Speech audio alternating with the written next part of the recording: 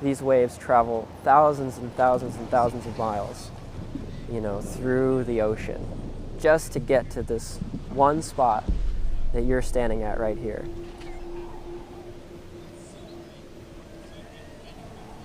It took them weeks to get here, just to break for maybe 30 seconds.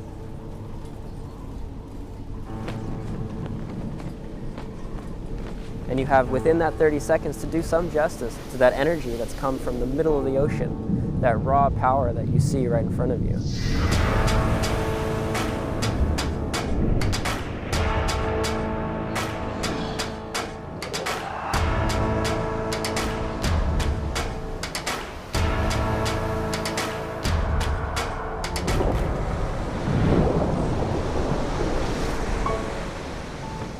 I feel like having friends around what you do and what you love the most is the most important. Windsurfers are unique, we all are. We like get together in our little eclectic group and we make cool stuff happen. Ultimately, that's why I like being here. I feel like it is kind of a real family, because with the IWT, that a bunch of people that travels together to do what they like the most in great places that have great conditions to do it.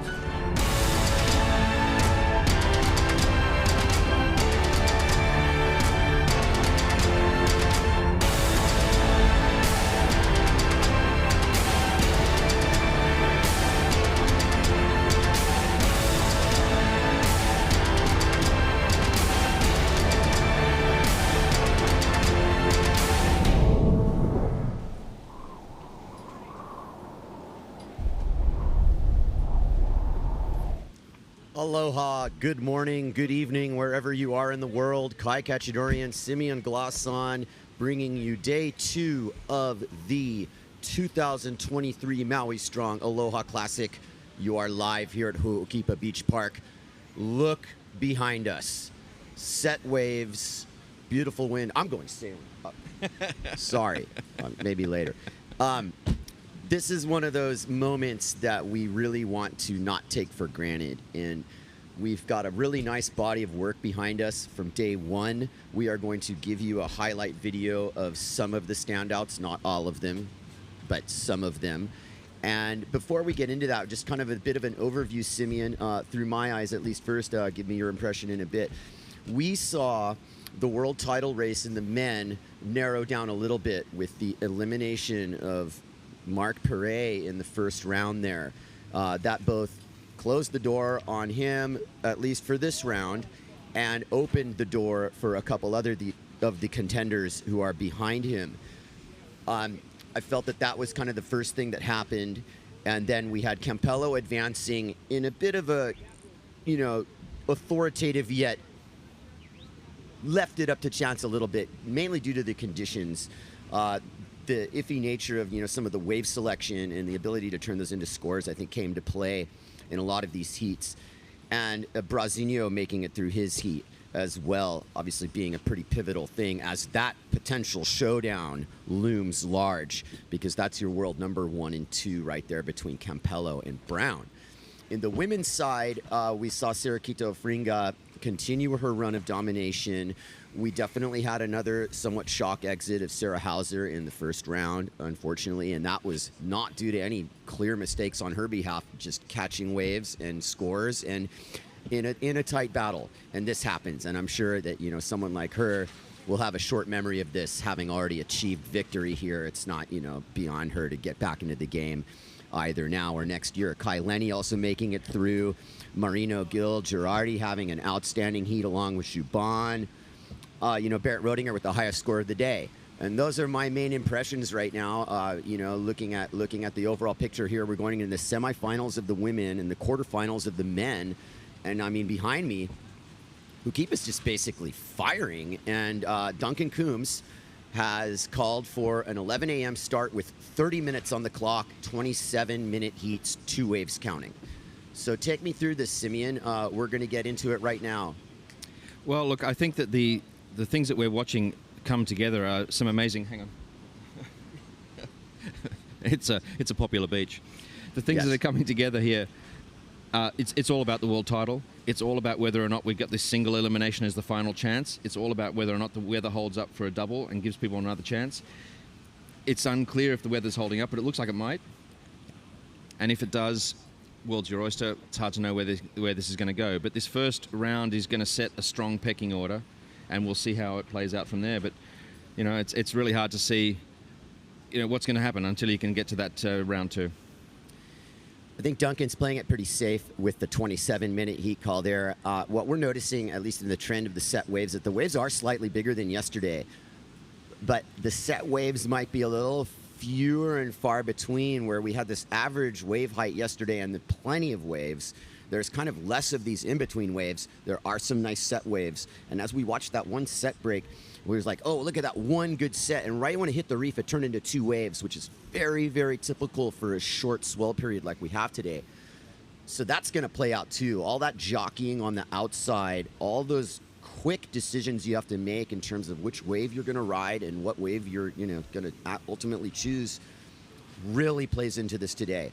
You know, just look behind me, and you can see that the field is alive. We have all the competitors practically who are still in this out there warming up, cutting their teeth, getting ready. And this is going to be nothing short of a spectacle, you guys, and we're proud to be bringing it to you. So without any further ado, why don't we roll that highlight video briefly, and you guys can enjoy what were some of the finer moments from yesterday.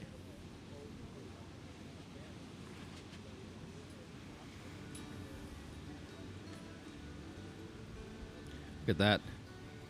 Russ Perot, and out the back there we've got...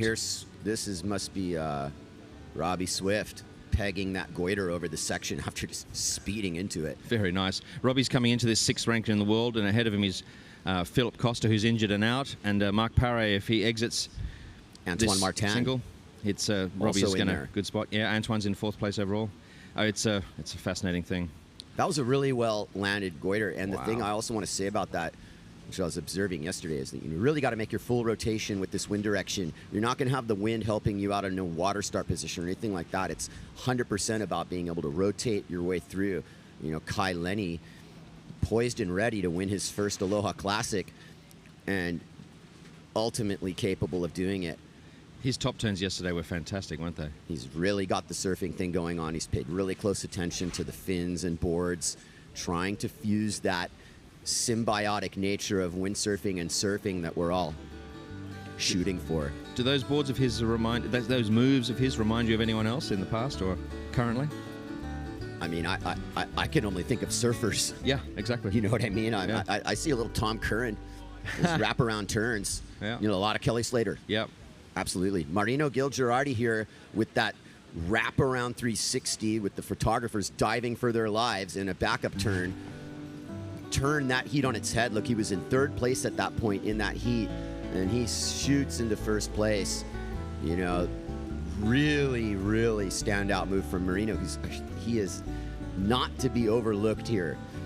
He's had a fairly good year on tour. He's also flashed the potential of being one of the main players in the world title picture moving forward. And yesterday was a really good day for him. Yeah, I mean, Marino's a young kid. He's coming in so strong now.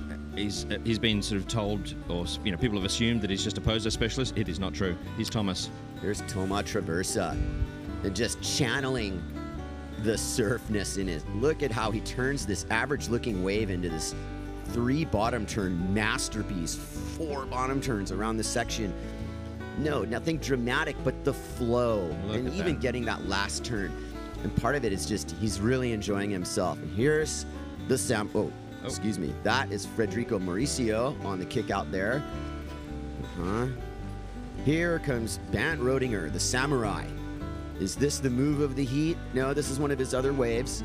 He had the highest score of the day yesterday, which was a over the section goiter.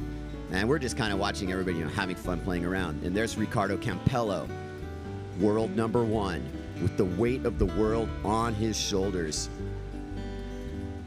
And he looks very determined. There's nothing other than just tweaked airs, trying to stay loose, not look too mechanical. I think he's been successful in this first round as to not opening up his entire bag of tricks at the same time leaving some room for improvement. SARAH-QUITA Ofringa Amazing. on her way to another title. Yeah, it looks like she's looking really strong. I mean, she's still got Maria Andres in the mix, who could cause us some trouble if Maria has a real blinder here. So it's still tight, and that's just the first round. So we'll see how things go with this competition unfolding. Look at that. Lena Erpenstein, not to be overlooked either, quietly making her way, through some of these heats, and really at the end of the day, not having shown everything she can do either. And I think this first round, people might be conscious, like, yes, you just did first and second, doesn't matter. And the other thing is that if you just empty your bag of tricks in round one, I think you've dulled down the judges somewhat. You don't really want to do that. I was having a conversation with Camille Juban earlier, and he was laughing because he was like, yeah, I was just going on any wave I wanted and doing what I do. But at the same time, I wasn't fooling myself into trying everything I know either, which was exactly what I was going to tell him. The judges have to have the scale in itself based on what the maneuvers are and the overall sailing picture of all the sailors. But then it also goes down to a scale on what the individual rider's doing. And believe me, if you just empty out everything you've got in the first round, when you do it again in those more important later heats, the judges might not be rewarding you the same way as if you build a little momentum. It's that wow factor that you kind of want to cake. Yeah. Okay. Right, we have an 11 a.m. start here. It is 10:58. We are minutes away from heat number 2, quarterfinals, that being Ishii, Lenny, GIL-GHERARDI, and Juban. And, here we go. So watch this grand final. This is going to be fireworks. And we are getting ready. Nice. Well done, Kai. Very good. The Aloha Classic is the contest you want to win, for sure. I mean, that's where you're going to get most credit. There's no question about it. The thing is, across the board, no matter if you're a guy or a girl, the Aloha Classic is this event that everybody dreams to win. In one respect, it's a competition, but in another, it's sort of like a celebration of where the state of the art of wave sailing is and what the future holds. Having the best guys in the world compete in pretty much the best conditions in the world. My ideal conditions would be 12-foot Hawaiian, meaning mass and a half high waves, closing out, and really light wind.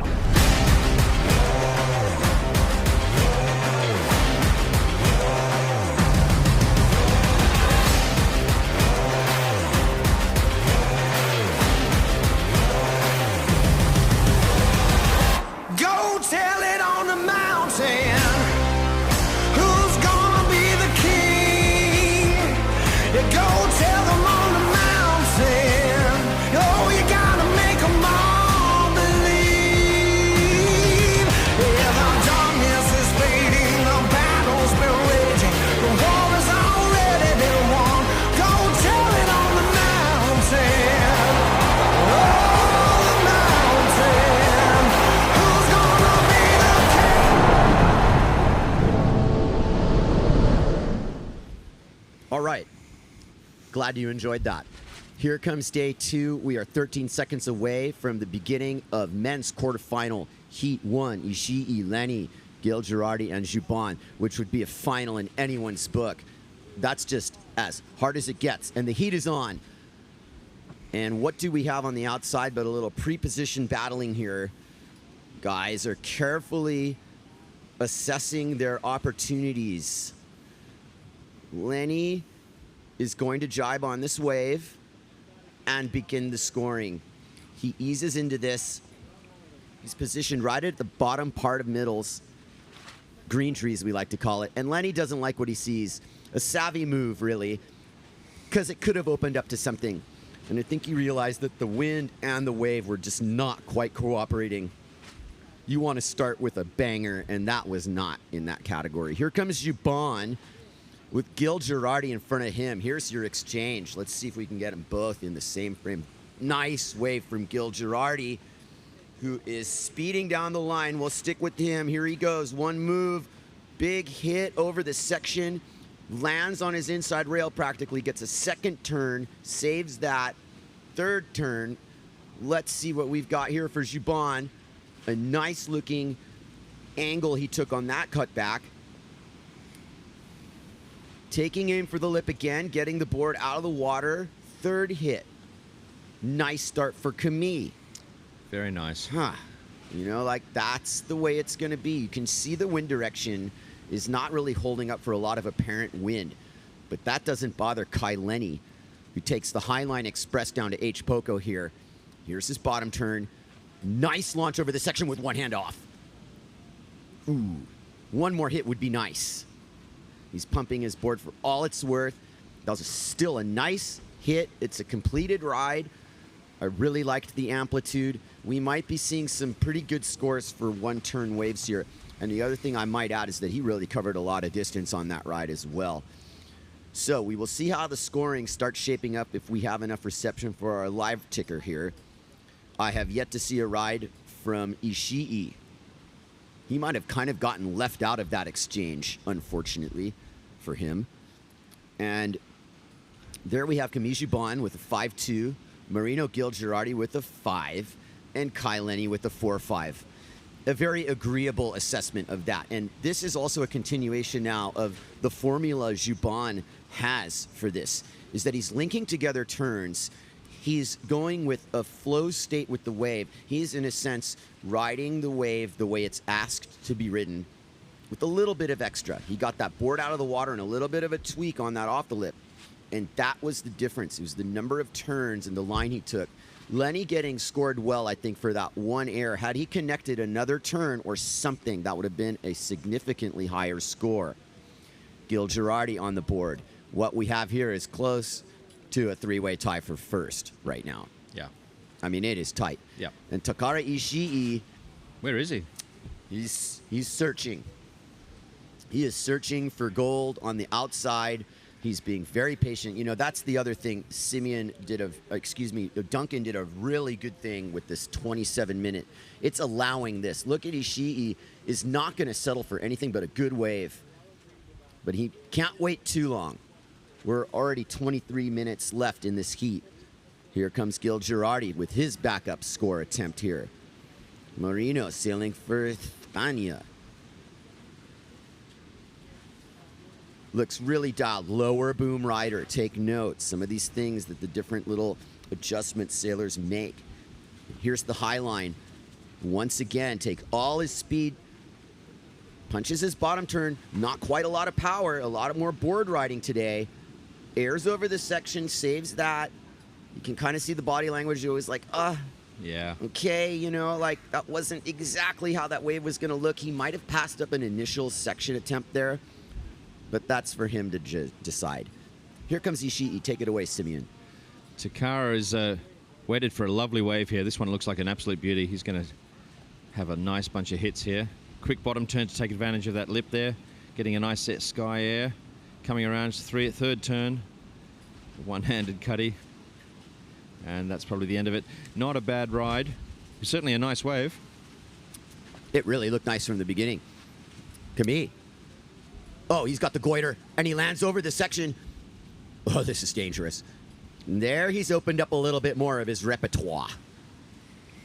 And that's danger. Here comes GIL-GHERARDI under the, excuse me, that was Lenny. I was like, that's not GIL-GHERARDI. Once he got the board under the lip, whoa. Yeah. A little bit confusing with all these Goya sails, but I did miss the Red Bull logo. Unmistakable Lenny turn there. And I don't know if that was the only thing he did on that wave. I get the feeling there was more to it. And at the moment, Marino is in the lead based on his 2-wave count, but we haven't factored in Juban's second score, nor Lenny's. I think I like those 2 turns of Lenny's. I do. Yeah. And the judges will as well, and they're going to carefully calculate here because we do have an in-between moment. You know, Ishii was on a nice wave there, Simeon, and the opening turns and his level of apparent wind was nice. And then right midway through the ride, the little less power into it. It's interesting to see that you really want to focus on that first bit of the ride a little bit more today because the apparent wind is just not there yet. All right, here's the shakedown. Lenny temporarily in first, at least, until we see Juban's score. Takara Ishii got a 6.15 for his first ride. That's a big score. And Juban leaps into first place based on his second score. So my assessment is the following, is that Takara Ishii, well worth the wait, has a very good first score. We got 20 minutes left in this heat. Lenny got a 6 for his second wave. Obviously, that was not a one-turn wave. We got a lot more than that. A 6.4 for Juban's second wave. Marino got a 3.73. So that really speaks for itself there as we see our sailors heading out to catch more waves. Now, we've kind of got the favorites in the lead here, but these two young guns, I wouldn't put anything past them. No. I think Camille's playing this close to the chest. He realizes first and second is not as important as just plain advancing here. And he opened up, goiter over the section. That is something he has on lockdown. Yeah. And, you know, whether or not he's sailing in his sleep right now, what he is doing is exactly what he's been doing over the years. He's won at Hokipa twice, several other podiums to boot. This is nothing new to him. This is maybe a little bit more new territory for someone like Marino, but he's found himself on a really, really nice wave here as he sizes it up. Heads all the way to the bottom to get a check turn and a check cut back. Start drawing these arcs early here as he sets his inside rail over the section, kind of a mid-face, and he loses it.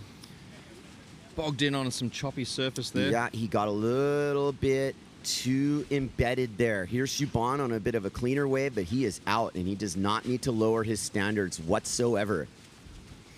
The name of the game right now is to continue to build your heat score based on an ascending order of scores. In other words, he's got his 2 scores. He might or might not know that he's in the lead, but he's not going to settle for a lesser wave. He's going to play the lineup into his favor. He's one of the coolest customers I've ever seen out there. Consistent, just doesn't lose his cool. Really. Exactly.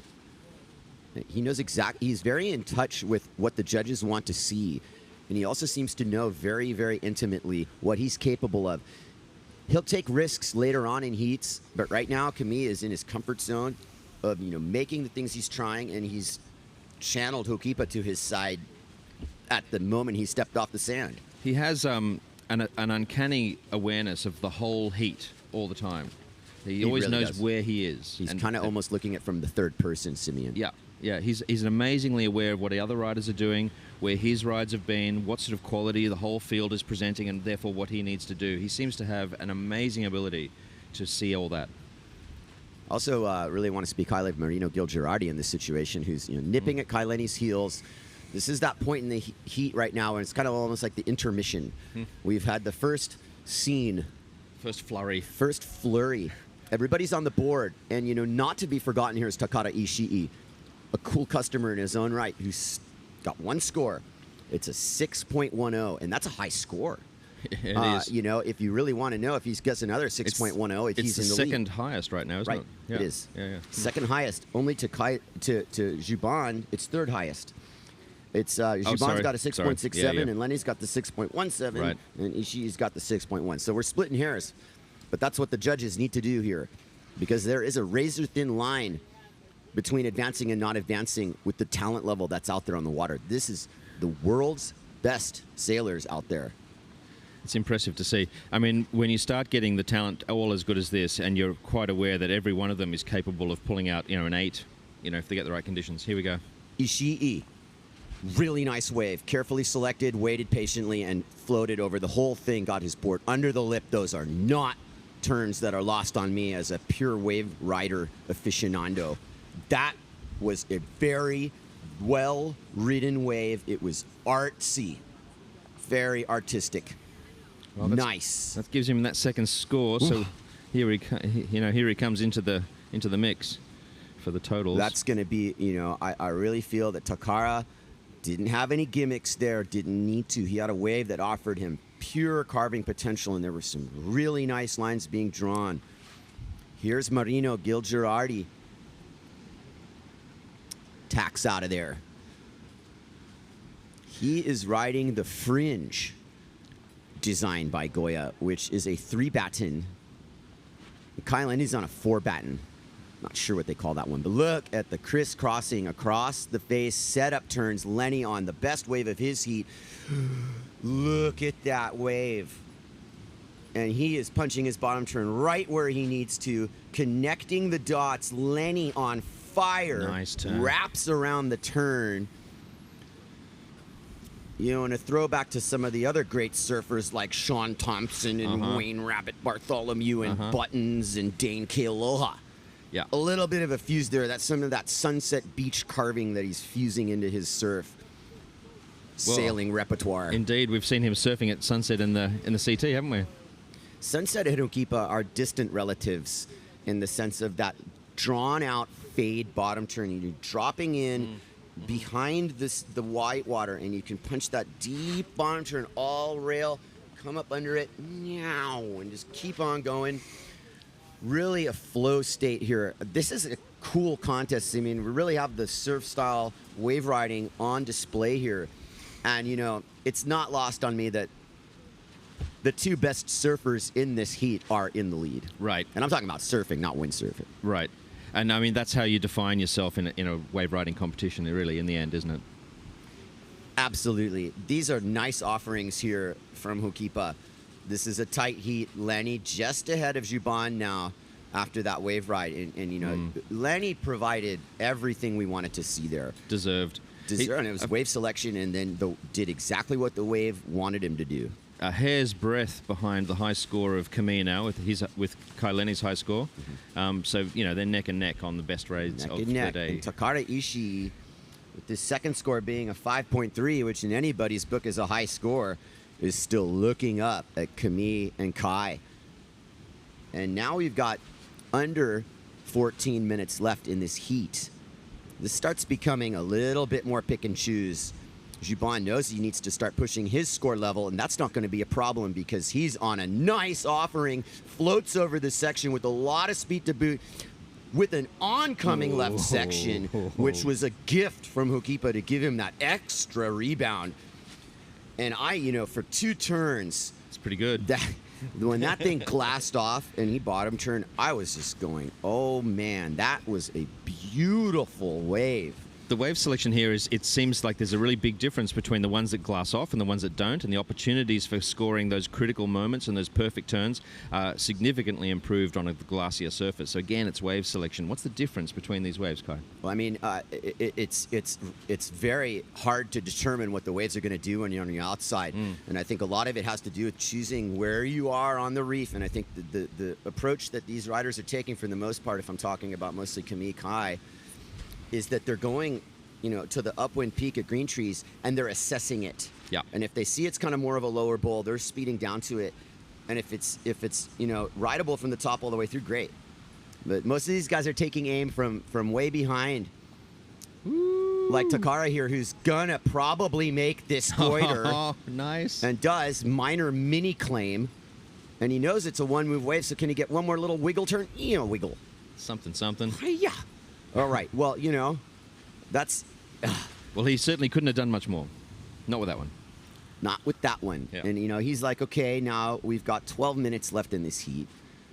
And he's not being as patient.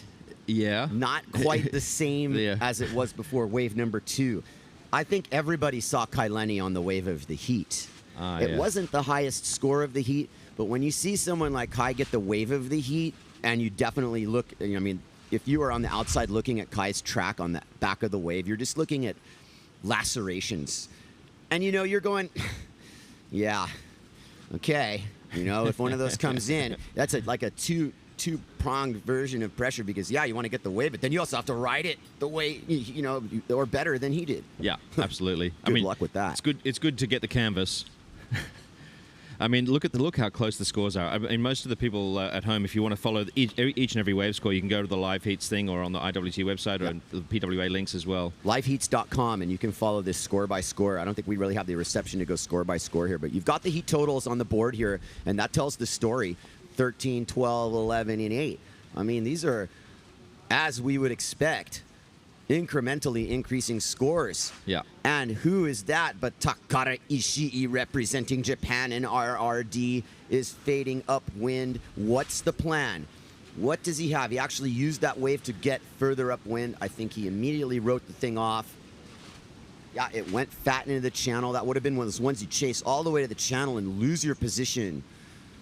Veteran move by Ishii not to ride that wave. I'm sure all of you at home wished he did.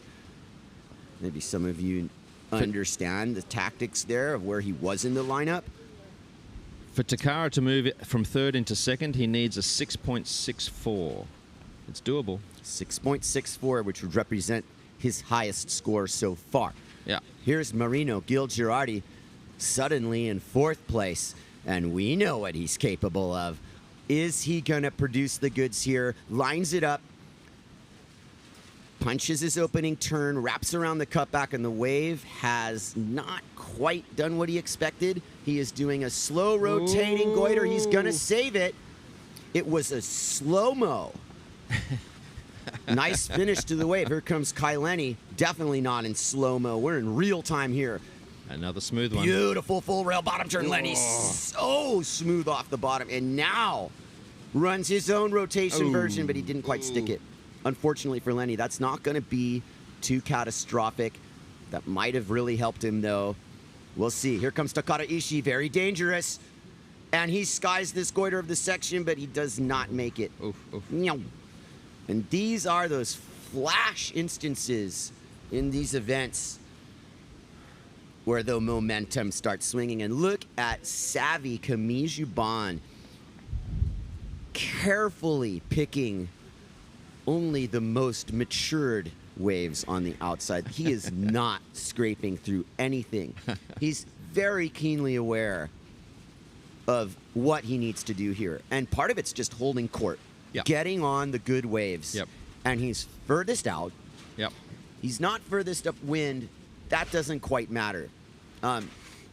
Again, you know, this morning in speaking to Camille, it really seemed like he's just like, he knows the game. And he's probably thought this through in this ascending order of strategic, incrementally building his score sheet. He's not going to abandon the pure wave riding foundation of his approach. Right, right. But he's got more to him than what you've seen so far. Yes, he's had to unlock the goiter in the seat. He's against Lenny, Ishii, and GIL-GHERARDI for crying out loud. He's got to do what he's got to do, and he's done that. He's recovered from a broken foot. Yes. He's, you know, a lot of these riders get foot injuries, ankle injuries from the getting caught in the straps, and Camille's had plenty of those twists and turns over the years, and one of his, anyway, he had a bit of a break, he's recovering. He missed Fiji earlier this year. He missed a lot of the middle of the year events, but he's back. I was so bummed that he missed Fiji because, you know, he had won there the year before, and Camille set the standard for what you can do at Cloudbreak. And, you know, we had a margin better conditions this year, if I'm not mistaken. And it's been firing all together. The thing that I just could only imagine, the advantage that Camille had going into that event had he been there. I think a lot of people, you know, caught up to it. But the point I want to make is that he still has this element, and it's rooted in his surfing experience, lefts or rights, that he can just find that line and then execute. He's really an excellent surfer, really excellent, as is Lenny. Arguably the two best surfers in this event are Camille and Lenny. Arguably. And, you know, Camille's not necessarily like a big wave guy like Kai. No. But I saw Camille at Cloudbreak last year on like a 10-footer locked into the pit. I was paddling out for my life like, oh my God. Camille doesn't chase the big waves like Kai does, but he's actually got the record for the 56-foot ride at Jaws, and you were there. Well, that was a monumental session for us when they canceled the WSL event, and we snuck out there. Yeah, Camille, I remember that day like it was yesterday. I remember Camille, again, casual and calculated, like, yeah, let's just go take a look. And he pulled the bomb of all time. You know, and that was monumental. I mean, between him, Robbie Nash, you know, Robbie's got Swifty, the equal 56-foot one from that long time ago. That beautiful photo. There's a lot of guys. You know, how fascinating would it be if one year at the Aloha Classic we get to the finals and it's too big and we could run a final at Piahi? Oh, that would be quite good. Yeah, it would. Yeah. Well, we dream big here on the IWT PWA Unified Tour, and we're happy to be bringing it to you live here at the 2023 Maui Strong Aloha Classic. We will briefly also, when we get the opportunity, talk about some of the foundations that we are supporting in terms of relief for Lahaina and Kula fires and whatnot, and we'll get to that. In fact, we might have a couple people representing those organizations coming up here too, but there are several ways to help donate, and we will get into that in the in-between periods here. We got 5 minutes left here and change. Camille, Juban, Lenny, Takara, Ishii, Marino, GIL-GHERARDI. Now, everybody's over 10 points, which is super impressive. Arguably, this might be the highest scoring heat of the event so far. I wouldn't be surprised that if it is, just simply because the waves have been more higher scoring in terms of the potential of scoring, but then the rides themselves. And Marino, he's scraping here. This is going to be something that he's going to need to put together something pretty solid. There's his opening bottom turn, and there goes the wind. It's just like not that much momentum. Yeah. I don't mean to be meh, but that's exactly what he's thinking too. And once the judges hear us both think and say that, well, that's not going to be a difference maker. Luckily, Simeon, there's no limit to the waves you can catch. I remember some surfing events where you can only catch 10 waves, as you know, the great Tommy Carroll once famously fumbled away a world title at Pipeline because he caught 11 waves in a final. I mean, unbelievable. I mean, what a ridiculous rule. Oh, my goodness. That's absurd. Why slow anyone down, especially someone like Tom Carroll? Well, you know, somebody is just going to go on every wave he gets the chance. But absolutely. Maybe that was part of it. But, yeah, what a sequence of events. But they don't have that in windsurfing. And good thing, too, because we can catch a ton of waves windsurfing. You can overdo it. But that's what's really cool about today. This has become a wave selection battle in a lot of ways because you have to now focus on quality over quantity. That's the fundamental difference between today and yesterday. Yeah, absolutely. I mean, today there are plenty of waves. You could be catching lots and lots of them, but the good ones are more rare, and they, you know, you've really got to wait for one of those because the scoring potential on them is significantly higher.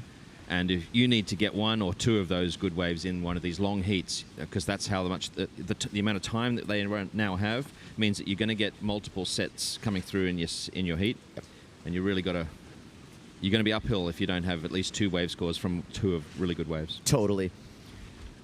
Okay, we're getting down to the nitty-gritty here, and it seems like Kukipa's just kind of said, I've given you enough to work with here. And I believe that the message is you had your chance, and now I might not give you anything. Under 3 minutes to go. Can you see anything on that horizon? Yeah, nothing. No. Not even a whale. Actually, our first whale sighting in Kihei last week on October 25th, so the whales are here. Nice. And maybe there is a little spy hop coming up. That's another really beautiful moment on the island is when the whales return. By, January, February, they're just everywhere. Yeah. There's really nothing like Maui, and that's one of the most fascinating aspects, of the seasonal changes. Think about the whale migration patterns and how far they're traveling across the world. And I mean, even, going to McKenna with my boys, and we sit there and hear whale songs underwater. Marino, boom, kind of very similar to that other first wave. That's like is it a replay? I mean, almost seems to me like it was a replay, and I look around me, and that was a replay. These are all replays. So I was getting very carried away there. They have me faced around, that's why, for a good reason. Put the blinders on me. I totally understand why Brian did that. Look at that smooth transition from Camille. I mean, that he just didn't even blink. Ishii really did the lip climb over the section on that one. And that's kind of unique to him. I mean, he's got a power carve style. He's much more powerful in his sailing than his, physical frame you would allow. He and his brother have a remarkable sort of surf skate style. We were talking about this yesterday, and it's pretty cool watching them. Oh, we've got action. Oh. We've got Camille Juban on a wave.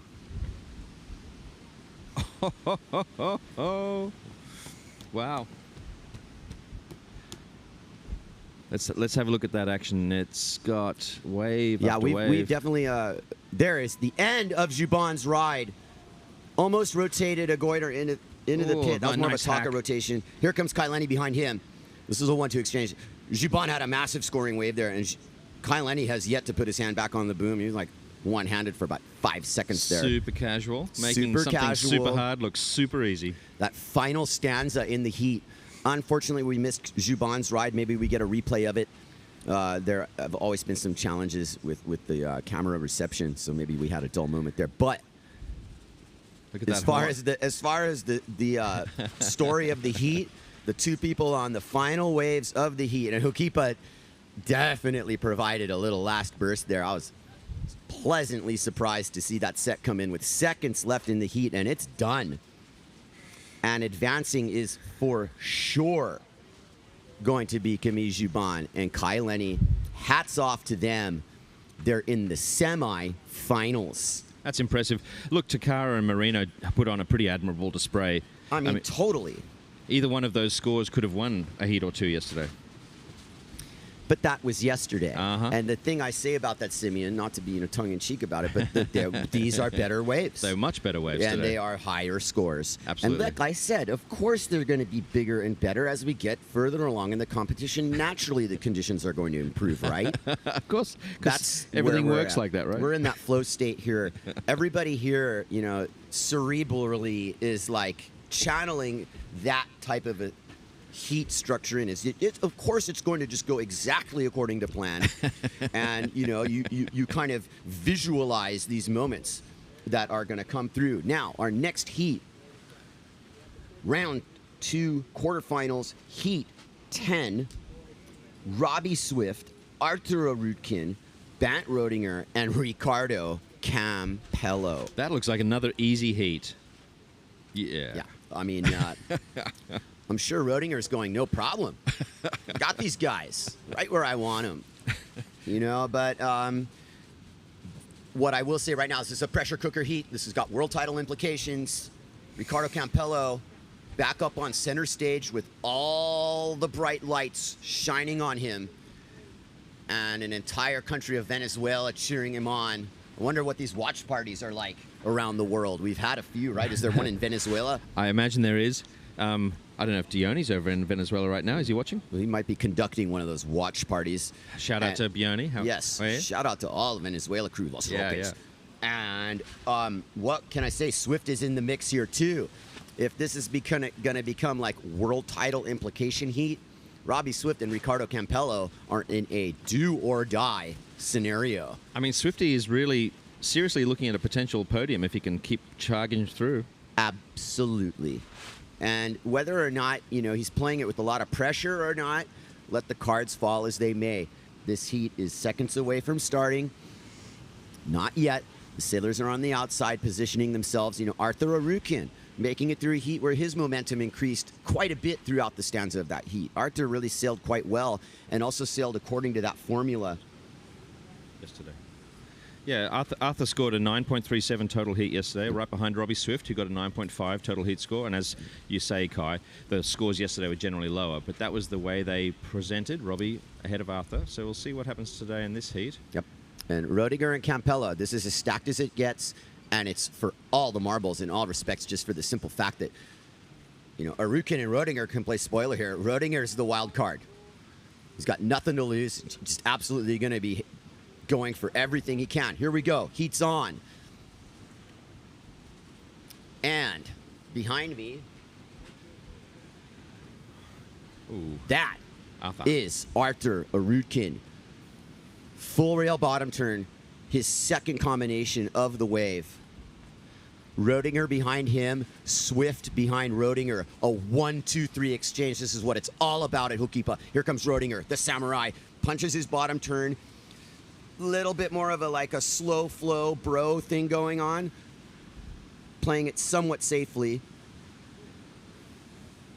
Beautiful bottom turn from Swift, who kind of gets caught by a little side chop and killed his momentum. This is not side offshore here.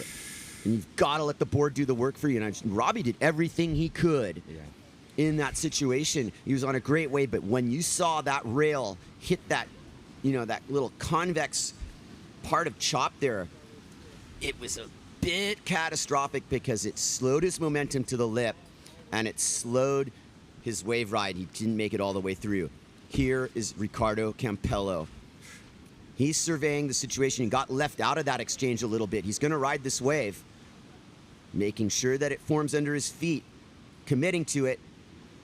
Nice glassy face for Campello, who really wastes no time with a beautiful cutback. Turn that into a nice wave ride. Third bottom turn, nice cutback once again. Campello making the absolute most of that. That could not have gone much better for Ricardo on that wave. And what I will say is when that thing glassed off, that wave provided a little bit more momentum than, say, that set wave did for Swifty. Well, I mean, Swifty just didn't. Yeah, exactly right. I mean, and it all comes down to that smooth face. It kind of did. He was given a hall pass to go straight to the lip 3 times. My interpretation of that is Campello has a really good score due because of that momentum, because of that non-interrupted flow of that wave ride. Arthur ARUTKIN certainly had that also. He had a clean wave. Yep. Swifty, unfortunately, and you can see with the scoring, they're like, okay, well, we know that Swifty did that and that. And here come the scores. ROEDIGER with the 5. Campello getting a 6 for his wave ride. A huge, huge opening effort for Campello. That's massive. And Arthur ARUTKIN with a slightly bigger version of Campello's ride. They were nearly identical in terms of 3 bottom turns, 3 cutbacks. Similarly glassy looking waves. Campello in first with a 6.0. Arthur ARUTKIN with 5.7. So they have calibrated that to even favor. We're back to Arthur ARUTKIN in first. I got to slow down on this until they finally calibrate it. Yeah. But I think we're done with that. 5.7 for ARUTKIN, 5.5 for Campello. This is when all the scores come in, so it averages out. We had some higher scores. ROEDIGER 4.27, Robbie Swift with a 3.47, and he's kicking himself because had that wave allowed him a little bit more projection, it was actually the biggest wave of the exchange. It's a classic story of the biggest isn't always the best. Exactly. It's there are a lot of factors going into choosing these waves and the consequent scores that riders can achieve. It's one of the reasons that Hookkeeper is such a challenge. It's an extraordinarily difficult place to read. Yeah, my feeling is that not the biggest sets are the ones you want. You want these upper medium ones that clean up, glass off, and allow that surfy style to come through. Campello checking it out, surveying the lineup, heading upwind. He knows he's on the insider, wisely kicks out. He has got ROEDIGER and Swift looking up at him, and that is not a secure place to be. My word. Don't get too nervous, but it's a different story for someone like ROEDIGER who really knows how to play spoiler here. This could be a nice one. He's going very deep. He is. He's waiting and baiting it. Is it going to clean up? What does it look like? Oh, he's in such a nice spot. This is upper green trees, and now he can set his line. High lines it. Opening bottom turn, lip beckoning him. Fooled himself into trying the 3. Just wasn't no dice. Wasn't vertical enough, not enough projection, and that mast bogged right not in enough deep. Wave. Yep. It looked a little spontaneous. Yeah, that sounds like band, right? It truly does. And that's also an indication of the lack of pressure that ROEDIGER feels. ROEDIGER is not afraid to go down swinging. There's no question about it. And he's not going down without a fight here. And right now, everybody is in this heat. There is 22 minutes left and change. There's lots of sailing left to do. Arthur ARUTKIN in the lead in this heat against Campello, ROEDIGER, and Swift. Look, if Arthur can hold their lead in this heat and come out of this, he'll just be over the moon. Talk about a confidence builder. Yeah. But talk about a precarious place to be as well. Yeah. And Arthur, you got some savage alligators going at those heels, right? People. Yes, they are nipping. Arthur, I don't know what his best Hookkeeper result has been. I would venture to guess that maybe somewhere, close to top 10, maybe an equal 9th. I'm not even sure if he's done that. I'm not. But he is breaking down the door. And it is a big moment for him right now if he can hold serve and advance out of this, much less win the heat. Here comes Robbie Swift. Staying up high to keep his board speed up. Board plowed through a little chop again, but he doesn't really slow him down too much. Did Robbie rig too small of a sail? What is the problem there? Nothing really to say. Wave selection's a hard thing, but you saw again, he had a little bit of mashed potatoes on the top of that lip. As he was coming down that wave, you can see the nose of his board bog into a piece of chop as he was going down. You could see it sort of threw him a little bit, like it's a little bit of a speed bump, and he sort of popped himself forward and lost a bit of his poise. But even regaining that poise, it still had a rough surface on it. It was hard to really pull. Hard to really pull a good score. Campello surveying it. What you're seeing almost every sailor do when they commit to a wave is you see some furious pumping going on. And that's an indication not only of the wind being light, but that it's also side shore, maybe even a hint of onshore. And that's what you're seeing in some of these waves that come in when people don't have the full momentum on the bottom turn. Now, Robbie's gone into the lead here because he's got a second wave score, but his two scores are low. He's got a 3.47 and a 3.13, giving him a total that takes him up into the lead. But Arthur is the one with the highest wave score, 5.77. And here comes, Ricardo in 5.5, and here comes Bant. Bant's in last place right now, but this maybe not for long. Yeah, exactly. Roediger, the samurai, carefully calculates his first turn. Beautiful oncoming section hit.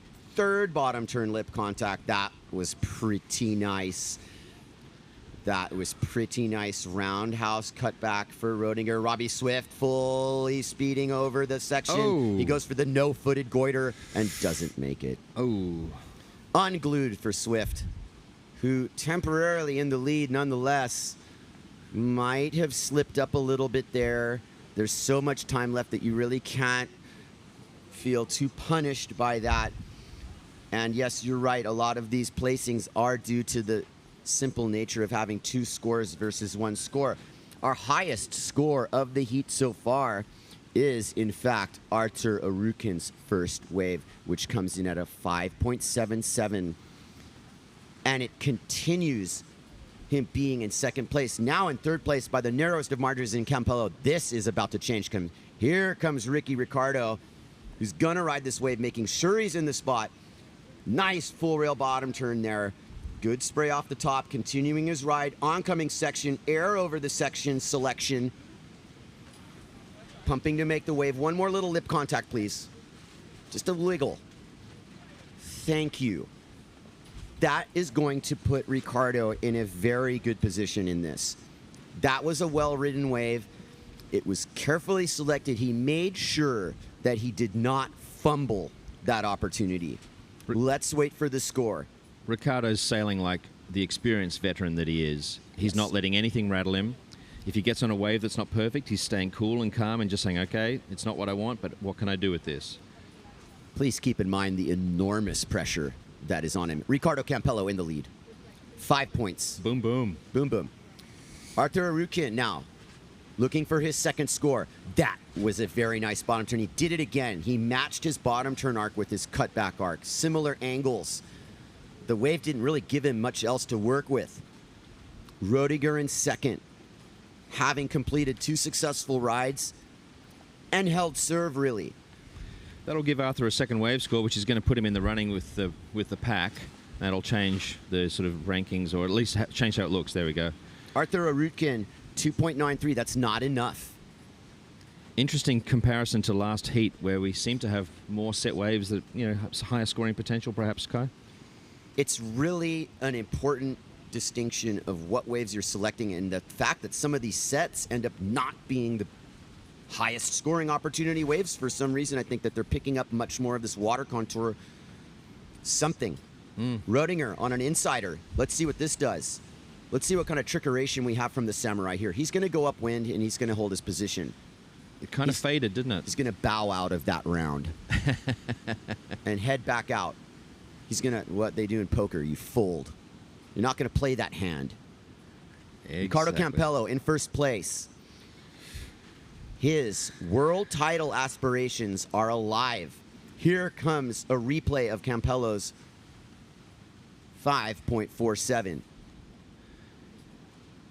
I mean, it was a similar sort of rough wave that Swifty has had a couple of times, but Ricardo sort of didn't try and force it. He just sort of let it give him the opportunities that it had. He didn't try and push harder than that, and let it play out. And he basically rode the wave, the one that he had in front of him. Sometimes it's tempting to push and sort of try to do something, trying to manufacture a high score no matter what you're on, and it's a risky business. Push yourself into difficult spots. Robbie Swift, he's got some work to do. His highest score is at 3.47. He needs to climb into the over 5-point territory here. Is this wave going to be enough to do it? That wave behind him certainly looks better, but Campello's on it. Here comes Swifty.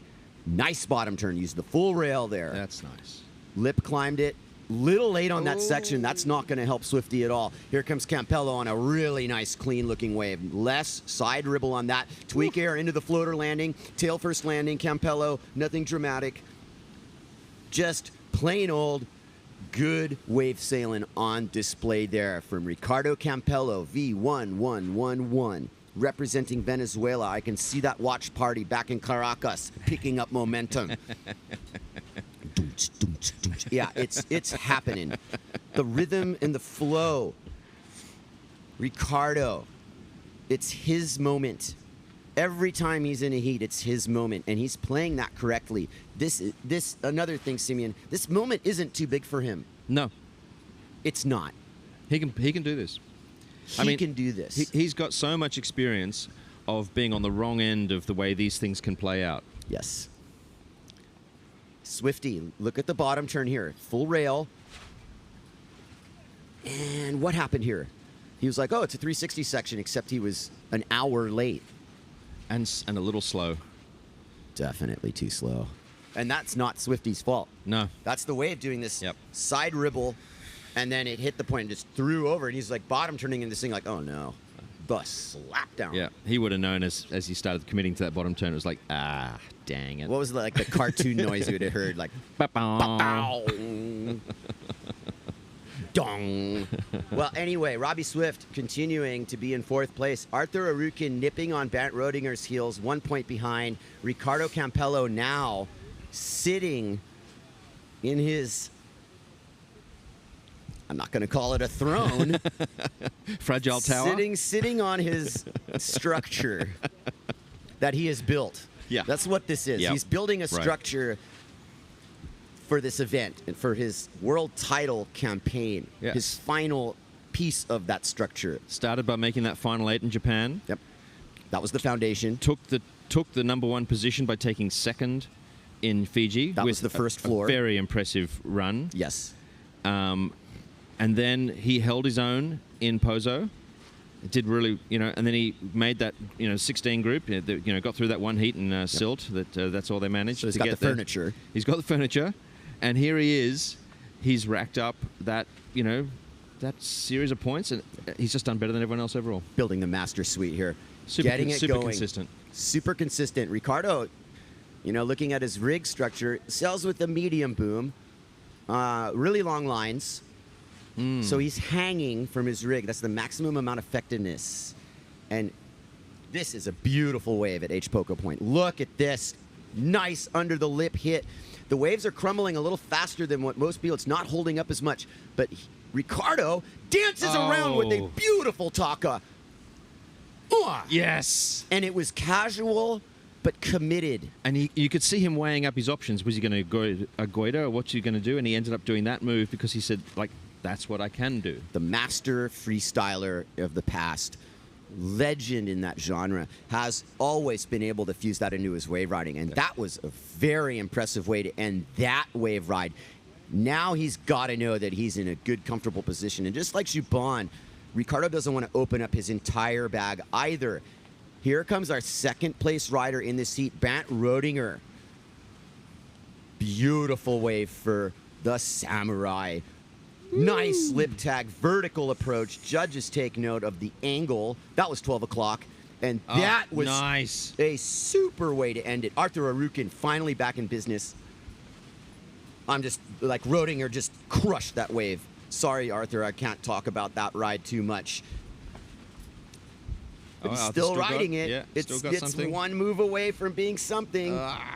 I think that's kind of going to keep him where he is. I just can't play that one up no matter how much Team France needs it. Bernd Roediger and Riccardo Campello have widened their margins. Campello with the highest score of the heat. Roediger, I think we're still waiting for his score. Yep. We'll see what Drum that roll, please. What will it be? Interesting. And the judges have rewarded Roediger. No. He is in first place. Oh, it's taking a bit of a second to come through my phone. My reception's a bit slow. Sorry, Kai. We'll see I don't see it either. I just see that he's in first. Look at that. These replays, and that was such a cool-looking taka. That was great. He boned out the nose, and he rotated on the nose bonk, skateboarding terms. Done. Just rotated. It wasn't vertical. But it was clean as a whistle. And here comes Roediger. Look at this fade line. That's the Sunset Beach bottom turn I was talking about. Under the lip punch. Kind of skipped that section to be able to do that. And clean as a whistle. And he got a 6.97. 2.7. 6.9. Oh, no, sorry, yes. Woof, sorry. Wow. Sorry, Guy. I mean, I need glasses too, trust me. That's a big one. Campello and Roediger with Arthur ARUTKIN right there. Wow. Right there. Oh, wow, man. Wow. So we have a full 10 minutes left. And this is turning into something quite suspenseful. Arthur ARUTKIN can spoil the party here with a really good ride. But here comes Bernd Roediger. Has selected some great waves. He's having a fantastic heat. He's in the lead.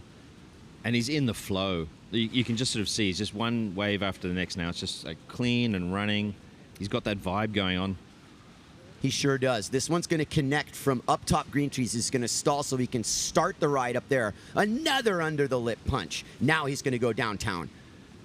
H. Poco Express. One-handed aerial landed. Unfortunately, a little bit too much panache. Can he pull it out? It's not going to matter. It looked like the ankles didn't love that landing. No, it wasn't the same vibe as a side offshore day would have been. Here comes Swifty and ARUTKIN. 1-2 punch. ARUTKIN needs to get in this. Nice little S-carve. Keeps his board pointed down the line. Nice little lip back there. He's coming unglued a little bit. This is a good way for Swifty. Robbie Swift representing the UK. Unwinds it. Is this a perfect rotation from Swifty? It certainly is. He doesn't claim it at all because he knows he's got lots of work to do. Can we see the scores one more time, Simeon? Yep, getting it up. Here we go. All right, there we go. We're waiting to see what hits here. Sorry. What do we got? Robbie Swift has certainly improved on his 3.47. Will he get really rewarded? We don't know that for sure. Arthur ARUTKIN has not made a difference there. That's a nice high line from Swifty, who you can see you're using the board to get all the momentum.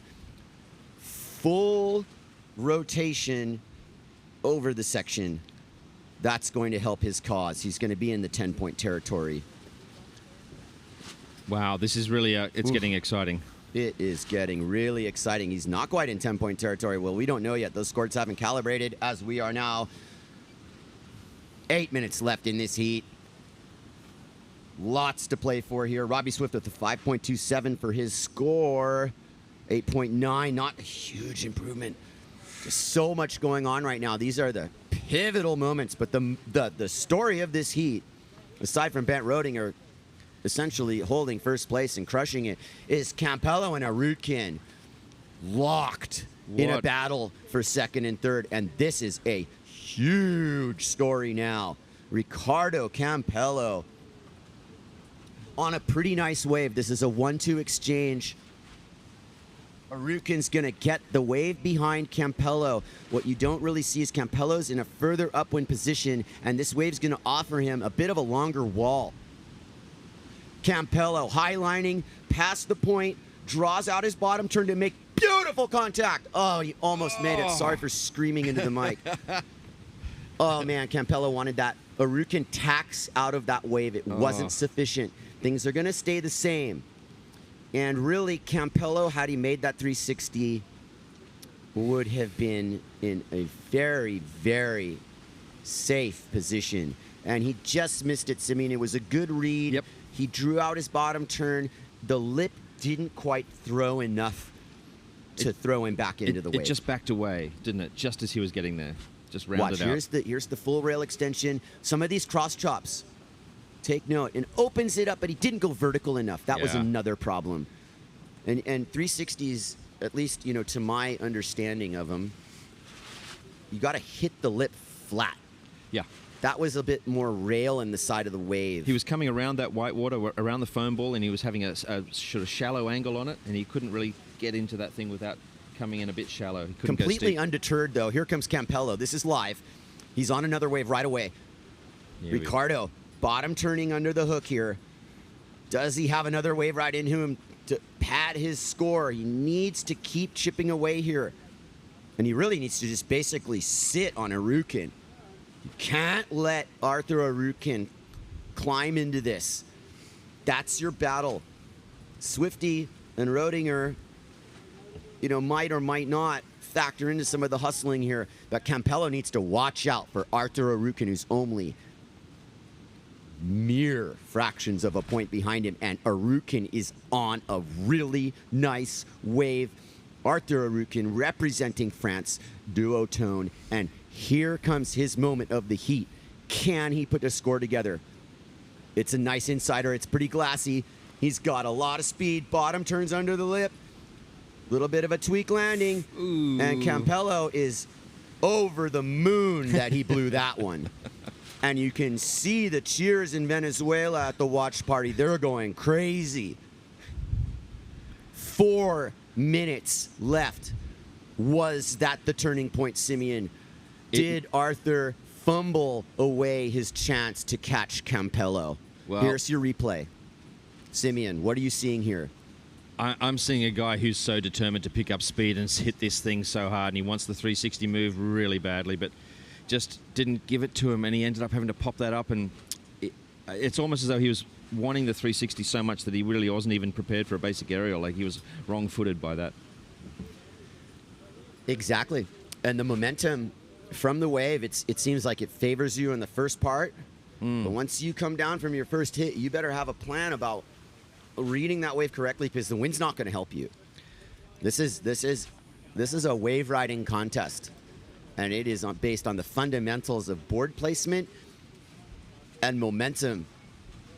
And that, you know, that's a classic speed player on flow. You want to come in and you want to have that maneuver, but you need to land so that you maintain speed and you flow straight into the next one. This is a difficult wave to get stalled on, especially in that critical section like that where they're running down. They need to land with speed to make it into the next section area. Otherwise, you get caught in that closeout, basically. The fastest riders who land at speed can make it past that section, and they can use it really well. But unless you're really incredibly perfect with your timing, you'll get locked out.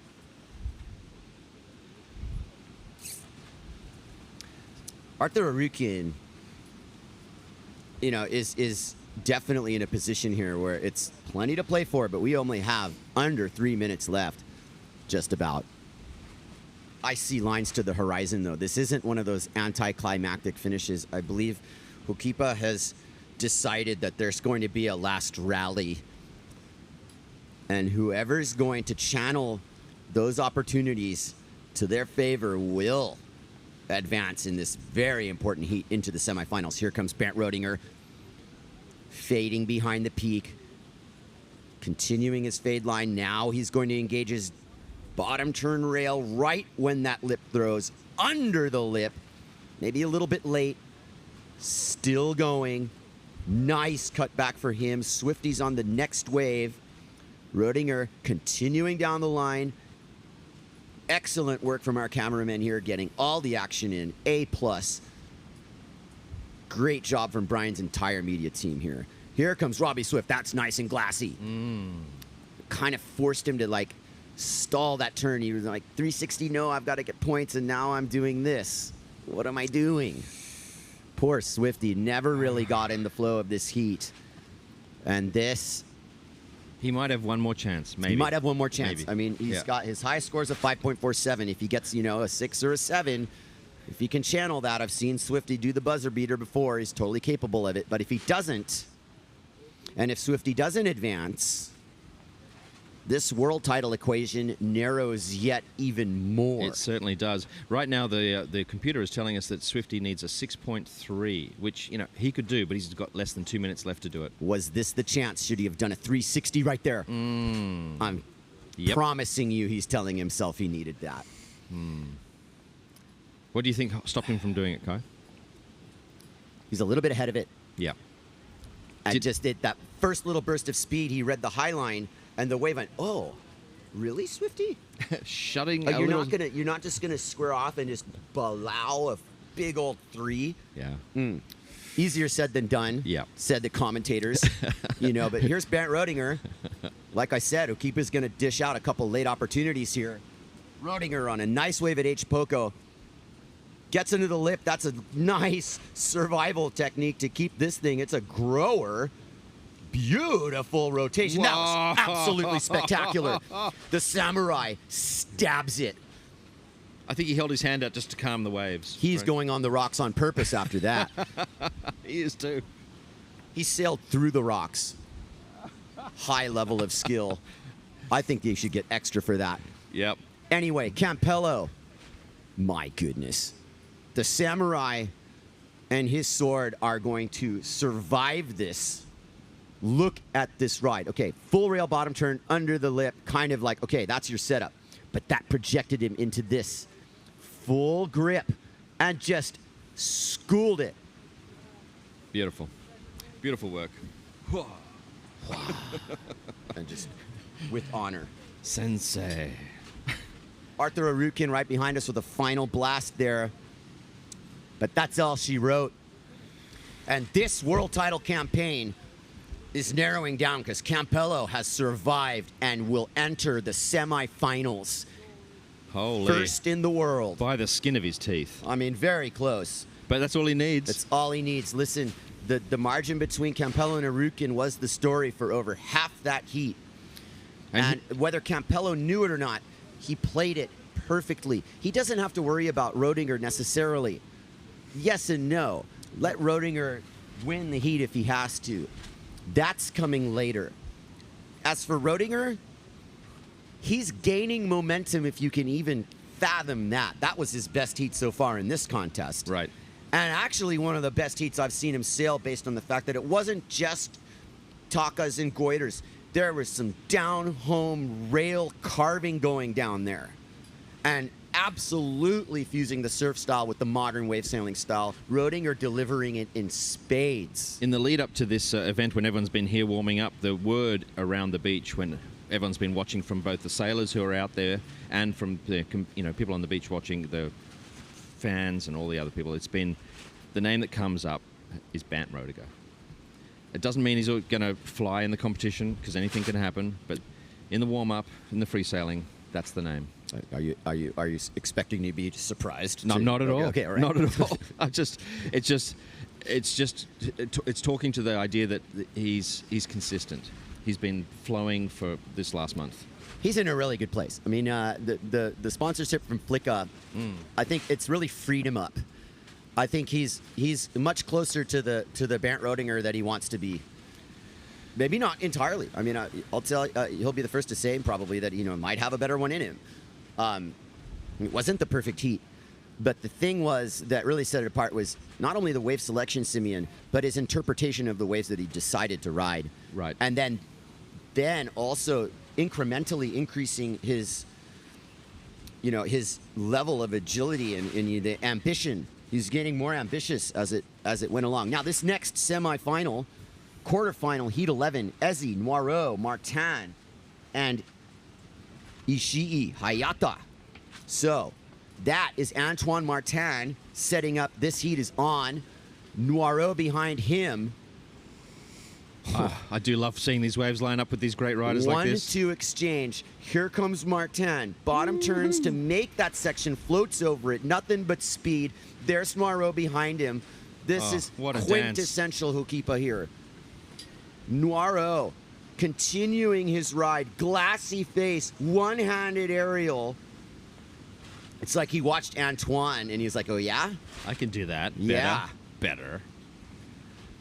What did you make of those rides? Similar? similar with a nod towards Noireux. Uh-huh. And only because there was kind of like the difference in the wave. But Antoine skied that section. He sure did. I wouldn't be surprised if it's, pretty close. I don't remember one-handed going from Antoine. Noireux doing it simply to create that differential. And here we have a 6.8 for Morgan Noireux and a 5.45 for Martin. Here comes Graham EZZY. A fairly decent offering for his first ride. This is a Glassy Insider. These are the good ones to try because why? They're a little smoother. EZZY's trying to turn this into a big score, and it's a 360 perfectly executed on the end bowl after 3 turns. The judges are going to have no choice here. Hayata Ishii, now with all sailors on the board, I am going to flash to Graham EZZY, who is in a position right now to do major damage. Not really any world title, immediate world title aspirant. I mean, actually, Martin, is in the running here. So this is our version of another world title pressure cooker in the form of Martin. Maybe not with the weight of the entire world on his shoulders like Campello, but also I spoke with him this morning and he's feeling, he says he's feeling pressure.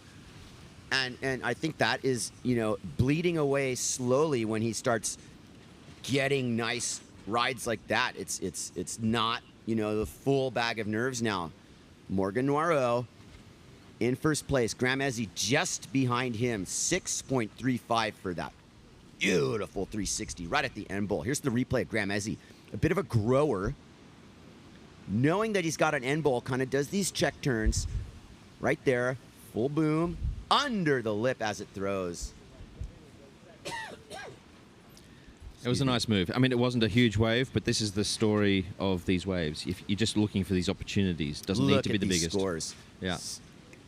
That was Martin over the section with Noireux behind him. I love this double rider look. Yeah, it looks awesome. Wow. Wow, that's cool sport. 6.6, 6.23, 5.45, and 5.2. This is anybody's game. Solid opening early in the heat. And credit to Duncan Coombs, head judge here, for lengthening the heats, giving this time to mature correctly. What's happening with the swell generally, Kai? We're lucky to have what we have here, Simeon. This was better than I expected based on the forecast, and I do believe that the wave situation is intact. I am concerned about the 2 p.m. heat bubble. Yeah. When it dies out a little bit. Wind squirreled around yesterday on us a little bit, didn't it? We've waited for the correct window. That's the other thing I really need to emphasize with the window of opportunity that we have in terms of when we can run. 5 select days. 3 days of saleable conditions went by before we pulled the trigger yesterday. Had we chased one of those days, hard to say what position we'll be in moving forward. However, there's also kind of a quality control on this because these have been the best days, bar none. Yeah. For sailing. And no question. We've got a window allowed for competition heats from 11 a.m. to 5 p.m., which gives us 6 hours of competition that we're allowed to use at Hookipa Beach Park. And thank you to the community for being cool with that. I think the important thing that we need to understand with 5 days, that's 6 hours times 5 days, that's 30 hours at best. If we start throwing away days where we're only getting 3 hours, like those days before, instead of the 6, we're losing hours. And the key issue there is this double elimination. Should we get to the double, we will be looking at a real body of work here. I think that there needs to be a standard as well in terms of what we sail in that double. And that is something that Duncan will look at, closely. Certainly, had we run on any of those more marginal days, the heats would have needed to be much longer. Yep. Which is another important factor. Not getting through the amount of heats. We went through round 1 in its entirety for both divisions yesterday. That's a nice look at the beach there. We've got plenty of people coming down here to watch the show at Ho'okipa Beach Park. Kai Cacciadori and Simeon Glosson bringing it to you live. And we're at the tail end of a monster year on tour, Simeon. Omezaki, Fiji, Chile, Pozo, Peru, Zilt, and Maui. Now let's assume that your favorite was Fiji. What was your second favorite other than this one? Honestly, I think Chile really loomed large for me, and I want to point to a particular performance by Philip Koster. Yeah. And I just need to mention that because at that time when he was, healthy, he put on quite a display there. And we're talking about port down the line. And I remember Ben Prophet brought this up when we were having a chat with Paul Van Bellen. And Ben was like, yeah, it's kind of a rare commodity, down the line port. He's right with all the talk about like, oh, we're sailing port tack, posing blah, blah, blah. Okay, that's side-on port. And Ben made such a good point about the fact that down the line port tack is like, we can talk about starboard tack all we want, but down the line port was this rare thing.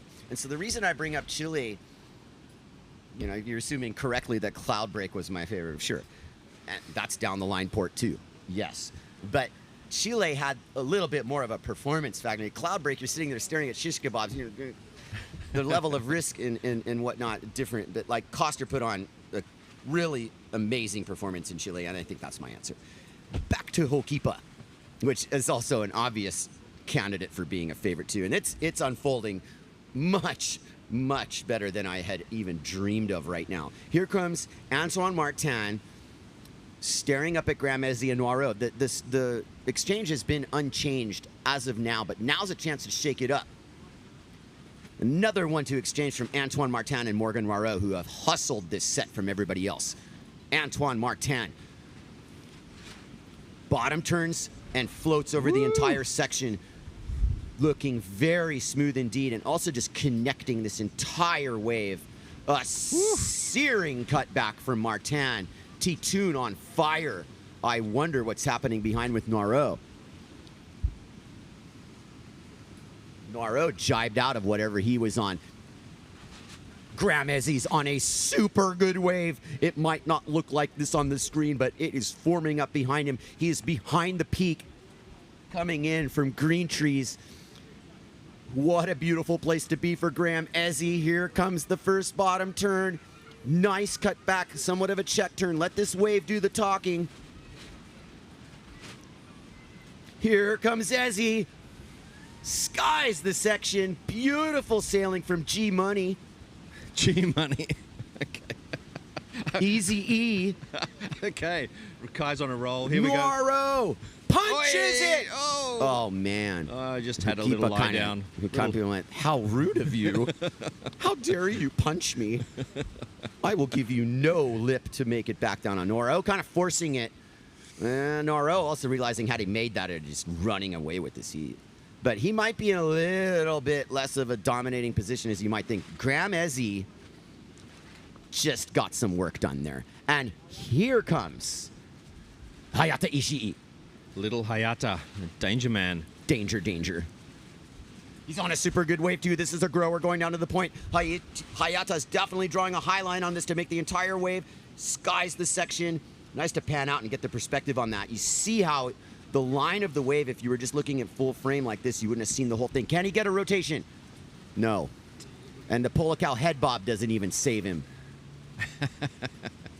Do you think that's a manufactured head bob, or is that 100%? Yeah. Listen. Hi, Jason. I'm just going to tell you. Ask Jason. Yeah. Okay. It's the Polacal head bob. It is. Okay, I'm not. Hang from your boom after a kind of like a good scoring wave, but hang from your boom and get that last little. Here's the replay. Antoine Martin. Nice. Nice skying off the lip. And I remember Antoine also, we had a roundtable discussion in Cape Verde.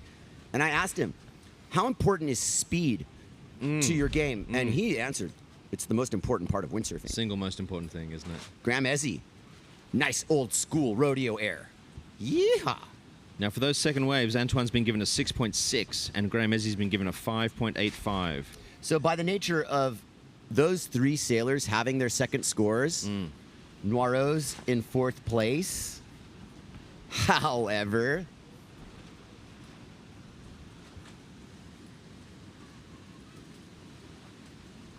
Noirot has a 6.7, which is the highest score in the heat. So the chess match with this as Martin finishes his ride, and here comes Noireux looking for his second score. This is dangerous. Yeah. What a glassy looking wave. Beautiful cutback. Noireux keeps it pointed down the line. Perfect rotation and make for Noireux. Nicely done. Serving notice.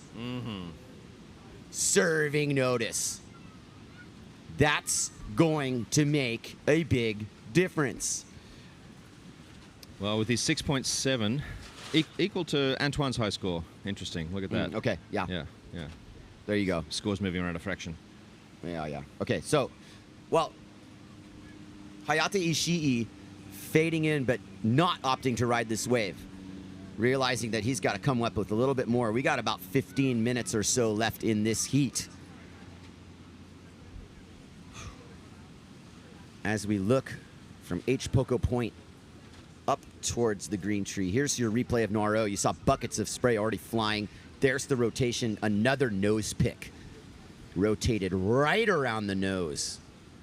He's been given what looks like a 5.73. The score hasn't quite settled down yet.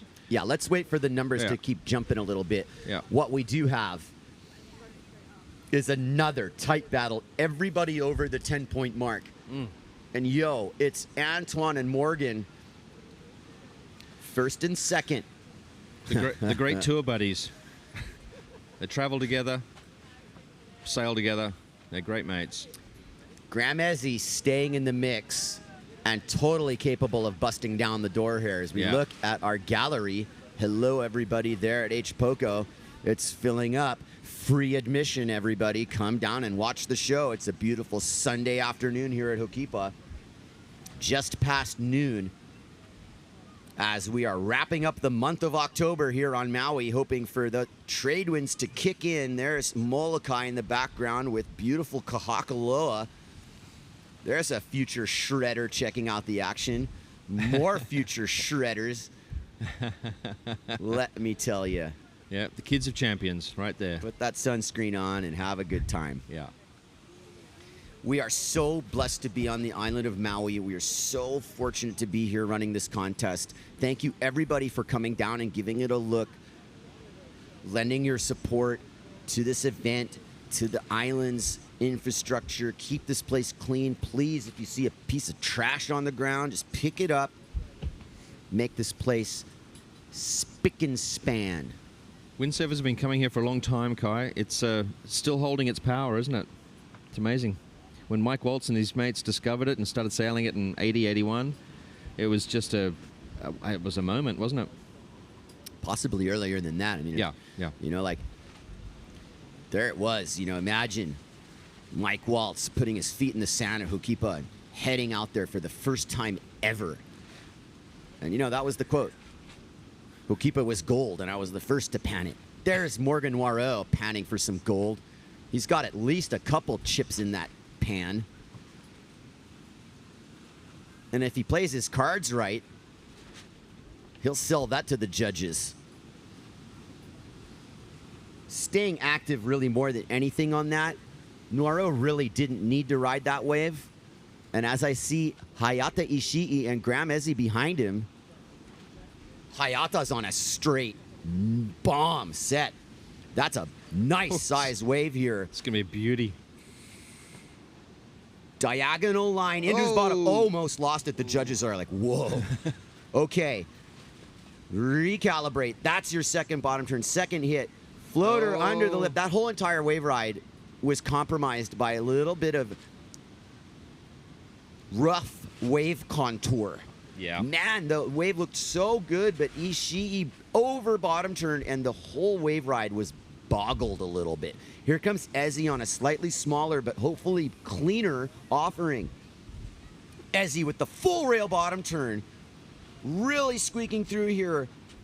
Drags his hand one-handed. Behind him is Martin. There's Martin. Straight to business. Oh my goodness. Big. Wow. He is punting sections. Okay, Antoine Martin needs to be acknowledged as a world title contender here, as he just makes that with authority. It was a beautiful casual claim. He just drops the Casual hand claim. and looks up at the head judges and just goes, uh-huh. Nice. Look at that big hack. Look at the speed. The most important part of windsurfing, he says. And it's hard to argue. Sets it up. Look at him. Grab the boom wide. And right around.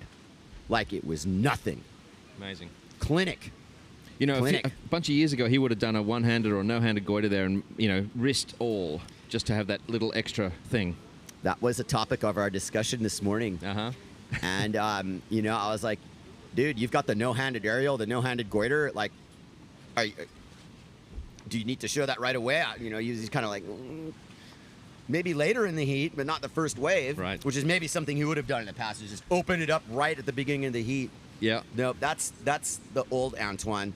The new and improved Antoine's not going to resort to that measure at all. No, he'll take the sort of the high 6 score, and he's like, I'll give away the extra 0.3, 0.5, or even 1 point because I need to just lock it down. Another very interesting scenario here with Morgan Noirot in second and Graham Ezzy in third by shavings. Antoine Martin in command. And here he is, opting out of a bobbly point set wave there. That was a great decision. He's on the point, and that thing just had a bunch of chop that just did not look like anything other than bail out of that. 7.6 for Martin's last ride. 14.2 heat total. Comfortably ahead of his friend Morgan. Morgan, however, is on a hot seat. There's a lot of time left, and Easy E ain't giving any free passes. Graham's just like cruising in a Camaro, just like vroom, vroom, vroom, vroom. You wanna give me something? Let's go drag racing. Exactly. I mean, we're getting some decent scores in this heat, aren't we? They're punching out some strong rides. They sure are. This has been worth the price of admission from the get-go today. And it is continuing on.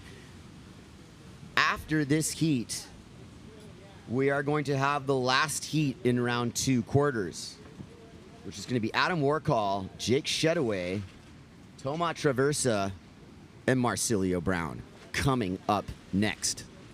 Stacked heats here. Love it. Man. Love it.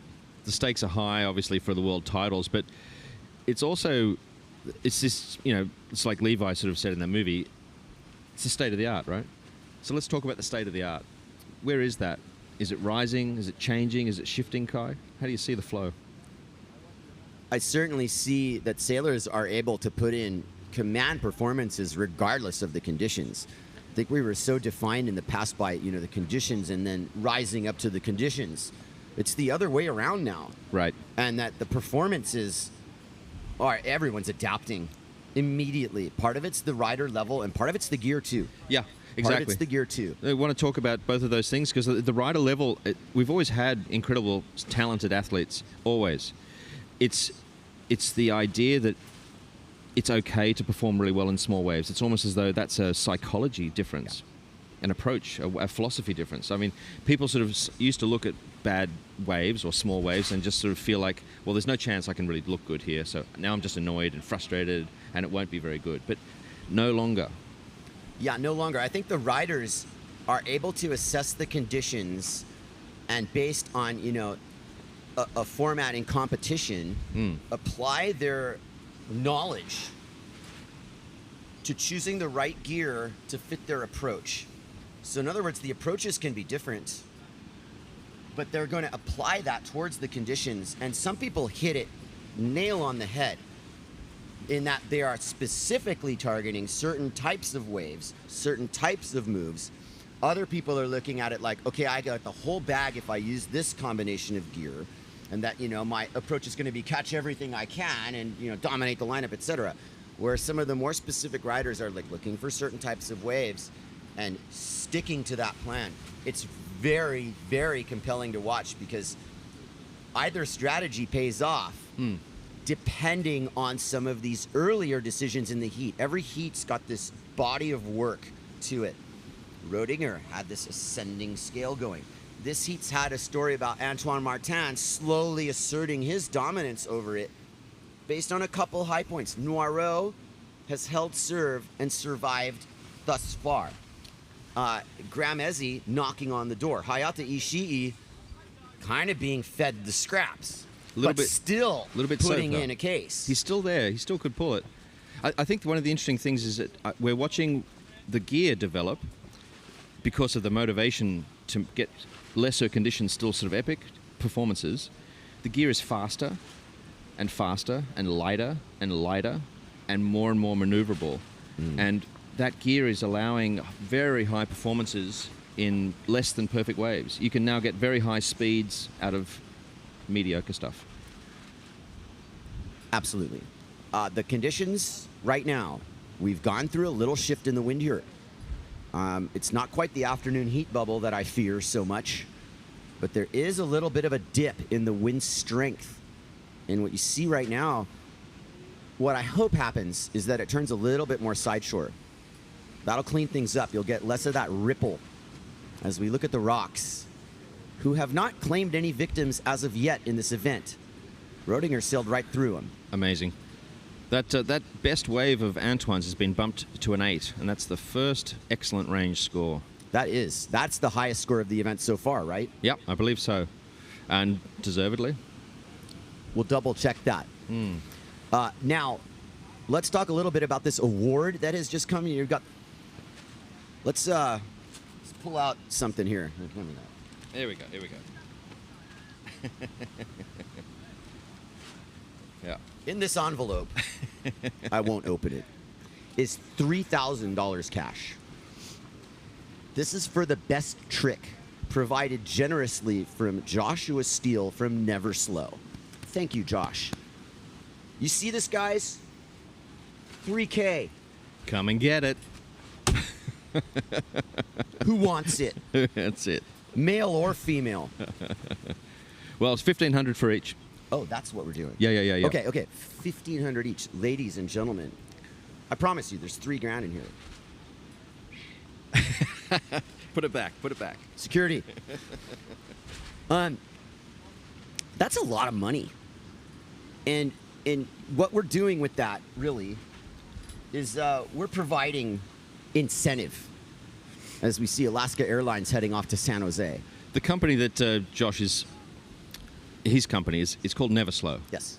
And tell us what Never Slow does. Well, he's into trucks, right? He's over there in Austin, Texas, having established a couple business ventures, and anywhere between Houston and Austin, and maybe even Fort Worth at this point, but Texas. He is tricking out off-road trucks. And look no further than Yeah. Kai Lenny's truck. Levi's got a modest lift to it. It's kind of a little more casual. Kai Lenny's no holds barred. That guy could drive straight up Haleakala Crater if he wanted to. And I've known Josh for a really super long time, and I always have had a very high opinion of his opinion on trucks, and that's translated into a successful business.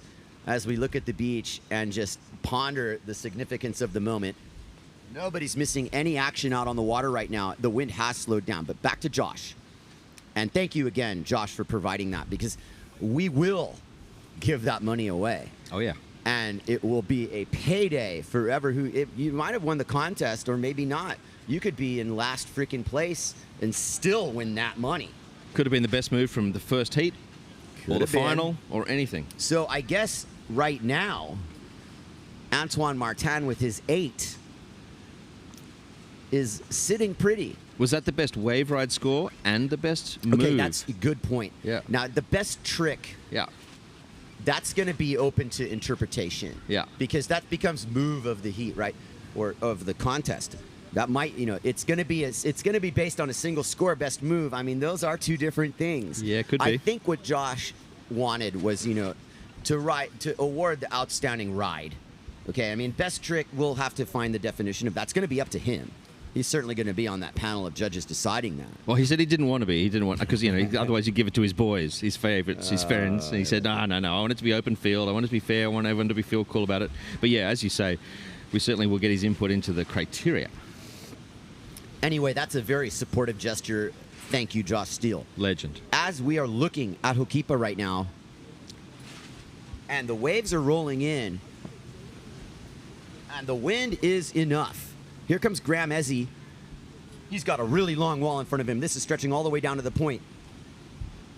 G Money with the nice over the lip. Taka, can he save it? Can No. he? Oh, so close. That was everything it needed to be. Here comes Hayata Ishii with Morgan Noirot and an even better one behind him. This is the exchange of the heat here. Can Hayata climb into this? Seconds to go in this heat. Classic Hokipa wall. This is all counting. Hayata held up at the top just slightly. Slides his out. cut back. Noirot's on his opening turn. That was the first turn of his ride. Noirot in the slightly smoother wave. Just a beautiful looking ride here. Noirot floater down the line. Nice carving, doesn't catch any rail. And that is going to be all for him. Wow. Will that change the standings? Did Hayata Ishii or Graham EZZY up their scoring opportunities? Poor Graham had a haymaker lined up. He was going to get into combination territory had he made that. It was super vertical. Super vertical goiter.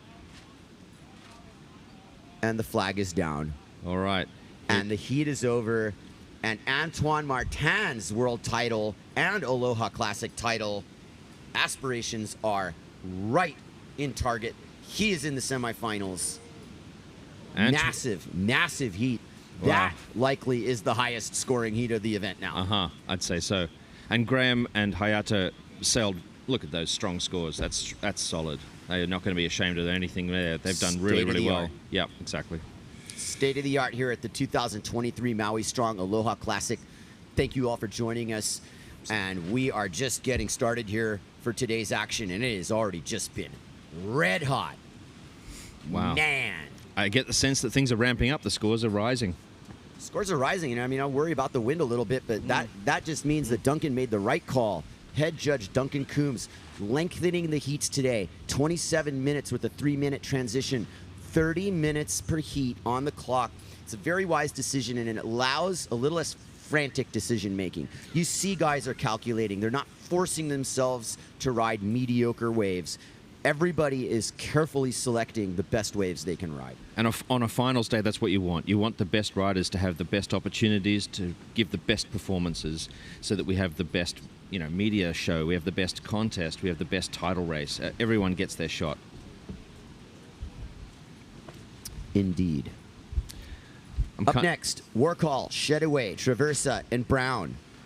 Loving this. We are a minute away from the start of that heat as we look at beautiful West Maui, Kahakaloa, and Molokai. What a stunning in place. The background. Stunning place. And the cloud stack could be a little tighter.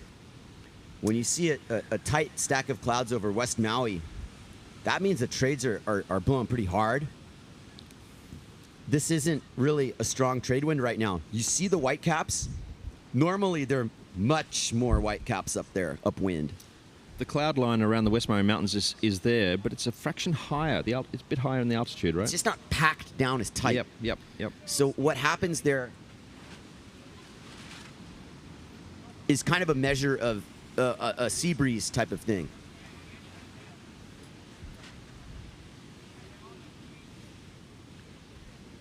"15 seconds to go before the start of this heat." There's Traversa sizing it up because he might actually have timed this perfectly. He might go buzz bang straight into the scoring. Straight into the scoring. And by my reckoning, the heat's on. Here comes TT. Flag is up. That was perfectly timed. The first bottom turn was right when the flag got raised. Traversa on the first wave of the heat, but it wasn't quite everything he wanted. Still. It's kind of like dramatic in its own right just because he got on a wave. But I think he was like looking at the watch and the timing more than the wave. And then he was like, whatever. Yeah, sometimes strategy sort of can almost fool you into being more important than just performance. It's a 3. He's going through that. Thomas will do better. He is a champion. Savvy sailor. And really not, he's pretty even. He doesn't get too high, doesn't get too low, right? Yeah. He's able to put those things in perspective.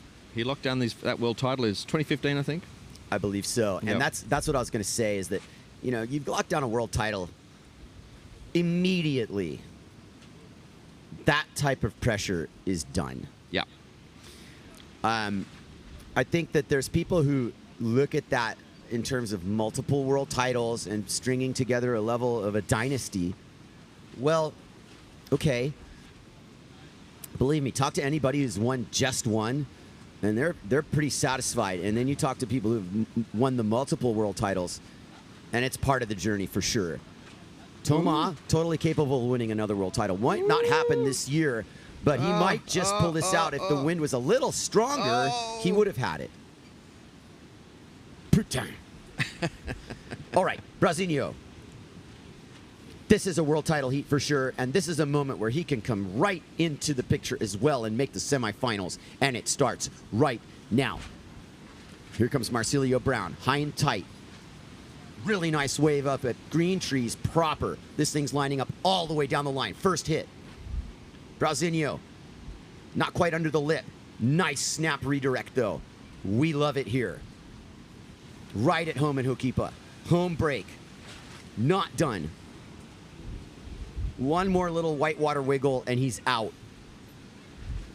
That was a flurry. How'd you go? Do you think it was, you know, no one was losing their cool? No one is really knocking it out of the park either? No.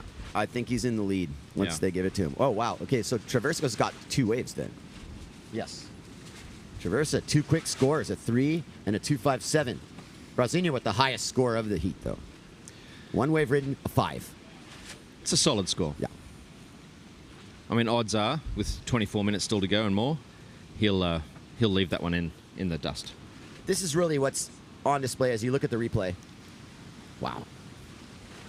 God, if Traversa had maybe not gone as high on that, he might have made it. He just skied that thing. He's such an acrobat, the way he sort of twists and turns himself into those moves, isn't he? Like, he just really gets himself around. Oh, to weigh under 100 pounds and ride light gear. He and Camille, huh? I'm telling you. Kai's just jealous. I'm trying to keep my weight down too, but I'm not going to weigh that little. I mean, that's the thing. Listen, proportionally speaking, if you can ride small gear, you fit into tighter spaces. It's that simple. Now, you've been running this line for a long time, Kai. And tell us how that works. Specifically what? The size of board, the size of the gear, getting into these tight spaces. Right. Well, this is a long explanation, but I mean... I think we've got time, right? We do. Yeah. There's a theory of riding the most effective type of board possible, which means you could ride a small board, but it's very efficient. Okay? There's a little bit of thinking that, you know, you're either on or off, meaning there's enough wind and wave to get it no matter what you're riding. Okay, then there's a little bit more of what I try to do in terms of I might ride a little bit of a bigger board so I can ride slightly powered, right? I don't need to be fully powered in my sail. But, you know, small enough sail creates that similar effect of fitting into the tight spaces. I'm kind of a float and ride guy. I go to places where you need to be kind of standing still, and that plays out. Okay, back to the action. There's Brazinho behind me, and he does a little bit of both. I see Brazinho, you know, likes to ride effective equipment, yes, and he's out because there's only so much you can do on a wave like that. And that was not the wave he wanted at all. Traversa and SCHETTEWI, however, are on quite nice waves. SCHETTEWI's on the better wave. WARCHOL, excuse me, not Traversa. WARCHOL on his first ride of the heat here. Adam, bottom turning, back foot style. I really like the way he sets up his cutbacks. He's kind of a slightly mid-boom rider. And SCHETTEWI kicked out of his ride. Some of these waves are not turning into the opportunities that they may look like on the outside. SCHETTEWI's one just didn't have that long line. No. Looked like it could have, and then... But here's SCHETTEWI on a nice wave.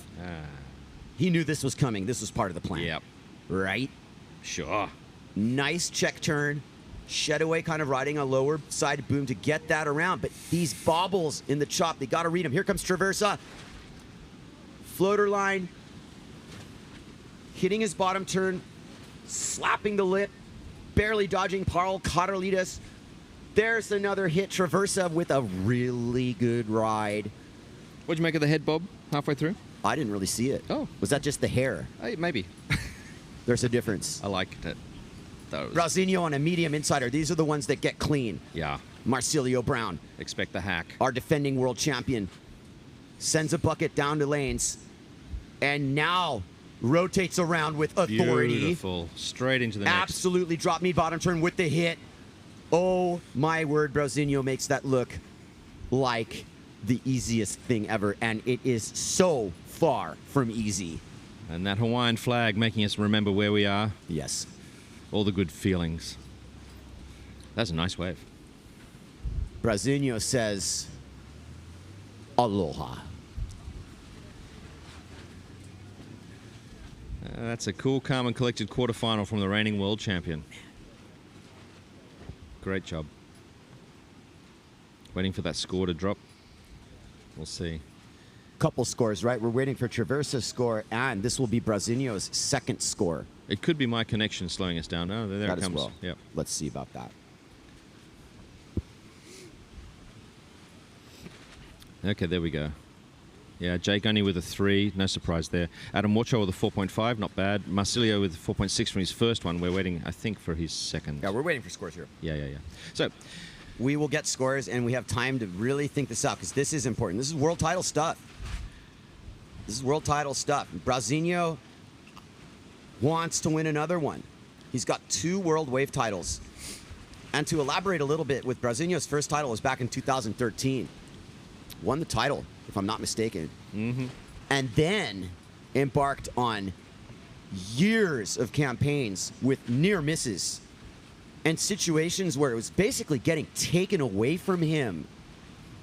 For lack of a better term, there were instances where all he needed to do was sail a heat and he would have advanced. If he had advanced, he would have won. And these things started to really stack up. And by the time he was midway through his campaign last year, with a tight second place in Cabo Verde, holding serve in Pozo and bringing it to Hukipa, you know, by the time he actually sealed his title in Zilt, and I'll never forget that reaction, because he was just like, thank God, you're not going to take this one away from me. So he's got 2. Here comes SCHETTEWI, not into it. And look what that little crumbly Hukipa wave offered him, probably like a 2-point potential. This is what I was talking about earlier, Simeon. The set waves are the set waves, and within the set waves, there are these big ones that have a level of chop that kind of mess it up.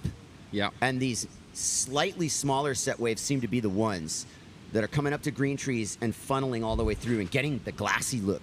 Are we talking about a different direction from these swells? A subtle different direction? Is it subtle?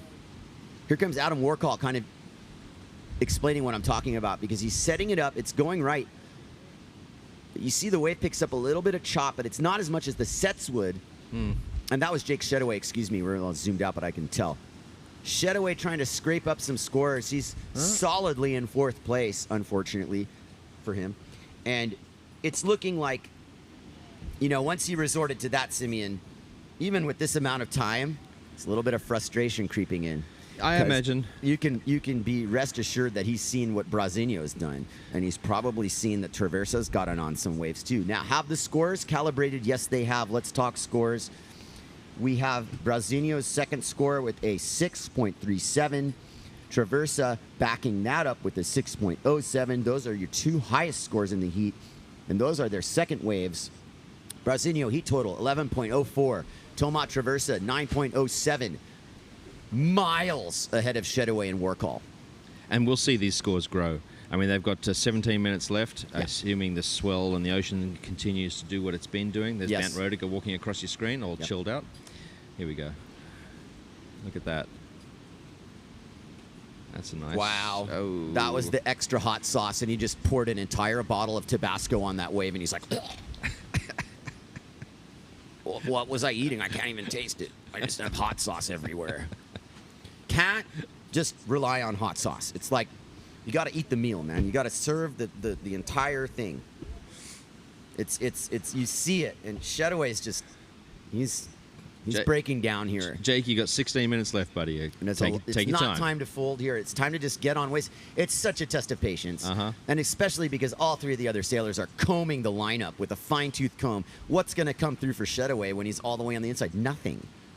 And you know what I mean? Like, he knows he's not advancing right now. So it's like he's got to start swinging at something, but it's got to be more than that. He's got enough experience to know that. And also, luckily for SCHETTEWI, he's got some Teflon sprayed on him too, because this just bounces off of him. It's not like, oh no, my world title. He hasn't got all his eggs in this basket. No. Jake's a pretty impressive rider. This is his first year coming back on tour after getting a college degree. So yeah, he's loving it, but he's just getting back in the groove of the serious stuff. He's one hell of a rider.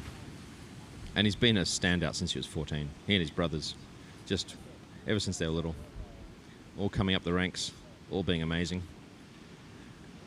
Youngest brother Z has turned into an amazing big wave rider. He had a couple of punishing injuries early on there. He's coming back from all that. But those SCHETTEWI boys are pretty amazing. Here we go. We've got Adam WARCHOL coming into a wave. What's he going to pull here? He's got some down-the-line speed. He's picking up. He's got a bit of a rough surface. He's motor crossing along. Gets a top turn. Wave looks like it's suddenly cleaned up. Here's his chance. And he's going to... Oh, his front hand just slipped off the boom. What an unlucky move. Okay, well, it was worth a shot. He pulled off those in the first round. Sure did. Here comes TRAVERSA. Solidly in second here. Trying to hold court. Trying to make the semis. And that was Hukipa just going nyapa. It's another one of those bit-bound moments. Wow. Will this happen to Brazinho, or did that mow the lawn for him? Yeah, looks like the greens are clean there. TRAVERSA got just side-swiped by a side chop and unceremoniously launched into the pit. Now let's see if Jake can really pull this one. He's capable of great rides. Jake on a nice wave, snake carving. And the wave goes fat on him and just denies him completely. Oh. He's going to get some soul points, but that is it. There are two other waves in that set. You can't be faulted. The wind's really gotten lighter, Simeon. It's come... It also did the following.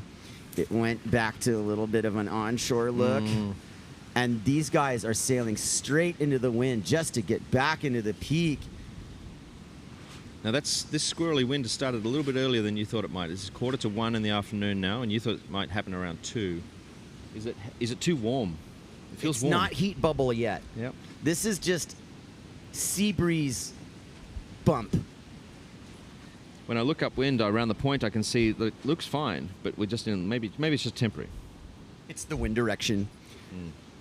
It's the wind direction, and it's wreaking havoc. You saw TRAVERSA just fully sheeted in. Normally on a side offshore day, that would have just been the cleanest face ever, and this side ripple just bucked him off. Yeah. And it was like, oh man. The thing is that, you know, as Adam crawls slowly into range, 2 points behind TRAVERSA's heat total. That's the story. The Brazinho is just like chokehold. Yeah. So far. Yeah, so far. But I mean, the thing is that, you know, Brazinho knows the inevitable showdown with CAMPELLO. It cannot happen until the final. These sailors won't meet in the semis. I'm talking about Brazinho and I'm talking about CAMPELLO. The way this bracket is set up and the way it should be set up is that CAMPELLO and Brazinho, should they advance out of the semis, which right now CAMPELLO's in the semis. Marcilio Brown is on his way to the semis if he can hold this together. They won't meet until the final, and that's when this becomes massive. We haven't had too many world title deciding heats where the people in it are deciding the title. I haven't seen it in a while. It would be epic if it played out like that. That's what we're rooting for right now. But I don't want to jinx it. No. Knock on wood. We're all hitting the tables and the chair arms. Yeah. Look. But that's what's setting up here. And Brazinho knows it. These guys are coming at each other from the opposite sides of the draw, which is how top and second seeds work. You put them as far apart as possible, and you try to, in theory, keep them apart until the final, as you're saying. And then all the other seeds shrink down into the middle and have to battle it out for those squeezer positions. Still, yeah, think about it was talking about yesterday was kind of the overall vibe with the sailors. It's so less of a me thing now. Everybody wants to push the level of sport, but the most important thing to everybody, I think, collectively, is put on good performances. Sail your best. And that's what's going to make this look, you know, as good as it's looking. Brazinho on an absolutely beautiful wave. And SHETTEWI behind him on an absolutely beautiful wave. This is a huge exchange. Brazinho skies it over the section. Let's get under that lip. Throws a little bucket. There's SHETTEWI. That's him. That's a really nice wave for Jake. Oh, yeah. The cutback angle there was round the dial. And there's your wind direction wreaking havoc. Lip beckoning for SHETTEWI to hit it. And it's just like, I don't have power in my sail. Can I? Nope. I don't have power in my sail. I can't go high line. It's too risky. It's but I'm going to hit in the it water. Anyway. Exactly. Did he break his mast? He did. Oh my goodness. SHETTEWI needs a caddy. Ladies and gentlemen, who is SHETTEWI's caddy? Jake SHETTEWI needs a new rig. His mast is broken. No? Oh. Okay, it's intact. What was I thinking? It looked broken. Well, it's all good for media. It's all drama. Drama. We haven't really broken any gear. I mean, Brian Talma did, but that was it. Was that before the contest or during? That was I before. don't remember. Yeah. I just remember seeing it. Well, he hasn't competed yet. Yeah, he ripped his sail before. Something like that. Yeah. Look at these That lines. looked like a busted rig.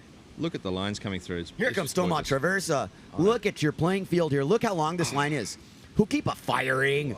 Toma Traversa. Target acquired. Boom. Second hit. Passes the section. Careful, TT. Nice second hit to make the wave and engages his third hit. The judges are loving it. And Adam Warchol on a nice clean wave. Some of these other waves have cleaned up the waves that will break later. As you see, Warchol taking advantage, doing what he can. Will he catch Traversa? Almost, but not quite. There's Brazinho. Bang Somehow hit. channeling another wave ride. Didn't he just ride one? He's just one after the other. Occupying Hukipa. Wow, that was an exchange. That's strong. Thomas had the best of that for sure. That was a nice ride. Punching out those arrows. I mean, his quick bottom turns, the way he accelerates and punches out and gets that lip again when the wave looks like it's closing out, and he just gets so much extra distance down the line when these waves would otherwise shut you down. He's twice in that ride pulled it out of that, you know, shut down and got himself into that next section just enough to then flick it up again. Here's the replay. Brazinho on that first wave. There's SHETTEWI on the one behind. And Traversa somewhere there, too. Nice skied aerial over that section. You saw that quickly. Very effective use of the gear. The approaches are different.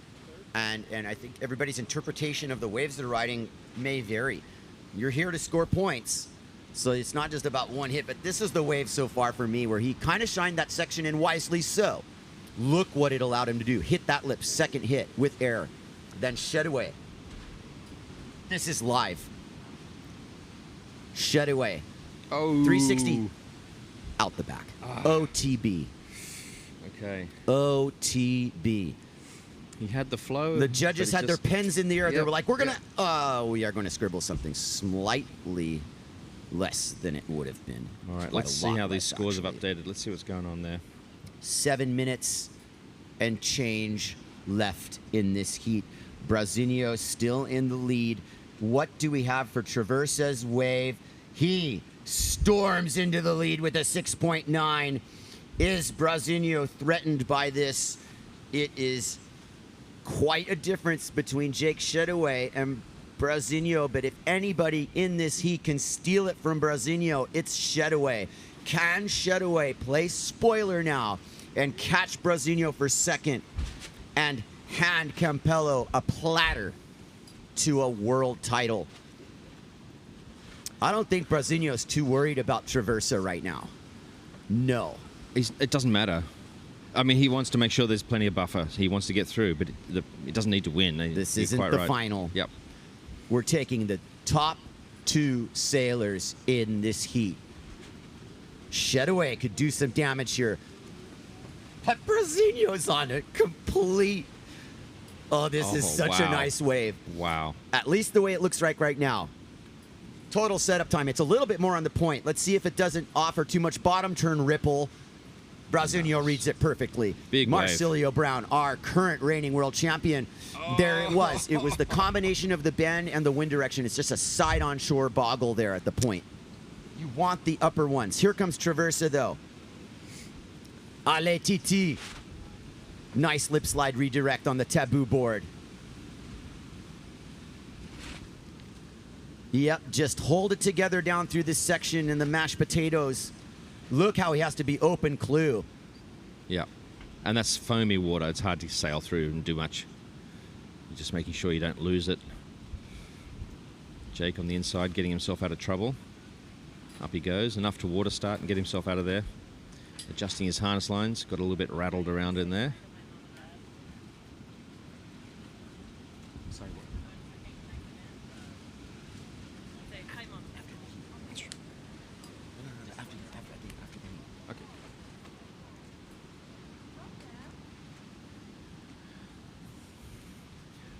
Look at that replay of Thomas running through that foam stuff.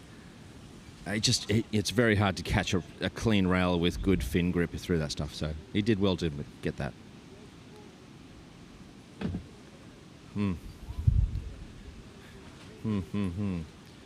Well, look, Jake's racking up a lot of scores there. Look at that, 7 waves. Thomas has got 6 rides, Marcilio 6, Adam only 3 so far. Adam being very selective. Interesting seeing how it's all coming together. I mean, with Thomas and Bra this far ahead, what are the... I mean, you know, Adam's just picked up into 3rd, just ahead of Jake, with those last few rides being better than his earlier ones. That's good. They're almost identical scores. Adam Warchol on 8.78 and Jake SCHETTEWI on 8.73, 0.05 between them. But it's academic as far as getting through this heat goes. It's not academic in terms of their end result. Brazinho coming in here with another wave. Not as big as the other ones, but it looks like it could be a clean one. Kai, take away. This might eliminate that chop factor, but yeah. Here comes Brazinho, points it down the line. Nice amplitude over the lip, lands in a floater, but it's once again right at the end of the point. That wind is not cooperating. And beware of the rotational momentum because you might not get that little push around. It is side to side on, barely side on angle, but that is enough to thwart a lot of these down the line projections. Especially on that inside section, it seems that... Especially. Yep. The wind is less there, and so and your opportunities for a wide open clue with plenty of power to overcome that sort of slide on shore angle is getting very limited. You really have to surf it, and staying high on that line is very, very hard as it comes in close there because it's closing itself out. And that's where you're seeing people get their rails grabbed and losing their plot. You just can't hold that surfer line, but you don't have the wind to drive around it. No.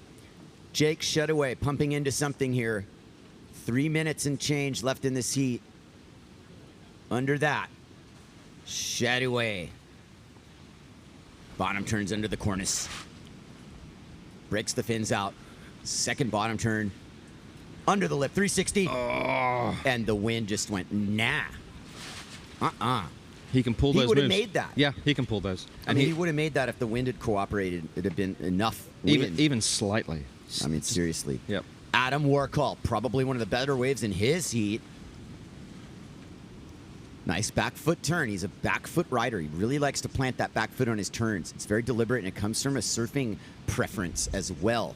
Adam, an excellent surfer. No question about it. Here comes Toma Traversa. Clean. Beautiful wave selection from Toma. He knows exactly what he wants.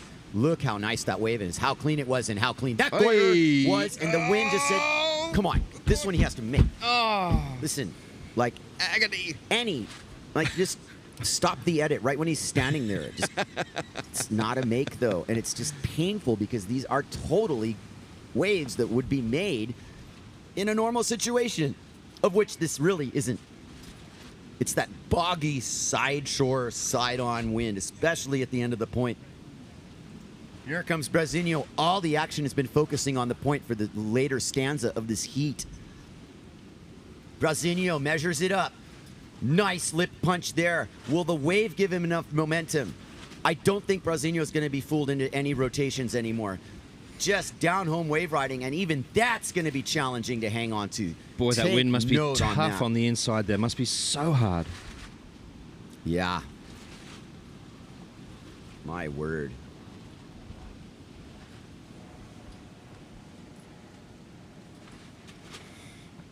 Thomas on the replay here, you're watching him come down this beautiful clean face. He's coming into the rough surface there and he just... Freeze it. Yep. Oh. Nope. I mean, he landed standing up. He just must have had no pressure in that sail. Nothing. Our jet ski rescue crew there, Curtis Chong and Mark, legends, thank you very much, from the Piahi crew, big wave experts, big rescue people of extraordinaire. We're lucky to have them.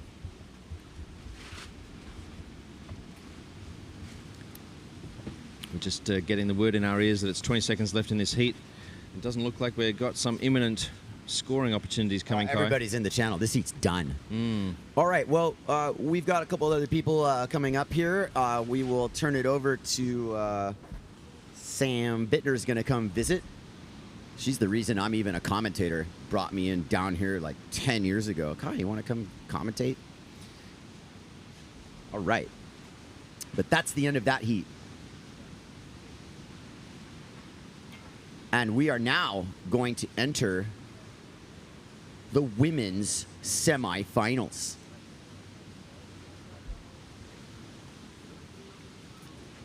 Angela Cochran, Jane Seaman, Maria BEHRENS, SHAWNA CROPAS.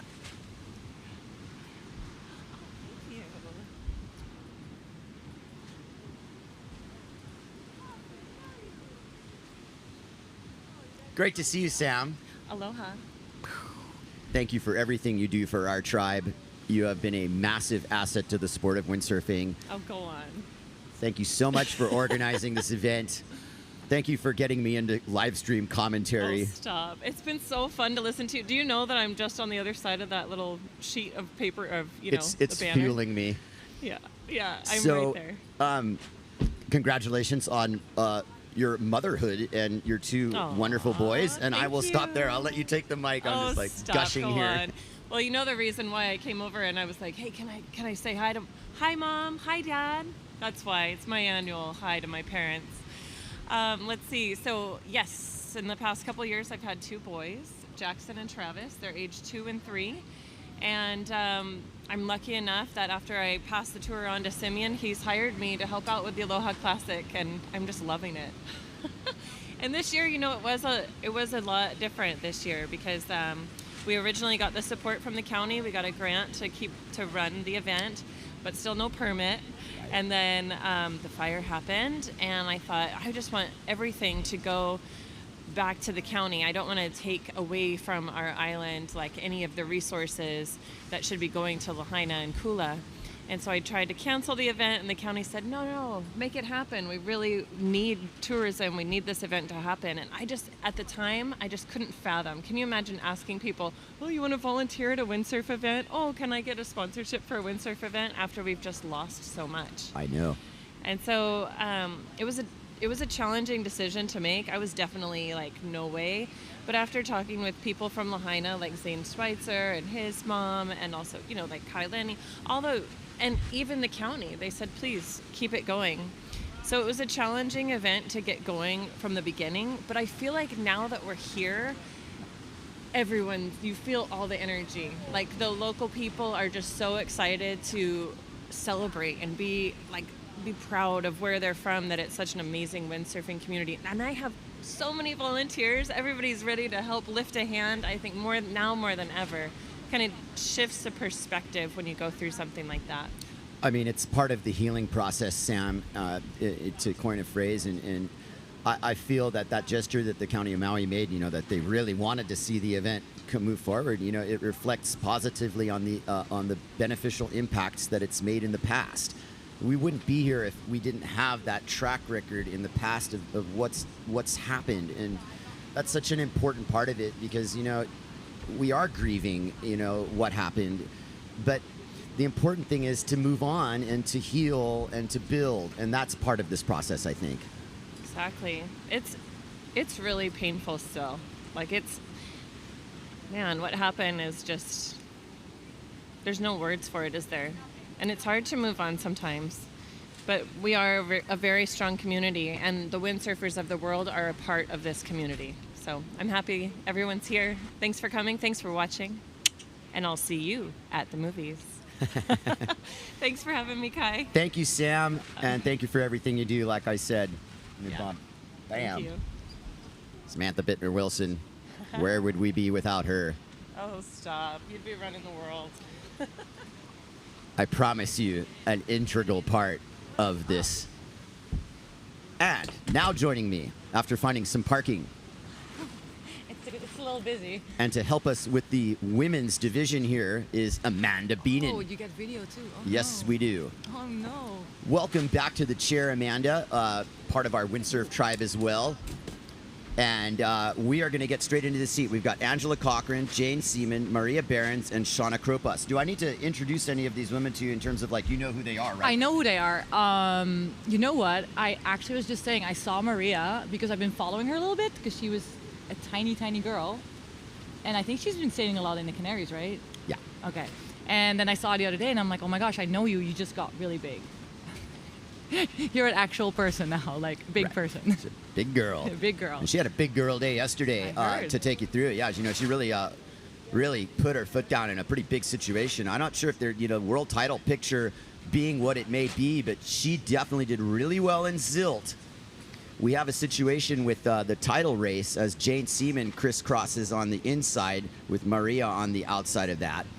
But we've got SARAH-QUITA. Nice hit, Jane. SARAH-QUITA is in a very commanding lead position here. There's the end of, that's CROPAS. Yes, so we got a lot of duotone rigs. No, I'm gonna have being to, this pay new attention. brand here, and Angela Cochran rounding it out. Your take on the conditions, Amanda? Ooh, tricky today, yeah? Like, I'm happy we have any conditions. I was looking at the forecast. I was really worried. It looked quite light. But you know what? I think it's playing out quite well, yeah? There's some nice sets coming through. There's just enough wind to get on. And when you're on, it looks like everybody's powered up and able to, like, do some good turns and get a couple, like, nice aerials in I saw before, the heat before. So I think we're lucky. I'd say we're lucky. I totally agree. I also think it's just a testimony to how effective, not just the men, not just the women, but the equipment has become, enabling these performances. It's like 8 to 12 knots at the most right now. It's really light. We were at higher levels earlier. It's also kinked a little bit to the side-on level. So when you're going out, you have this angle that you're normally like can't just get straight back to the lineup. So wave selection becomes pivotal. What are they sailing? What are they on right now? I would say, I mean, a big sail for a woman's usually like a 4.7. 4.7 is big. Angela's borrowing my 4.5 Blacktip Team Edition, and she loves it. And that's a big sail for her. What's a big sail for you? 4.9 was my biggest sail, biggest, but I don't like to use it much. Right. So it's like an admission of the conditions. Like I'm on my 4.9. I have to be on my 4.9. Yeah, you got to have your uphaul too at that point, right? Yes. All of that. No, I'd prefer like small. Like 4.5 is nice. 4.2, I like that. Those sizes are like my favorite ones. So we only show up when it blows, 4.5, 4.2. Otherwise, just pack the truck with one sail, one mast, show up. Nah. Come on. Go surfing. Listen, I mean, in the competitive sense, everybody would be sailing today on a normal day, sure. But this would, be a different situation. Competitively speaking, I think it's becoming a wave catching battle. And wave selection is so super important. Tell me, Amanda, with your look at the lineup, what kind of waves would you be selecting right now? You putting me on the spot now a little bit? I don't know. You've sailed here enough. What's the good what's a good wave? You want a runner, no? You want a nice wall. You want a nice one that goes all the way through. Like yes. These ones that are coming in right now, that's not what you're looking for yet. They're not going to break all the way through, so you're not going to get the full score for that. So Don't buy the fool's gold. You're going to wait and take your time and get the right ones. You only need what are we scoring on today? I'm sorry, I'm not informed. Inform me. 2 waves. See, you only need 2 waves. And we got 20 minutes, so. 27 minutes. Oh, okay. You can take your time. Yeah, you can take your time. Half the afternoon to ride 2 waves. But that kind of puts the pressure on you because you got to pick 2 good ones. Yeah, I mean, you can start off with some mediocre. Pick the low-hanging fruit first, right? And then Low-hanging fruit first, but not the fruit that's on the ground, No, right? not the ones in the rocks. No. We've all been there. All right, well, the standings are Shauna Kropat, first place with the 6. Maria Behrens right behind her, 5.2. So the two duotone riders in command right now. I'm not so sure there are major world title implications here. Again, the situation with that is SARAH-QUITA's thousands of points ahead of Maria Andres, who's in second, which is a story in itself, really, because Maria has been chipping away at this project for a while. For a long time. She's actually been really committed, and she's been putting her time in. Oh, yeah. To say the least, and has won an IWT title. And this is kind of the pre-unification process of, well, we kind of had these, like, 2 titles going.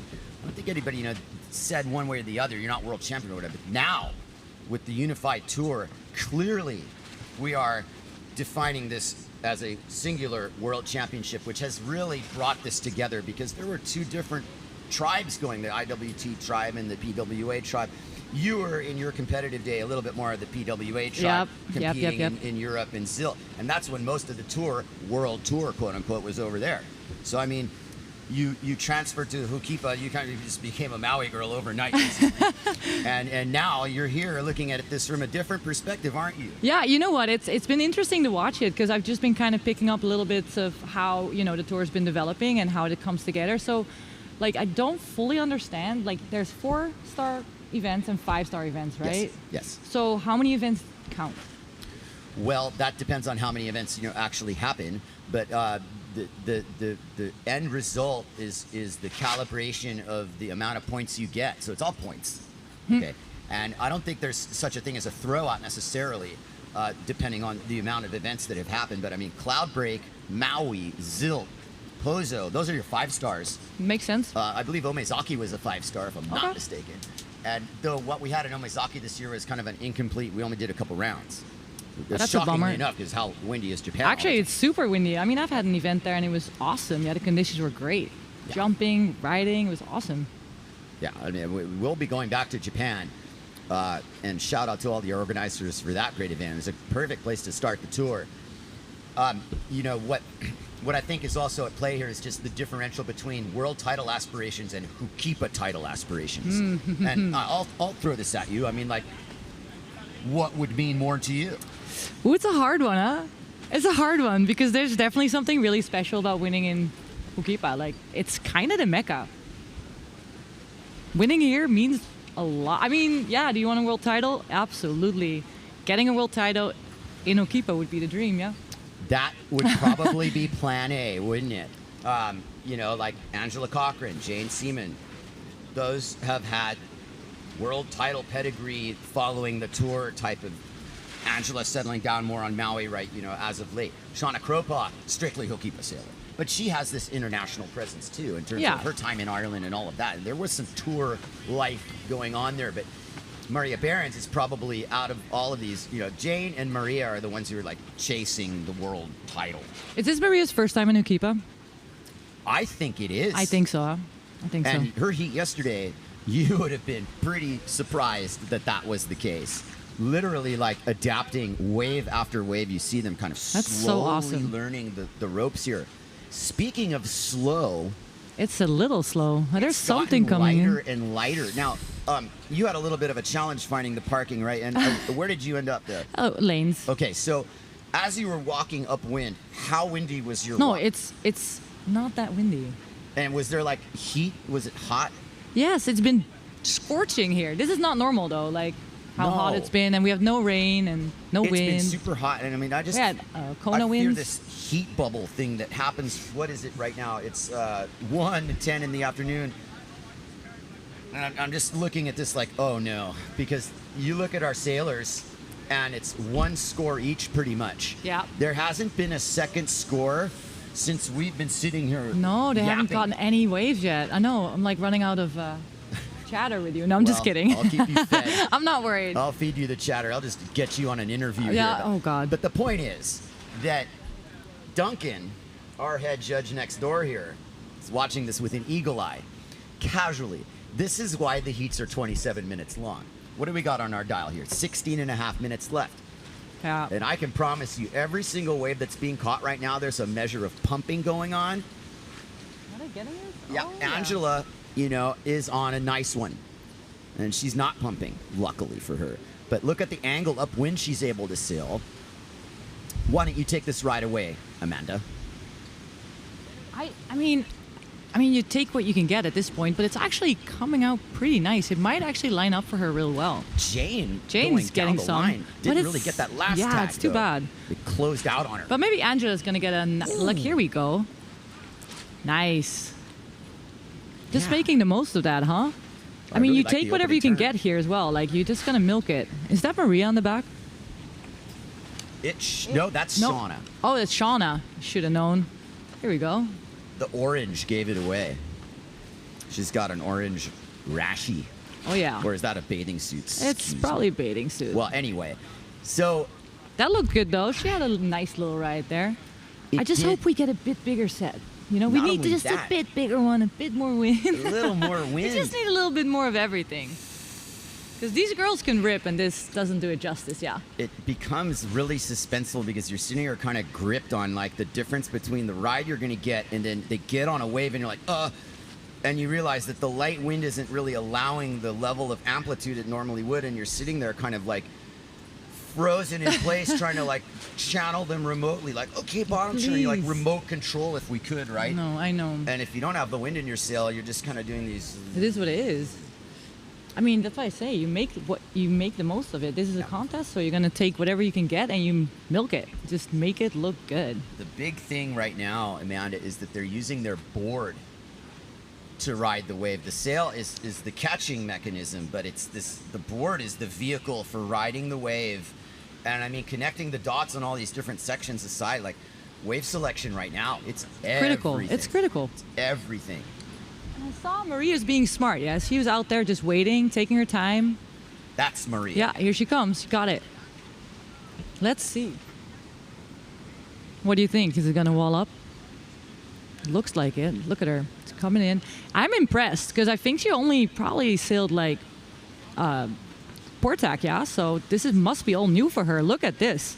That is not a bad idea from her to wait for that. Here we go.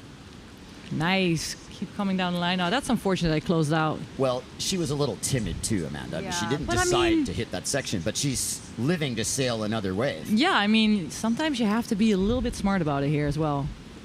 Shauna kind of running away with it, 10.53. Angela with her second ride, 6.6. A margin ahead of Jane, who's not to be underestimated. Jane's gnarly. I don't know Jane that well. No, Jane's from West Australia, so you Oh, might, that's you know, why. like, That's find why. yourself down there. I heard her name. You ever gone to Western Australia? No. It's one of the few places I haven't been. I see. Well, Maria just leaped into second place. See? Well done. Well done. Cleverly placed wave there. I think she did it. I think it was a smart move of her to wait and take her time. I think also that it was a good, fairly good wave compared to what we've been getting in. I mean, granted, the women making it through the seat are making the final. Oh, I know. All right, so that's big time. Yeah. So you're playing it close to the chest. And as well, I think, you know, this is a situation, though, where you don't really have the freedom to just go out and pick any wave you want. This is a situational thing where you've got to put yourself in position, and then Hokipa has to come to your side and offer you a wave. So you can't just, like, You sit don't there. take anything from Hokipa. Hokipa gives you stuff. That's right. You have got it. And here comes Angela Cochran. Oh, she saw that coming. She saw that coming. Oh, look at that. That's a nice looking wave for Angela. It is, actually. And she's catching it right in front of Shawana. Is she going to have to pump for it?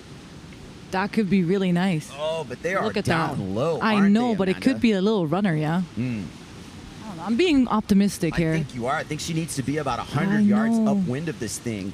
And neither of them are going to capitalize on what looked like an opportunity. Oh, what a bummer. Look at that.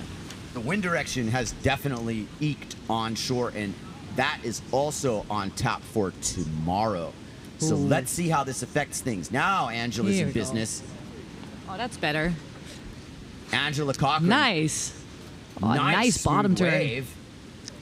That's the Here we Angela go. I know. Ooh, see, got a little the- light there. She lost a bit there, but I mean, Look, I mean, the work had been done. That wave Yeah. was basically over, but you see even sheeting in now, No, it's just so light. It's so light. And side on. Side on, sure. Side on with the what I call the Euro bottom turn. Hey, don't make fun of our bottom turns. I can't. It's I do good. it all It's the time. Great bottom turn. It is, and it's effective, and most importantly, it's what you have to do in this situation because Hukipa's kind of turning into a little bit of a version of Tenerife. What do you want to call it? I want to say Tenerife, maybe Cabezo. No, a little bit. Here's a replay of Cochran. Take it away. What a nice bottom turn there. Look how smooth that was. It's just too bad that it's kind of like lost here at the last bit, but like I said, you take what you can get right now. Absolutely. Take everything. I wouldn't be surprised if that helps her cause. We'll see how the scores tabulate. I mean, she's right behind there. Just saying. And I heard she had a great run yesterday. Yes. I heard great things about her. Jane had a couple really good smacks too, and this is what I want to see is Jane get back into it. Oh, look at that. Wow, that's a good one. She's going to just carefully get around the first section, make sure she gets an opening turn here. Look what happens when you get down the line. The wind really just doesn't give you anything. It's just nothing. Oh. But still, like... You can barely bottom turn down at the point. Oh, no. no. Riders take note. If you're down by the rocks... Oh, no. It's not only lighter, but it's almost even more onshore. You just see it. You see the wind just go from the sail. Like, you see the whole, disappearing. I mean, midway through that heat with Brazinho, guys started bailing on their rotations because they were fully making it. But that last recovery make stage, it was like, no. Yeah. No dice. And this has totally changed the approach that they need to take to this because everybody has seen this happen now where it's, Euro bottom turn, fully open clue, stare up at it and make sure that you do, even if it's an ugly cutback, just make it back around into the power source. You have to wrap that thing almost all the way so you're like going upwind again. And even still not making it. I mean, Jane had that thing sized up. She was target acquired. When she took off, it looked good, didn't it? I was like, oh, here she goes. And then it just poof. And Hukipa just went, oh, yeah? Yeah. Let me tell you. It's a no. It's a no from Hukipa. It's not, I mean, go and no kind of sound like the same. You're like, I said no. Go? Oh, no. Man.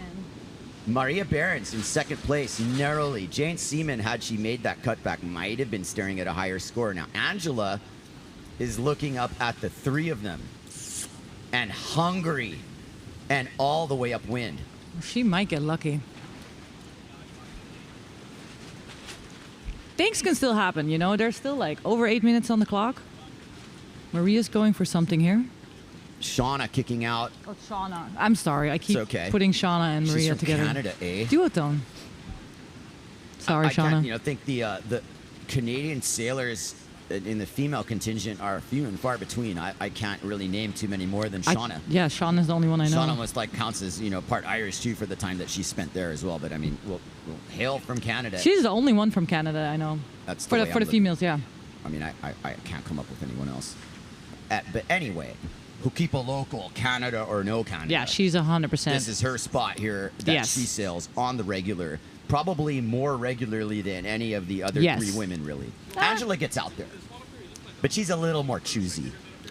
She's picky with her time. Yeah, it has a little bit more. Rightfully so. Yeah.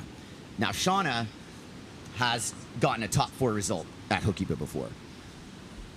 She rips. And she rips. And I think she's kind of, in her mind, she's like, I can chase that W, try and get the full-fledged Hukipa win here. Certainly for her, the Hukipa title is what she is aspiring to. World title, potential aside, this is the one she's working on. Yeah, for sure. But she knows Hukipa like her back pocket. She understands the spot. She spends a lot of time here. Still yet, Amanda, she had to make it through the trials. Oh, I know. If I'm not mistaken. Ooh. So her road to this moment has been a long one. And you always root for the trialist that makes the final. Hey, of course you do. The underdogs. Yes. Well, it's nice to look at Hukipa behind us. I'm told not to turn around and look at that. I'm so sorry. You go ahead and do it. They have put the doggy blinders on me, and I want to see. I'm just like, I need the big picture. Feel free. Let me know what you're seeing. I've been trained not to turn around. And that's important because we are commenting on what's on the screen. And hats off to our media team for keeping this on the ball. We haven't missed anything, really, which is awesome. I think we're doing good. what do you think in terms of 6 minutes left? I would say that Shawna's pretty safe. Yeah. Is there a particular rider in the mix in those bottom 3 that you think is? What's your prediction here? Do we see like a run from Angela? Or? Honestly, could. I mean, at this point, 6 minutes, it's also a little bit of a matter of luck, positioning yourself right, waiting for the right wave and like getting it handed to you or picking it. You know, if you're making hasty decisions right now, you're out, right? Anybody can take it at this point. You need one good wave. And it just depends on who's right there. Let's see. It's been kind of the scheme that Ukipa will offer a late rally here, and that looks like Maria BEHRENS. And Shawna on the back there. Ooh, Shawna's got a really she got nice a bomb. wave Maria behind might her. be a little bit too far upwind. Here's Maria, though. She's going to wind up her coil here. There goes Shawna. Shawna. Look out. Nice. Target acquired. Now is the important part. There you go. The important part right now is just hold this last turn together. There's your score. Boom. But that is a nice wave. Look how nice this plays out. Wow. Oh, wow. Was that the nicest wave of the heat so far? Hold it together. Yeah. And I mean, by the narrowest of margins, she's able to keep that apparent wind in her sail. And you can see that it's just run. If there wasn't a wave behind her, she wouldn't have been getting there. No, there's no doubt in my mind that Shawna is like, this is a done deal for Shawna. With 5 minutes left, With Amanda, 5 minutes. I am definitely going to agree with you. Throw caution to the wind for the buzzer beater potential. But right now, with that ride, and the amount of stuff that's happening in between, we won't say it's done and dusted. But what Shawna's done is she's put a chokehold on the rest of the women there. And it shows like how well she knows this spot. Again, she was right there. She was at the right time, perfect place. She knew where to go. Credit to her. 11-point total. Maria BEHRENS now in second place. I'm impressed with her. Somebody who's never been to Ukipa. Playing the game like a veteran. Yeah, like awesome. Because this is not easy. I think it's sometimes hard to forget that it's actually really tricky to be out there in these conditions if you're sitting at home watching it, you know. I really think that it's way trickier than it actually looks. Way trickier on a day like today. I would love to hear some commentary like, oh, why aren't they like you just go ahead and go out there and sail. Oh, and then Angela. Angela with the floater. That was a good effort. Another example of that wind direction, just like, yuck. She's hungry, though. She knows she needs something. She likes making contact. It's all about the contact with the lip, you know, like projecting, no pretending. But now it's also, the time is running out. Now is the time to make moves. Whatever you can get right now, you take it and you... I'm claiming a late set is going to hit in a minute and a half, providing... Drum roll. 3 of these waves. It's not going to be all 4 of them. No, there's going to be 3 waves come in. I feel, I want to believe you, and I feel you're very optimistic. If there's one big one coming in, I'd be stoked. All right. That'll make it very exciting to see who gets it. 3 waves are coming. Okay. That's up for grabs here. Who needs the wave the most is Angela. We're just talking about the scheme of things. Angela needs a score in the biggest way. Now, you see other sailors from the other heats in the picture. Angela's on that white sail with the green battens. That's Maria BEHRENS on her hip there. They're sailing out. They have a full view of what's coming. Angela slightly upwind, might have the edge in positioning. But like I was explaining yesterday, you know, if this is like a normal crowded day at Ukipa, you might want to throw the head fake.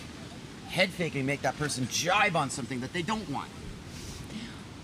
Have I ever done that to you? No, you have not done that to me, but I'm a little bit surprised coming out of your mouth. I feel like you're always kind of like the fun guy on the water and it's like stoked for everybody, but okay, I see what's happening. This is a contest move. Okay, that's different. Psych. Yeah, psych them out, but also throw a little bit of a curveball into it like, oh, I want that one. No, you want that one. Just like Jane Jane is just like, let me just... And Jane's further upwind. Could be fun. Note. 2 minutes on the clock? Exactly. This is important. And she's in a spot where she's not really going to hit that side onshore wind bubble. Contact. Nice. Actually, really nice. Yes. You know what? This could make a difference. This could fully be the difference. Agree. What's really exciting about some of these slow heats is that there are these moments where even on a wave ride like that might serve slightly anticlimactic, but it's gripping because every turn mattered, especially that last hit from Jane. Here comes Angela. Can she chip into this? Ooh. She's a little stuck there, but I think She could. Oh, she just missed it. Fiddlesticks. Jane's coming in. She's like, I'm done. She knows. She's like, I did good there. Let's see if it's enough. Yeah. It looks like it's just not enough. Here comes Angela. Nice. One more turn from Cochran. Oh, it's that wind. And Hukipa says... No. No. No. Oh. That's a bummer. That's a bummer. Hukipa sailing for you. Yep. And, you know, you got to be able to water start to be able to wave sail. Well, sometimes you got to just be able to stand in place and catch waves, Amanda. And that's the float and ride game we got today. I can't promise you that, you know, everybody in this heat would have been sailing on a normal day in this situation. You might have just driven a little bit to, I've got some stuff to do, you know, like, maybe go to Costco today. But you know what? Those who actually go out and, you know, learn how to play the game here, and the word is patience. And my word. If you get to sail in these conditions enough, and you know, it will come in handy on days like this in contests. You're gonna have advantage if you know how to sail this. Ooh, is Maria getting a last little wave? Seconds left, and there's the set coming in, but nobody's on it, and the flag is up, I believe. Oh no! She is pumping in. 10 seconds. Ooh. 5, 4, 3, 2, 1. Cropa. Oh.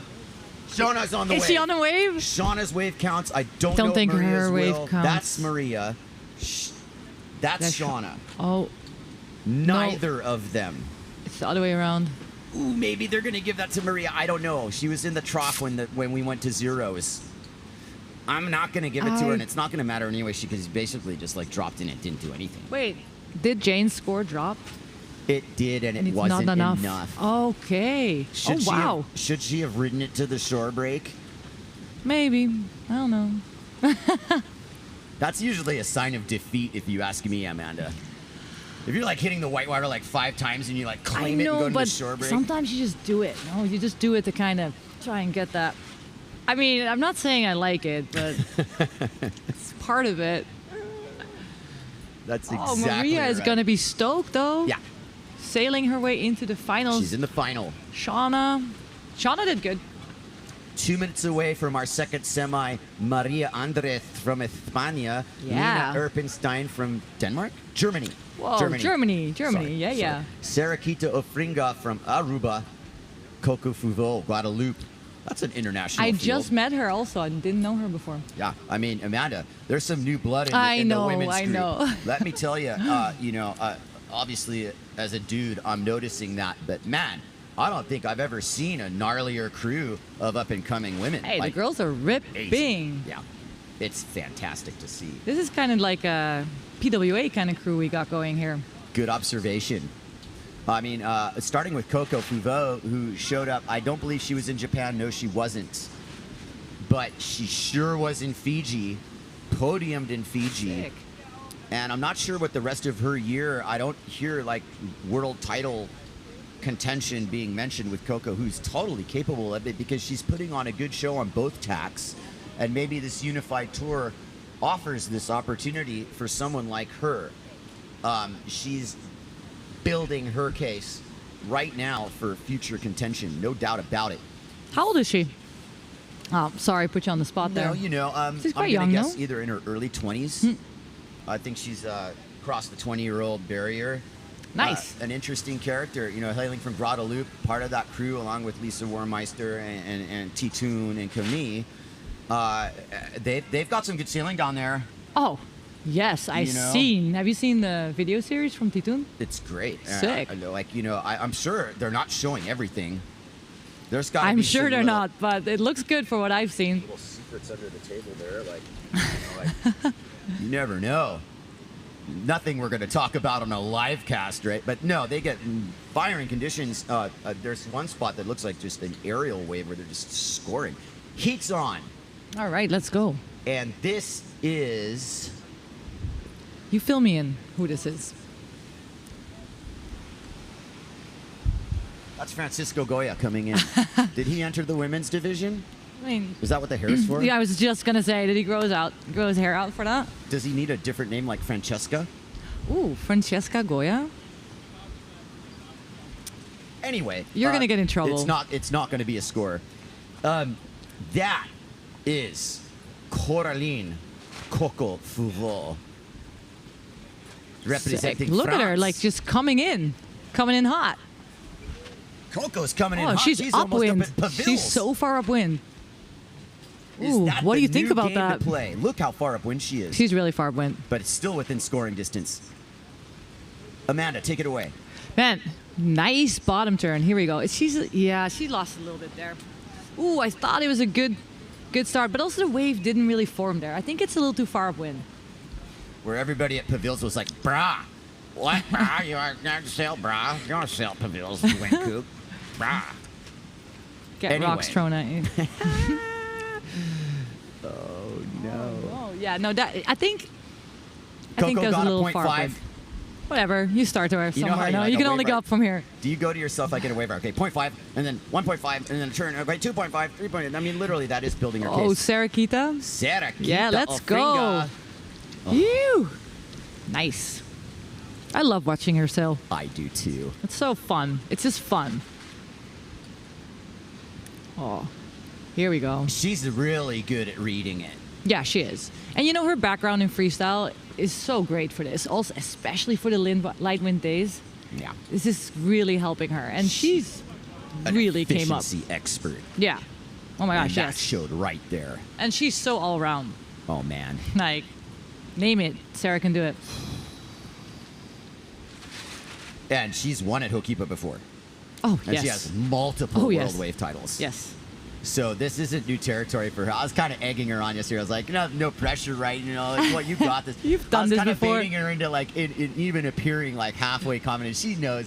She knew what I was doing. I wasn't like doing. I was laughing. I was like, patting her on the back and like, okay, look, you got this, right? You're not even. You've been here before. Or like the question I asked her though is this any different than some of the other times you've been in this position? And she really kind of blew off the question, just totally changed tone. It was just like, yeah, you know, it's fun out there.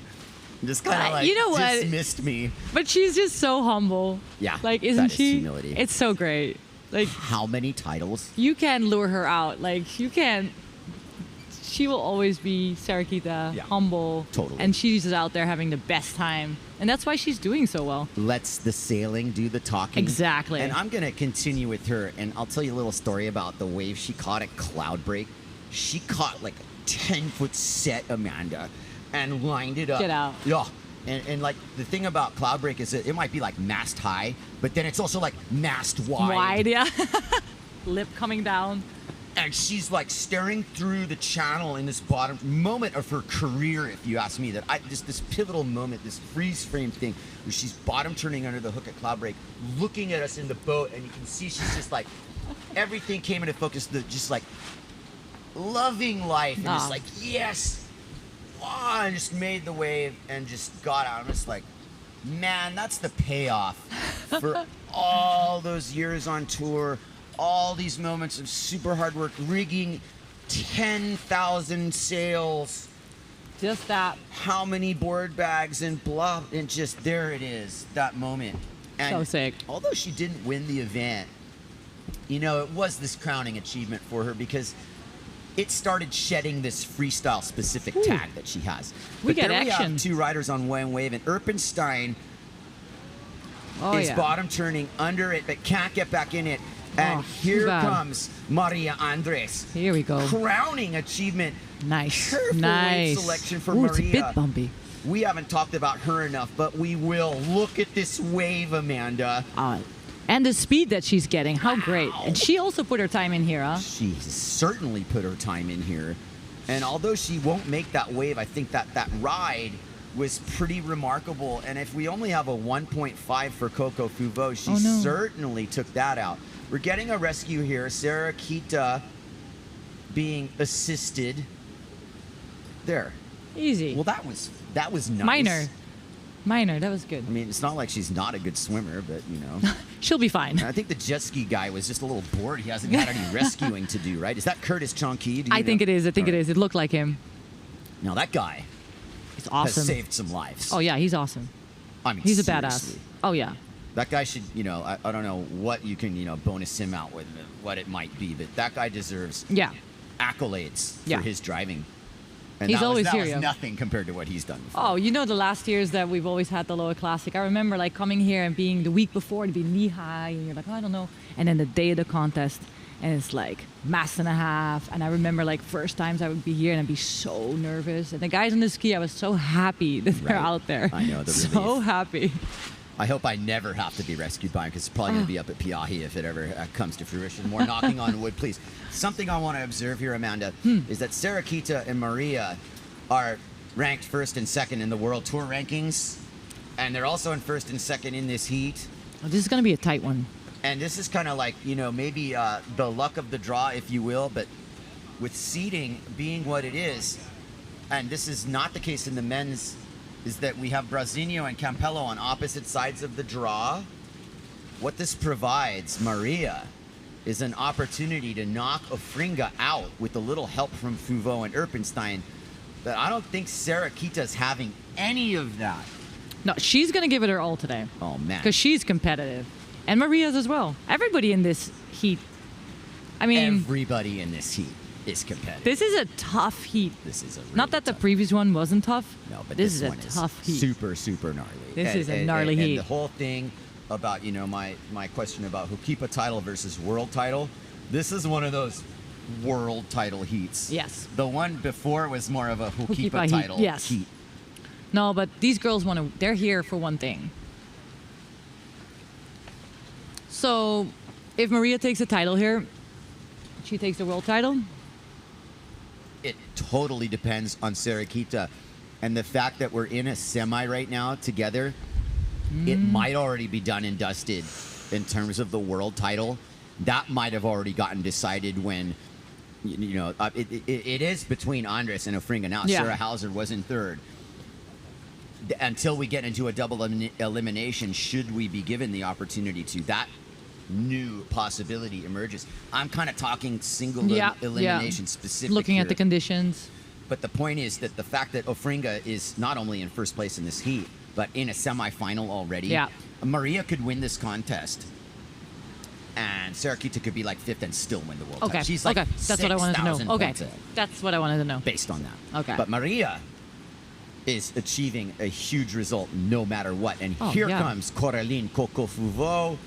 Just made a sponsor change, Amanda, to Flicka boards. Oh, sick. Yeah. They're like, I'm worried to say it wrong. They're Swedish, right? That was really nice. That was really nice. Did you guys see that? That was nice. Slidey. Ooh. And, you know, Flicka, that means female in Swedish. So it is Swedish, yeah. So I thought, yeah. Hon and Flicka. But I don't know if they're from Sweden. I think they're from somewhere else. Oh, we're going to look this up later. I think they don't mean female. They mean like flick of the board around. We're going to get in trouble for this. Oh, here's a replay. Nice. Look at that. Wow, that's a nice turn. Coco did a good job. Oh, sick. Floater. Nice. That was one of the... That was great. Over the heat, practically. Yeah, she had it down there. Wow, that was a good little bit of spray coming off the top. Nice floater. Style. Yeah. Above all else. Oh, look at that. She just took the lead. 6.4. Coco took the lead. Yeah. Yes, Coco. That's Playing awesome. spoiler here. I shouldn't speak too soon. I mean, if somehow Maria can leapfrog SARAH-QUITA here, maybe that world title equation is open, but it's I do think that SARAH-QUITA is, I'm not going to crown her, but she's pretty much like got the title. Something crazy has to happen. So we'll that's talk what you're about telling the me. Hukipa title now. To be more specific. I bet Maria would be so stoked. I mean, obviously everybody would be so stoked, but you know, it would be... Maria strikes me as somebody who'd be like over the moon with equal fifth, Yes. you know, like just happy no matter what. And understanding the bigger picture too. It's like, I think it's, I was remarking about this earlier. Yeah, you know, we're kind of out of this like me phase of professional windsurfing. We're so individualized, like, oh, you know, I'm gonna do this. And no, it's kind of like we value good performances and we want the sport to benefit from what that produces. Yeah. Is the level Yeah. of the sport. And yes, it's not a team sport, Amanda. Fine. No, but we're all kind of a family. Thank we're you. all kind of a big team here. We're a and big- everybody wants the same for this sport, like, because the sport is insane. Like, how exciting is it to watch windsurfing? The Ohana, and absolutely on display here. Oh, because Lena. all of these women have different approaches. Look at Lena Erpenstein with the low boom and kind of a more higher aspect rig. But look at that. That's a nice wave. And Could she that get wind around that? direction ain't giving her much to work with there. What a bummer. But it was still a good ride. Yeah. And SARAH-QUITA's already lining up the next one. Here we go. How's that looking? Ooh, that is looking good. Nice. Yeah. Little hack off the top. Ooh, raising past that section. An actual bottom turn in front of the section. That's a nice little addition there at the end. It's it is bumpy, huh? dicey at the end bowl, and it's two things. It's a lot of water contour in the channel, and it's also the wind direction. Yeah. Here comes Maria Andres. Big All time right. to strike for Maria. Look at the termination, the body language, pure control. She's got a death grip on her boom. She's not going to let this opportunity slide by. It's one of the better waves of her heat. Getting it to send down the line. Go, Maria. Oh, what a bummer. That was probably a good decision. That's a bummer. But she was right to do that. She handled. Maria, can you see that smile from here? I can. Yes. Oh, yeah. Shining brightly in a very, very big moment in her career. Been at it for a long time. Here's your replay. Look at the full rail bottom turn. I wish they would slow-mo this. She has a really good bottom turn. Just laying that down a bit there. And especially with the wind right now, like, I mean, there's nothing else for her to do there. Pretty much not. She took what she could get there. Agree. We were remote controlling her. Maria Andres sailing And she's so back out. passionate. She's so passionate about windsurfing. Talk about a positive ambassador for the sport. Absolutely. Setting the example. I mean, you see her, and I mean, maybe not somebody with the level of experience such as yourself, but like some up-and-coming newbie who sees her and like, that's inspiring. Yeah. Oh, absolutely. And motivating. Absolutely. And she's always out there. Here comes Lena. Coco Fuveau. Oh, she's Nice. got a good rail game too. I'm really impressed with all the newcomers this year. Look at that. Oh, nice. Did you hear the judges? Yeah. I mean, they're just like, well, that's an afterthought. That last turn, though. Oh, yeah. Uh-oh. Oh, man. That's okay. Minor. That was Coco's got game. Yeah, she does. Yeah, I'm well impressed, actually. And she's definitely put some separation with Andres, who I don't know if that score is dropped or not. But here's the replay of Coco Fuveau. In the subtleties, drop the sail. Nice. Get the angle. Lock the apparent wind in. This board change has absolutely benefited her. She's got another gear. Hey, she looks smooth out there. Yeah. And she looks like she gets some speed. She keeps it going. Looks really good. That last little hit. Makes you want to try a flick aboard, doesn't it? It does, actually. Take note. I'll tell you what, like the work that's been done by all these brands to bring the upside of performance in some of these boards, but make it have the adaptability. It's a big challenge. Not every board works everywhere. This is a day that'll put a lot of that stuff to the test. Your little Hukipa potato chip rockered out board ain't gonna work today. No.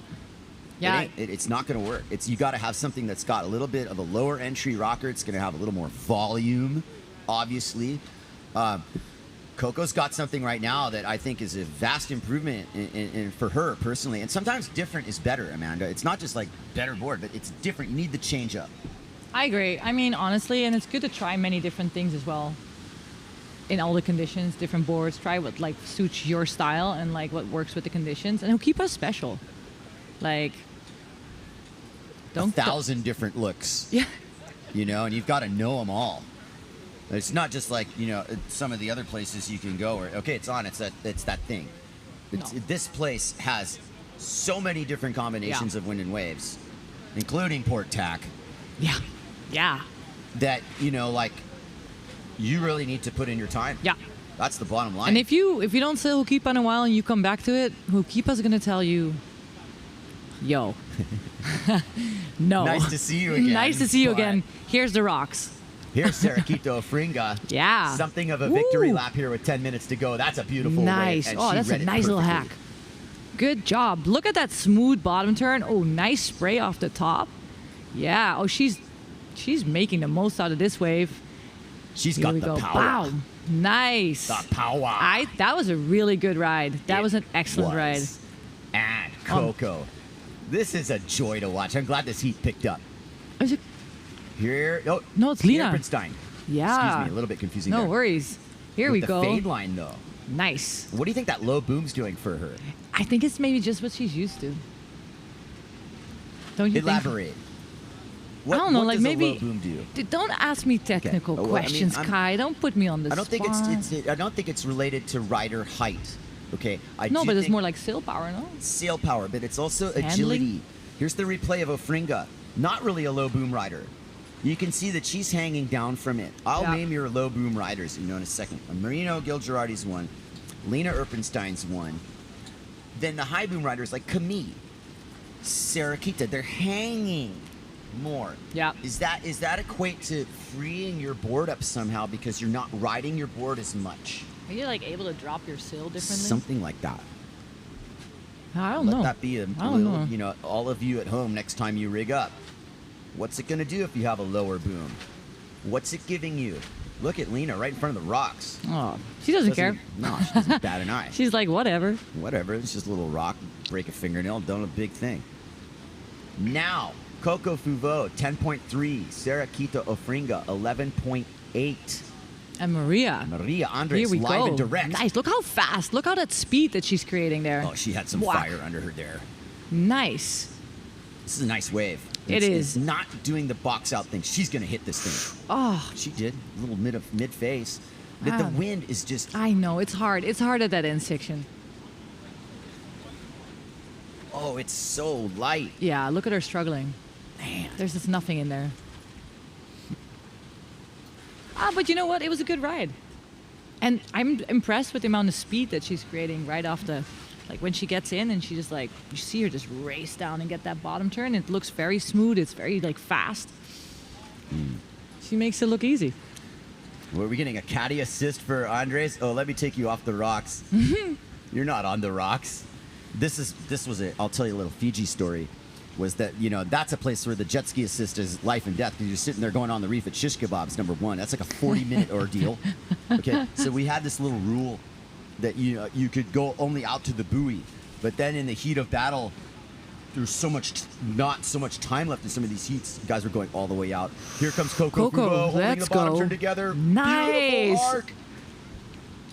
This is just great to watch. She's awesome. Crushing in that thing. And this is kind of the thing with Fuveau, I think, to a degree also, is that she's kind of on a quality program. Okay, she can scrap away with the best of them, but she's like carefully selecting these quality waves. Did the same thing in Fiji too. I feel like it's also for her first time in Hokipa, no?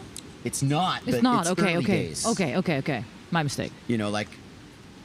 I do feel like it's almost like the very beginning of her story here. And she's on her way to the final here. Amazing. Well deserved. Absolutely. Well deserved. Lena Eprenstein, comes into this as absolutely a world title contender as well. Everything, needs to go your way sometimes. And maybe at the end part of this year, it didn't quite go Lena's way. But she's coming here and chipping away at it and definitely giving it a very solid effort.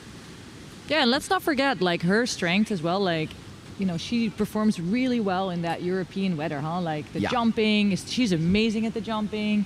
She does really well in those onshore conditions. Like, even if the waves are a little bit smaller, she, like, really performs there, and she excels in that kind of conditions where it's, like, that cold, stormy weather. Totally. Hang on real quick.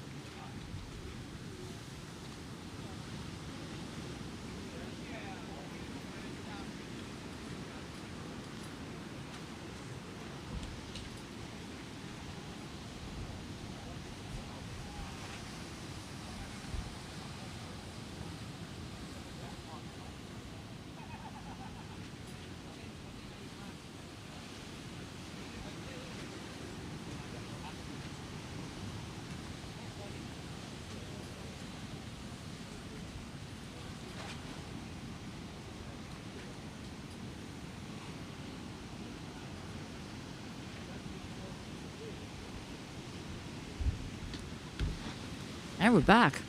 Thank you for joining, Amanda. We're going to bring Francisco Goya on for the men's semis, but I want you to come back if you have time for the remainder of the women's heats. Yeah, let me check. Final. I'm going to check your guys' how do you say that? The elimination ladder. Sorry. Yes. English second language. That's okay. it. I mean, this is the second semi, so the women's final awaits. Oh, perfect. And we're going to have 2 men's semis. Oh. So it's going to be 2 men's semis. I guess either the women's final or the men's final. Are you hungry? Oh no, you eat it because you're going to be here like a lot longer than me. Eat your little slice of pizza. Thank you. Thank you. Yes. So wait, 2 men's semis? And then the women's final, and then the men's final. You say ladies first? Probably. Yeah. Okay. Probably. Chivalry's not dead. Hey, I've given you a few waves out here before. Yeah, you have. All You right. have. Everybody has.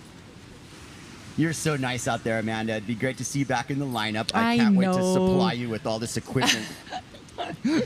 And you never don't know. You don't know how many people have been telling me this. Well, let it be known, ladies and gentlemen, that Amanda Beenan here also is a contender.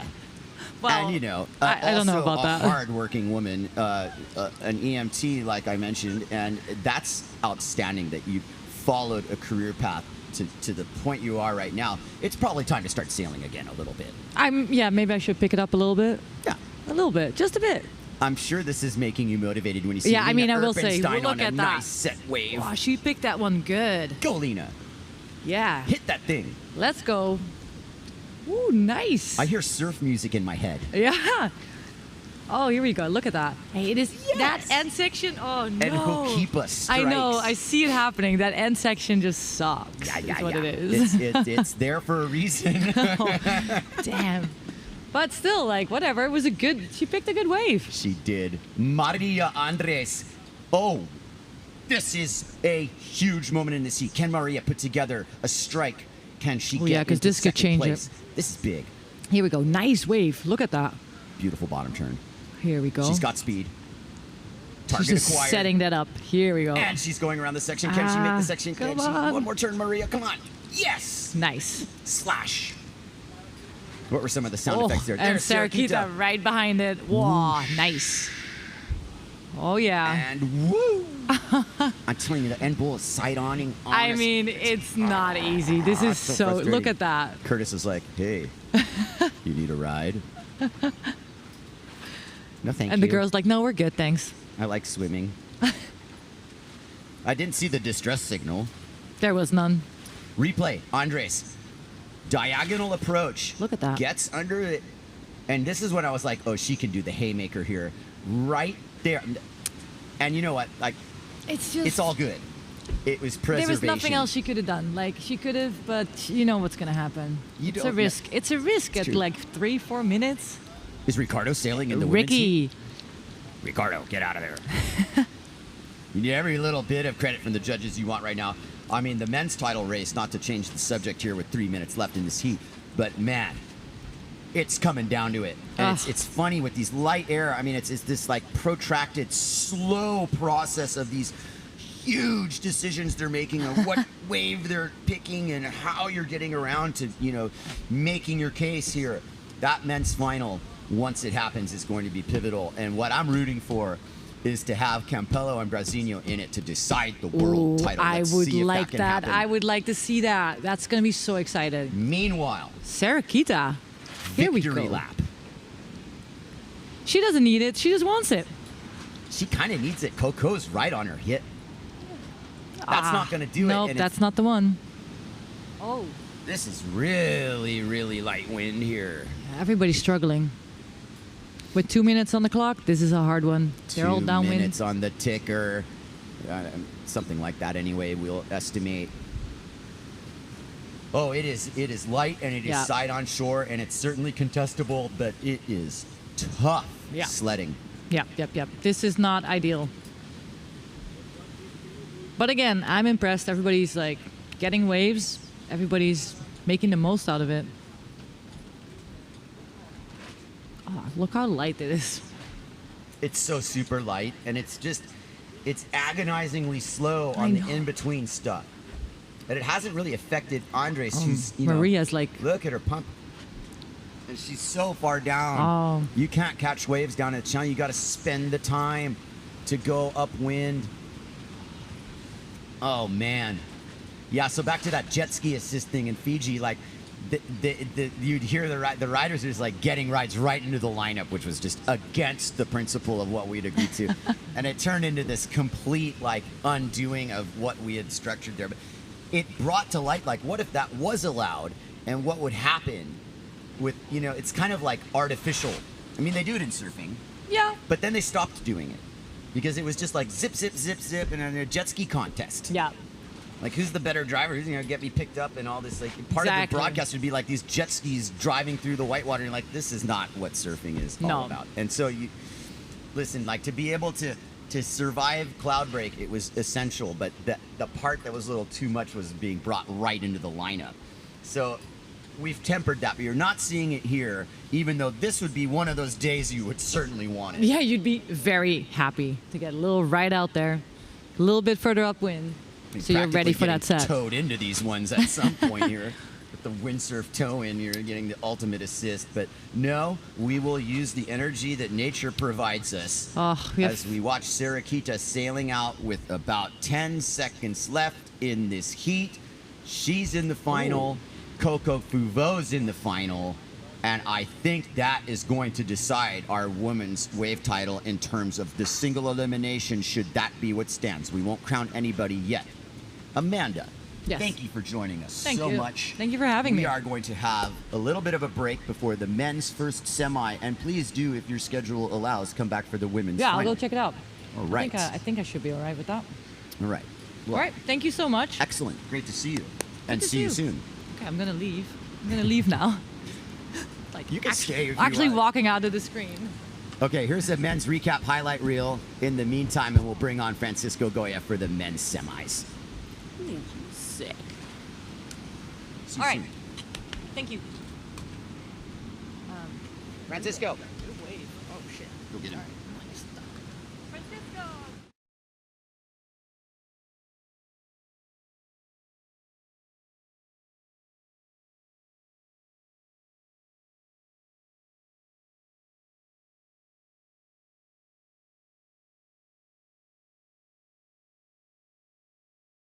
Men's recap here before we get into this first semi.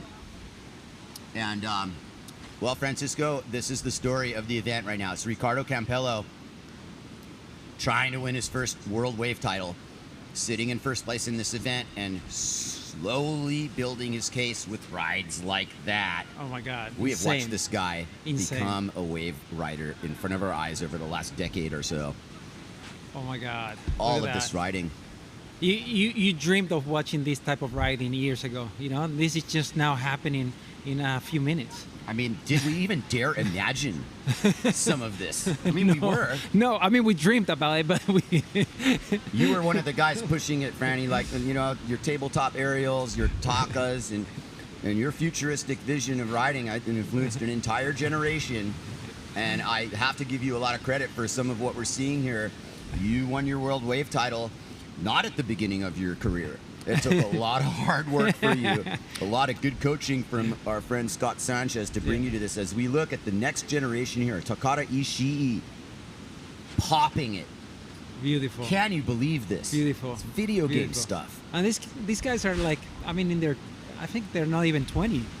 Ishii and Hayata and I mean Takara, they're just amazing. It's Here's just your amazing. boy Marino.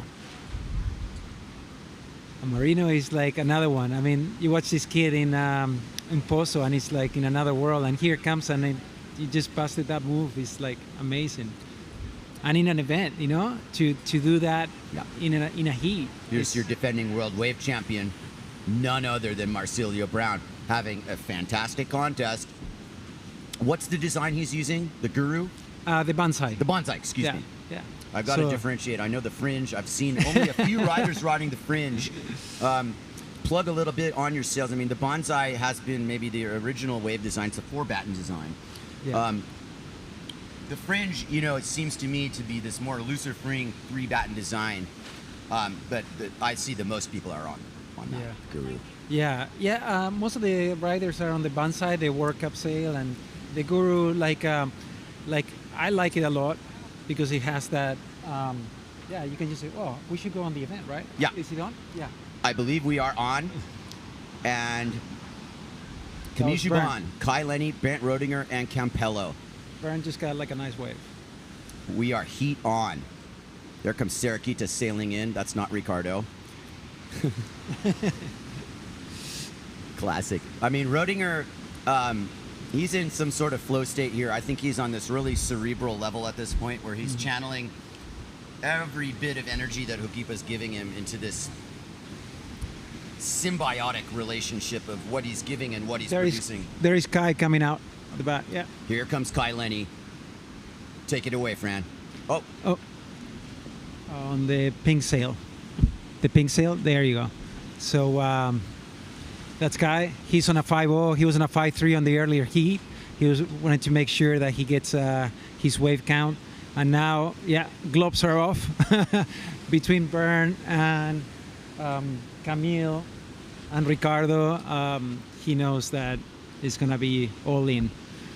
So if something breaks, I have to run out.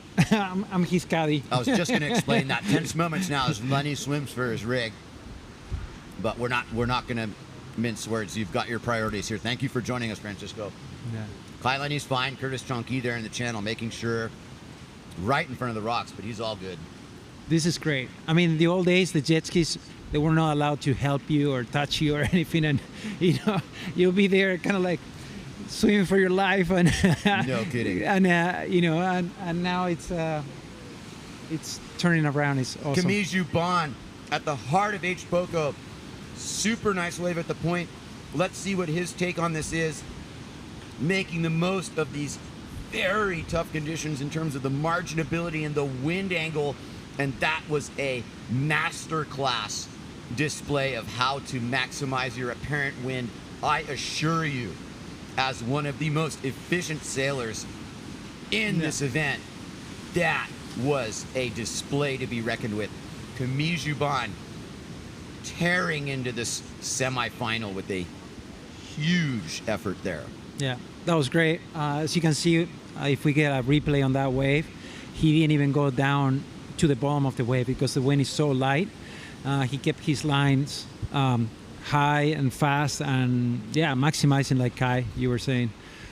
Man, I mean, the apparent wind, it's not much right now. Yeah. You're looking at a side-on situation. How's Kai? Okay, he's in one piece. Yeah. Do you think you should be on his 5.3? No. Okay. These are long enough heats, and they just count in 2 waves. And all right. I think it's make sure that you're on the gear that you feel the best on. All right. World number 1, current Ricardo Campello starts this off. Gets under the lip. He's going. Oh, What? la, la, la, la, la. Wow. Plenty of time. Plenty of time. But that was unglued. Yeah. I think he kind of forced that, Francisco. Yeah, I mean, he has a lot on the line. Yes. And that's not how these guys normally ride. They're just on their hearts and on their, so. But there's plenty of time. I mean, Duncan done a great job pulling longer heats, and his gear is intact. And that's important. And this is actually probably the best it could happen to him, because now he's gonna go, all right, let's just give it all. It's a little wake-up call. Yeah. Slight wake-up call. I mean, and the other thing, though, not lost on me is right off the bat, he went for something pretty big. Yeah. I just feel that this wind direction, and especially in front of the point there, that angle is off in terms of those rotations, especially the recovery and the make part of it. Yeah. You watched Kai even get hung up on that cutback, leaning back where you normally just get saved by the offshore wind. And not in this case. There were barely water starting right now, Francisco. I know. Yeah. Yeah, inside you gotta be, in the old days, I keep bringing the old days. Please. It was funny. We'll be in the work up here, and the guys will, will come inside here in that cove, and they'll pretend that there is no wind and look back at the judge's tower and go, hey, Yes, I remember that. Like, intentionally sit in place Yeah. Like I'm last place in the heat, and there's 2 minutes left. Just standing in place. And they will be canceling heats, and you'll be like, what? You know, and then there's a guy, you know, Mark Angulo will be out there doing like mutants. And then they're like, oh no, you know, they're canceling this heat, not enough wind, and just like, and that's when the whole change went down, and just, hey, you know, if somebody's making it look good, you should be out there. And it's not about how light is the wind. It's if somebody's making it look good. It's if you can ride waves. And I think that this turning point, I have to point straight to the Quattro crew, Kita Bull, Francisco Goya, Jason Pryor, Sean Ordonez. You guys started prioritizing wave riding and building boards that were wave riding specific. Up to that point, guys were basically riding slalom boards out there to get their 2 jumps in their wave. And wave riding was suffering because of that. And all of a sudden, you know, it became 2 waves counting only. We're not doing a lot more jumping here than we used to, but the point is, it's really gotten to what matters, which is this right here. Bottom turning under the hook, another spray turn from Juban, already sitting in the lead here. Building his apparent win because he's the most efficient sailor out there, and bashes that lip with authority. And why not hit the white water again just to be able to kick out somewhere far away from the rocks. Our standings, Camille Juban in first place, Bernd Roediger in second place, Lenny in third, Campello in fourth place. 20 minutes to go. And this is now pressure cooker for Campello. Walk in the park for Juban, who is right in his comfort zone. Yeah. Francisco in the early part of the heat. Look at this. Beautiful. Beautiful. Look how high he's staying on the wave. Oh man.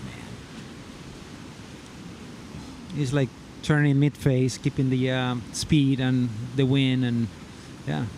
I've been bringing this up a lot, but talk about boom height. Camille's about here. Marino's down here. Where do you like it? Right in between. I can't ride no boom height down here. It doesn't work for me. Yeah. Yeah, for me, it makes the most sense. If you have it too high, you throwing your balance off, and if you have it too low, when you're pulling, you're basically pushing down onto your mass track, so you're not getting any more earlier planing.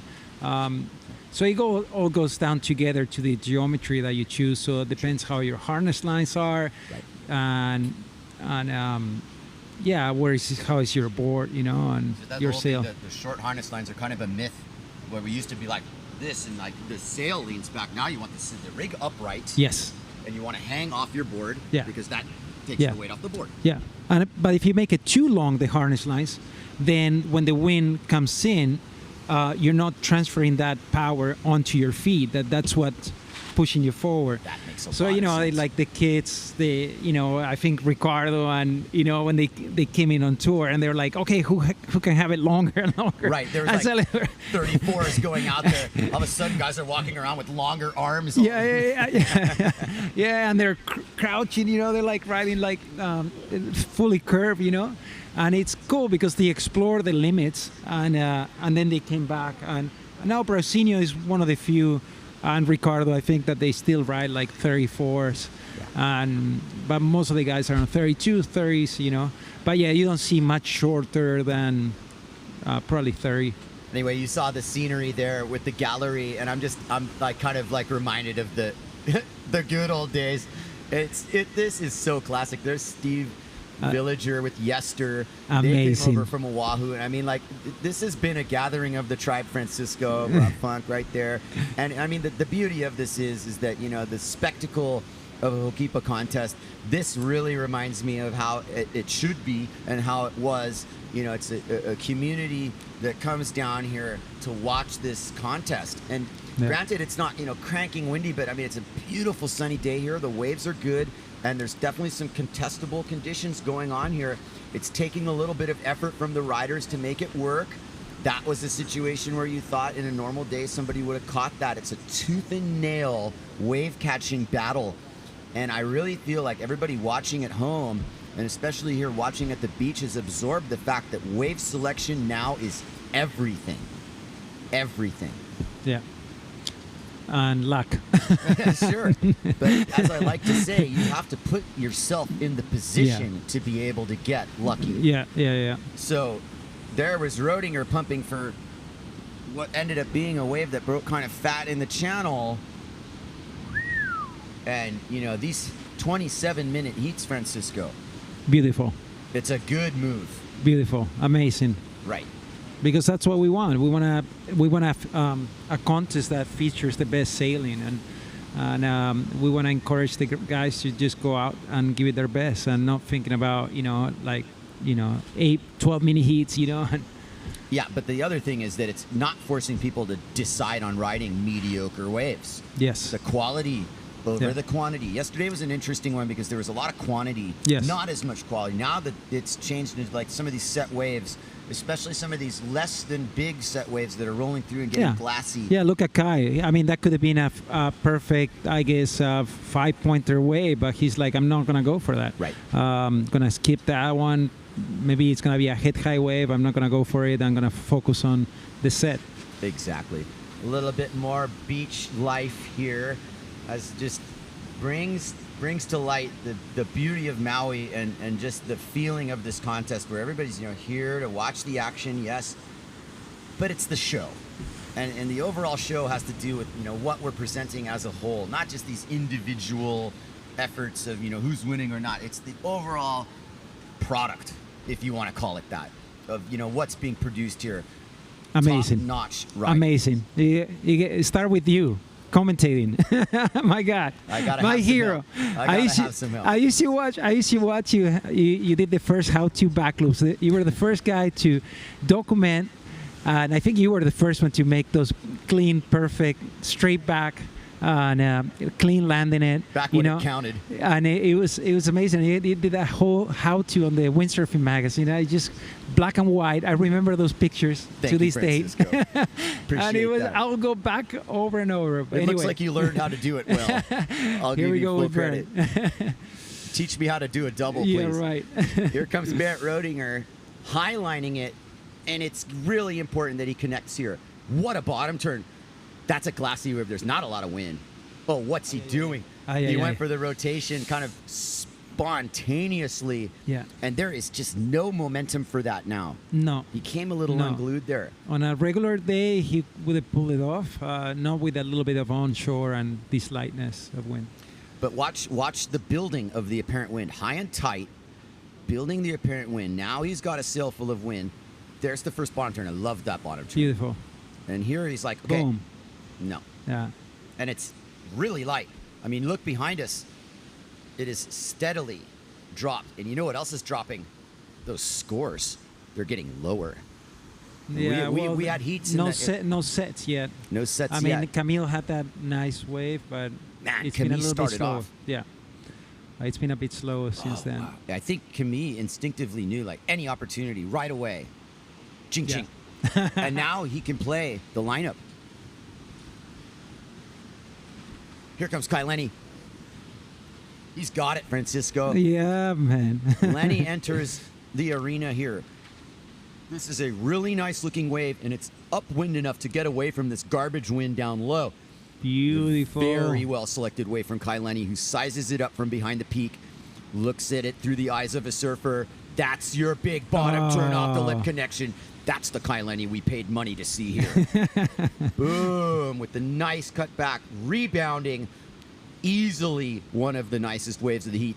Backhand drag. This is going to be a score, Francisco. I think that's going to put him up there. That was quality. Yeah, that's the kind of riding that he's doing. I mean, that board is basically a blown-up surfboard. I was going to say. We just went off one of his surfboards and just tuned it up, added straps and a mast track. Basically. My goodness. I do see that it's a tri-fin, but I also see that the 3 fins are equally sized. Yes. Pure surfboard. Yeah. Wow. And then what that ride did to me was it tickled my inner child. My imagination is just like, that's what we want to do. Yeah, I know. Rush started doing that. Rush Randall was doing that years ago. He just went, I guess, from one of his squash tails, and sure. And he was standing like, a couple of inches off the tail. Take it away, Francisco. Camille Juban. Oh my God, no, this is amazing. I can be worthy of talking. You go for it. Well, I mean, he did the fade line from Yeah. the left, and then he just punched that lip. Is he going to get this? Is he going to go under it? And it didn't happen for him. But you saw the setup. Yeah. And it's so apparent to me that Camille knows Sokipa so well that as he was sizing that ride up, he's already done all the calculations. Yes. And then he just turns his mind off. No, because I think he realized that it wasn't going to be a higher score, and his mind was like, no, this is not gonna cut. Yeah. This is not gonna put me into the final. So I'm gonna go back out there and don't even work with this white water. As far as that last section. Yeah. But the opening move, when he was fading left and just bottom turned into the off the lip. Yeah. Vintage. Yes. Vintage read. And our standings right now. Let's start with Campello and his world title hopes. 0.83. Brent Roediger with a 9.34. Lenny with a 10.7. He's over the double-digit mark. And Camille sitting on a 13.13. These standings might change as the other scores drop. The other thing I see dropping is the wind, yet still we're at float and ride levels here. And the thing to absorb here, Francisco, is that you've got to get in position to catch these waves. That's the first order of business. And even Brent Roediger, as effective as he is, has to really work to get in this thing. He's looking behind him. Veteran move there to know where you are in the lineup. Lenny in front of him. 1-2 exchange. Lenny, Roediger, and now Campello behind him. 1-2-3 exchange. This is going to be a big moment in this heat. Lenny punches the lip, heads to the channel. Keep the zoom wide so we could watch Burn. He'll get it. Behind you. Nice hand drag, Hawaiian style. There Ben you go. Roediger with the taco over the section. You know it. That's going to make a big difference.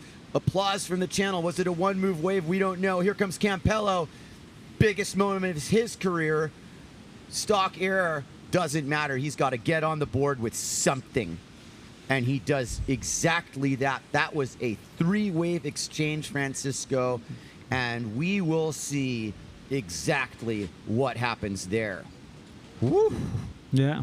Let's see how Man. they score. If it's, I didn't get to see the whole wave of Burn, but No, I mean, like Kai on that first wave, you saw him look behind him, right? He was like, he probably would have liked that wave after, but, you know, in terms of replay potential or whatever, whatnot.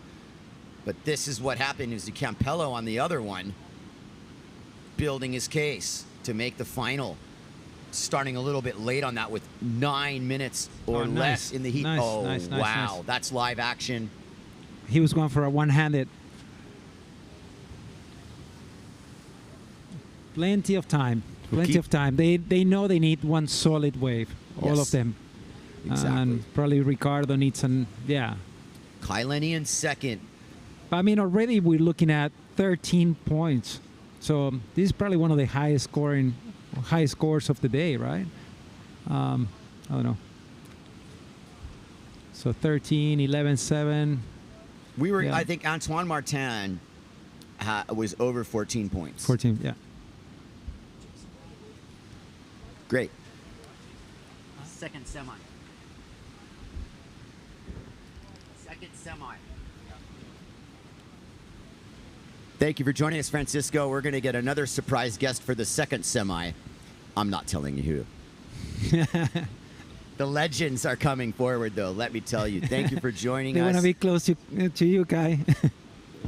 Let me tell you, I don't have a world title to my credit, but I am happily sharing the stage with you, Francisco. And we've done some good battles, too, over the years. But the thing about these heats and these moments in our careers, we're at that stage in our career. We sit back and we're like, yeah, man, it's good to be up here. I don't think between the two of us there's a measure of pressure about anything anymore, like ever. Oh. Obviously, the world was lifted off your shoulders when you won your title back in 2000, which was the best year I ever had on tour with 7th. And I mean, I remember the hard work you put in and how rewarding that, it just felt to watch you win that. And I mean, you were so deserving of it just because, you know, the level of sailing at the time, that moment of time in the sport as well where things were getting pushed. We were going to the trilogy. You know, Yeah. the Fiji event, Beautiful. Baja. Nice. It wasn't just Hokipa anymore. I know, beautiful. You were Yeah. a part of that. Yeah. And that was an important thing now that we're really at this. I mean, what's your opinion of this tour, Francisco? Japan, Fiji, Dream. Chile, Peru, Zilt, Maui. Dream tour. Dream tour. It's tour. amazing. It's amazing, and it's been through all the forging of the two tours, and it's just amazing because it's bringing the best of both together. Yes. So this is giving the riders a great opportunity to show who they are, not just at one spot but across the world, and we have a chance to promote wave riding really in the world tour. But it still ends at Hokipa, and that's where we are right now as Roediger climbs the section. Easily one of the nicer rides of this heat. Look at the contour of his approach. One good turn deserves another. Ooh. That was a great wave. Oh, man. And that was only the board. That was great. The sail had nothing to do with that ride. It was board placement. Yeah. Look at that. Mid-face turn. turn. Right here. This one. Straight back. This is really nice turn. Wow. Boom. He didn't even go down on that one and went straight back into it. That perfect was timing. So nice. So nice. And I think the approach, with that hot sail designed by Jeff Henderson, that's a 3-batten. But I think the key thing, the one word I would use about that sail is light. Yes. Light in his hands, lightweight. Roediger climbs into first place. 14.13. Camille Juban right behind him, 13.13. Lenny and Ricardo Campello. And what could easily be considered a final in any day. Yes. Looking up with not that much time left in the scope of things, considering how windy it really isn't. I know. Lenny surveying the arena. Can he bring Hokipa to his side? Can he make the final here? His quest to win an Aloha Classic title still ongoing. Ricardo Campello, the body language, Francisco. You can see it. Yeah. He's thinking about this. He knows where he is. He knows how important this is. He knows he can't afford to let Brasilio make that final if he's not in it. And time is ticking away. Here comes Lenny. Joyride. Yeah. Beautiful. Good line. Yeah, look at the board work. Oh, I like that. Like that. That makes me happy. Hand drag.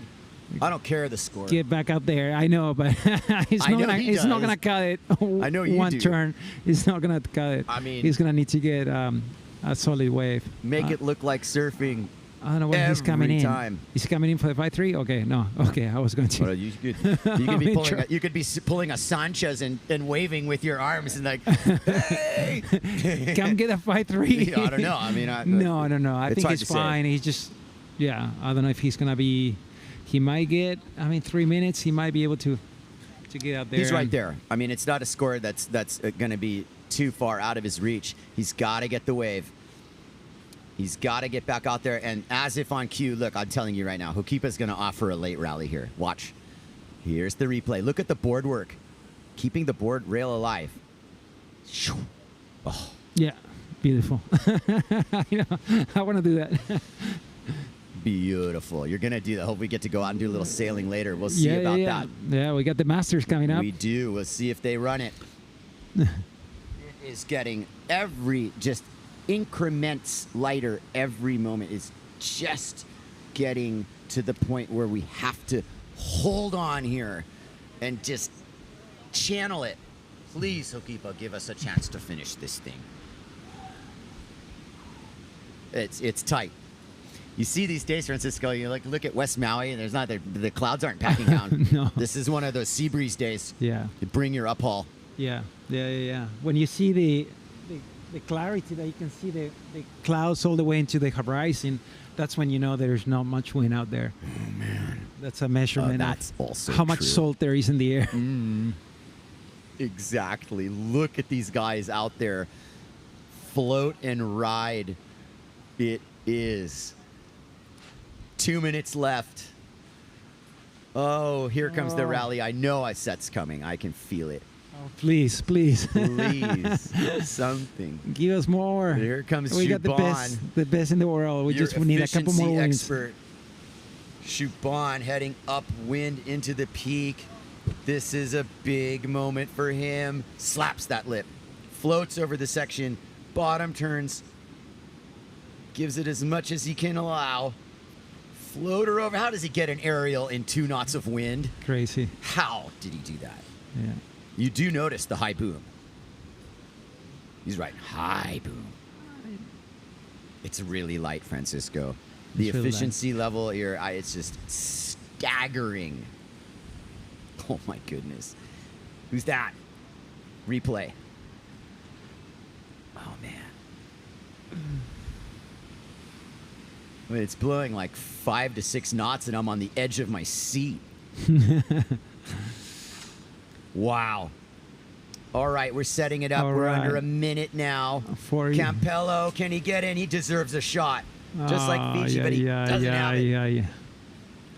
Kai Lenny has it. Come on, Kai. All right, Kai. Here it Fade is. into it. Ay, No. ay, ay. Is he going to get the next one? Was this a smart 20 thing? seconds, but Uh-oh. Ricardo's going to be on the next one. Ooh, Bernd. Oh, Bernd was on it. That's why. Oh, Bam! beautiful. Oh my goodness, Roediger. Keeps going. There's Campello. There's This is live Ricardo. action. This is one of his better waves. Yes. Whitewater. Rebound. Yeah, Dig deep into that bag. What do you got? Mamma mia. That watch party in Caracas, Venezuela just went, I can't repeat what they're saying over there in Venezuela. Well, you know, we might, the way the forecast is looking, we might have a double elimination. So, you know, We it's might. not all over yet. But this is the moment where it's like, I know. I feel bad for him. Well, that was Well, the but heat. you know, it's, you know, we have to wait and see how Brow does on this coming heat. You know, These are facts. And yeah. Thank you for joining, Francisco. Thanks, buddy. You go help your team riders out. Thank you for Thanks so everything much, you guys. do for our Thanks, tribe, everyone. buddy. Thanks everyone for watching. Francisco Goya. Let me tell you, we bring on the legends. And now, we will be bringing on none other than...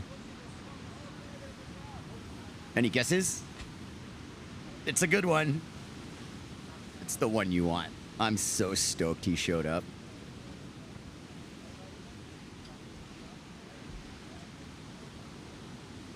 Lenny sails in. Oh, and Campello, by the narrowest of margins, is going to miss the final. 12.43, 13.33. And now Ricardo can only sit and watch the second semi.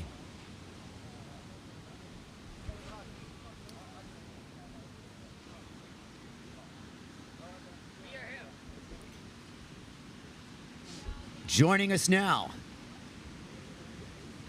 Hey. What's Hello. up? Do you recognize that accent? None other than KA1111.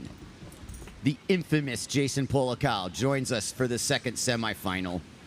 All right. Jason, welcome. Thank you, Kai. You look like you're, you know, in one piece.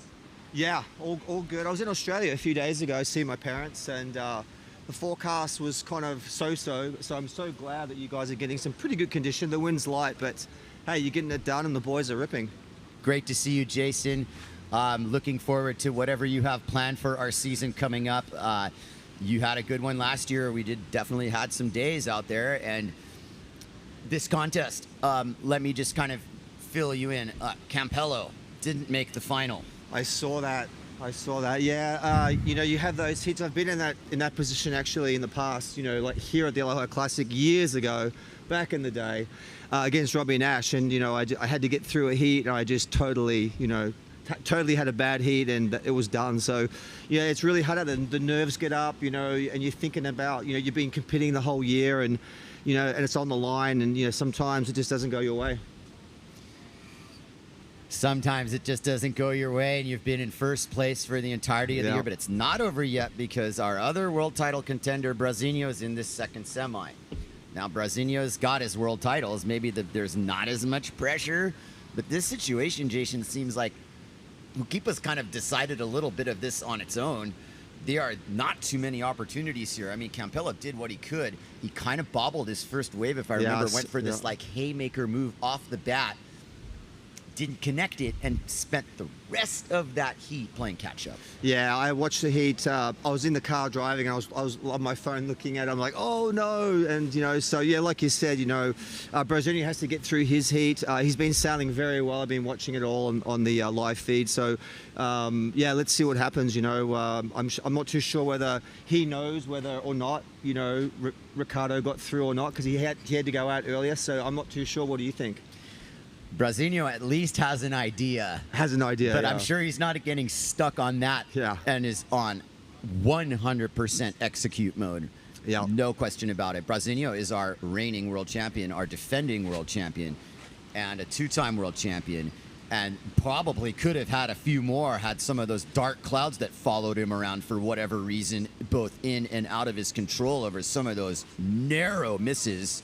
Well, Fiji, right? I mean, did you was that the sumo Japanese roll that he off the lip that he did? That sort of cost him the event right there down in Fiji. So it was really good to see him bounce back. Right. You know, he went across to you know, some of the other events to get points, and he put himself in a position here where, you know, he's close to Ricardo, and you know, anything can still happen. We're still waiting on this second semi, so you know, Brazinho's got to get through, and yeah, it's going to be exciting. Here's your semi: Antoine Martin, Morgan Noirot, Thomas Traversa, and Brazinho. I mean, how stacked is that heat, Jason? Oh yeah, these are all the top guys, and you know, that heat earlier, you know, watching Camille and BERND, you know, they're very good in those light winds. They're light, they're very light guys, and they were just shredding. They really were, and it was wave riding. It was using the board, Jason. Yeah. Super board riding effectiveness. And this is barely being put to the logical limits here, because the wind's even lighter now than it's been all day.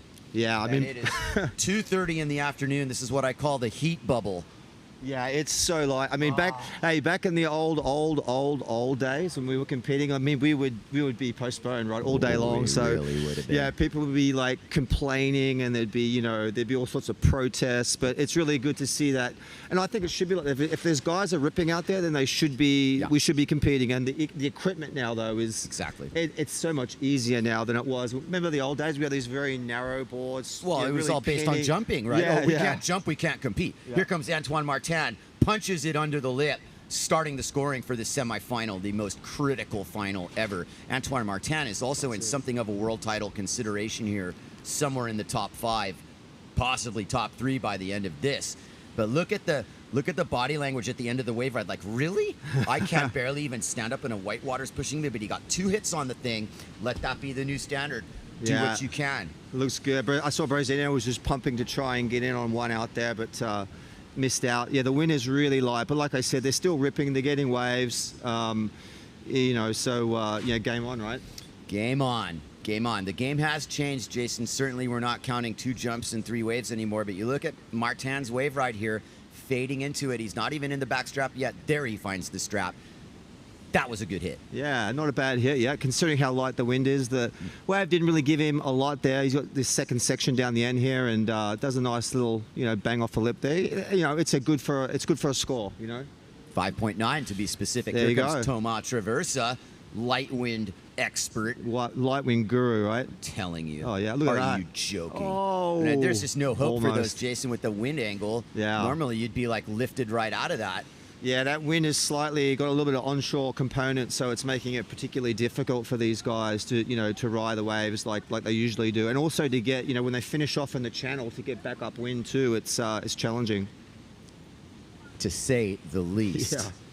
Brazinho taking his time, and now you know it's turning into, it's like sailing around. No, now you're like sitting in the lineup like a surfer. You're just like holding your, don't go sail out to sea. Yeah, they just bobble. And that's the trick, right? You get too far out, and then you know, you're going to miss all the sets, especially how light it is. So it's a real tactical, you know, game of not being too far out to sea, but close enough in where, you know, you can get the waves. So it looks like Brazinho's up and riding. Nope, missed that one as well. I was wondering to myself, does he get this or not? Here comes Noirot, also a total efficiency expert, but a little bit lower, and he's like, no thanks. Brazino looks like he's got a nice one though if he can get this one.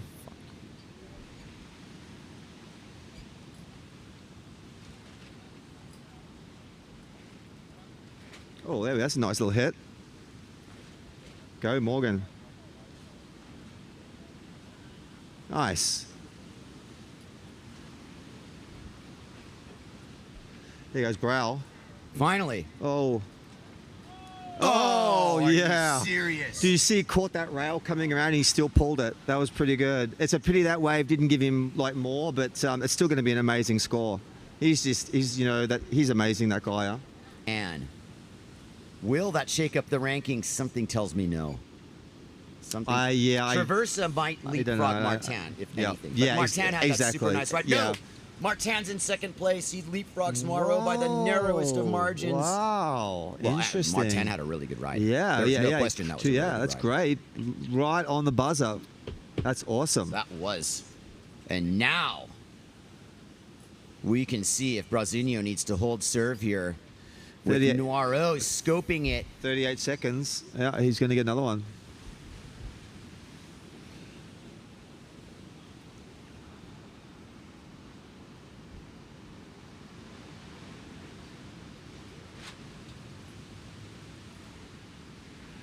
Great job. Yeah, that was great sailing. That was really for what was on offer there, and the factors that be to put together a heat like that for all four of those guys. Exactly, they killed it. Yeah, command performance, really. Yeah. It was great going to watch. in. There we go. And the heat is over, and that is going to be our final two sailors to make the men's final. Marcilio Brown and Antoine Martin. Does that count for Noireux? I'm being told yes. Will it be enough? We shall see. Noireux sailing through the rocks. I'm gonna go down the beach to see the boys. Thank you for joining, Jason. Always a pleasure to have you on board. Catch you soon. No worries. Awesome. It was great See to you out there listen to the commentary all day. You're killing it. As always. Thank you, love Jason. listening to you. You're awesome. Thanks, guys. We'll see you later. Thank you, Jason Polakal. Right on. Legendary visits.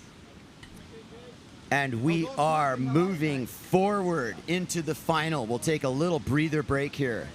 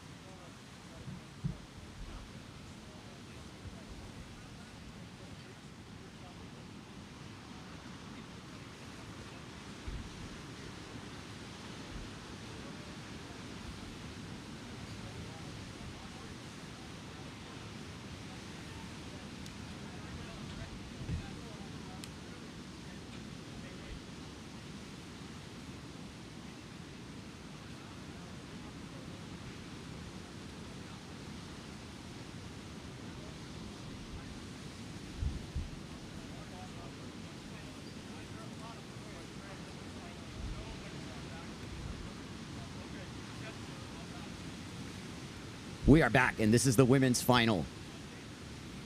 Needed to catch my breath there. Maria BEHRENS is in the final. And she has started the scoring off right on schedule. Nice ride from Maria. Being offered a float and ride opportunity of monumental proportions, really. Because skill and experience are important. But this is now a situation where you're going to bring Hokipa to your side if you're going to make it happen.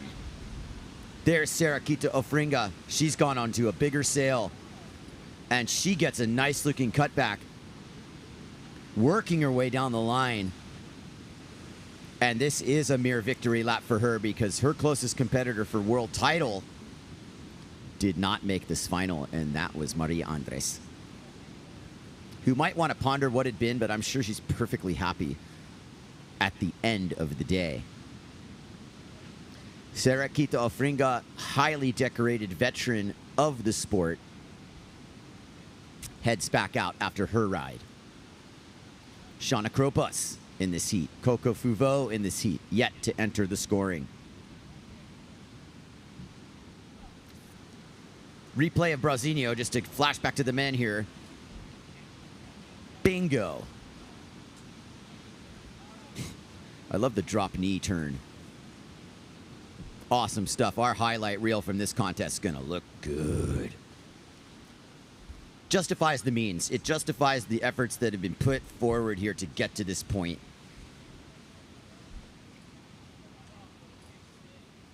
And we are at that point. This is the pinnacle of the entire season. The women's final. 24 minutes left and counting. And it's a good thing we have that amount of time because you see how fast these sailors are moving. And you can see exactly what kind of distance you need to create to go where the waves are breaking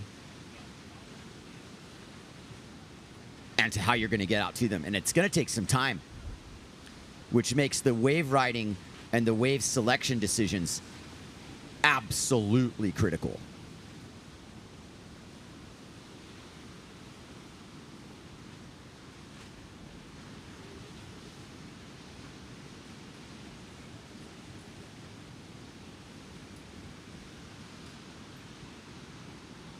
Joining me, I need some help.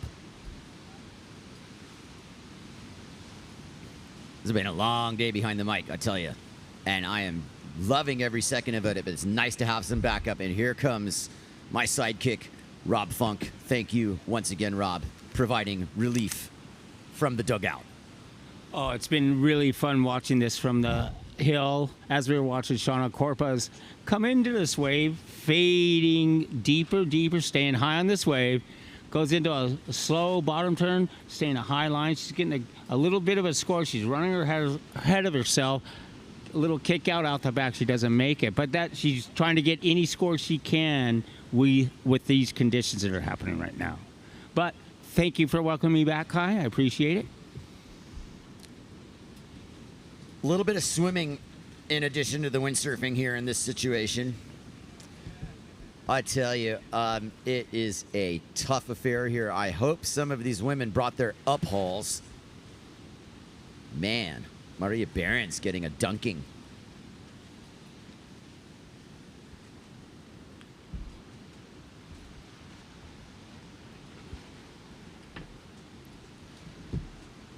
Hokipa's really continuing to offer contestable conditions, but it's not without challenges. The wind has definitely done a side onshore shift now.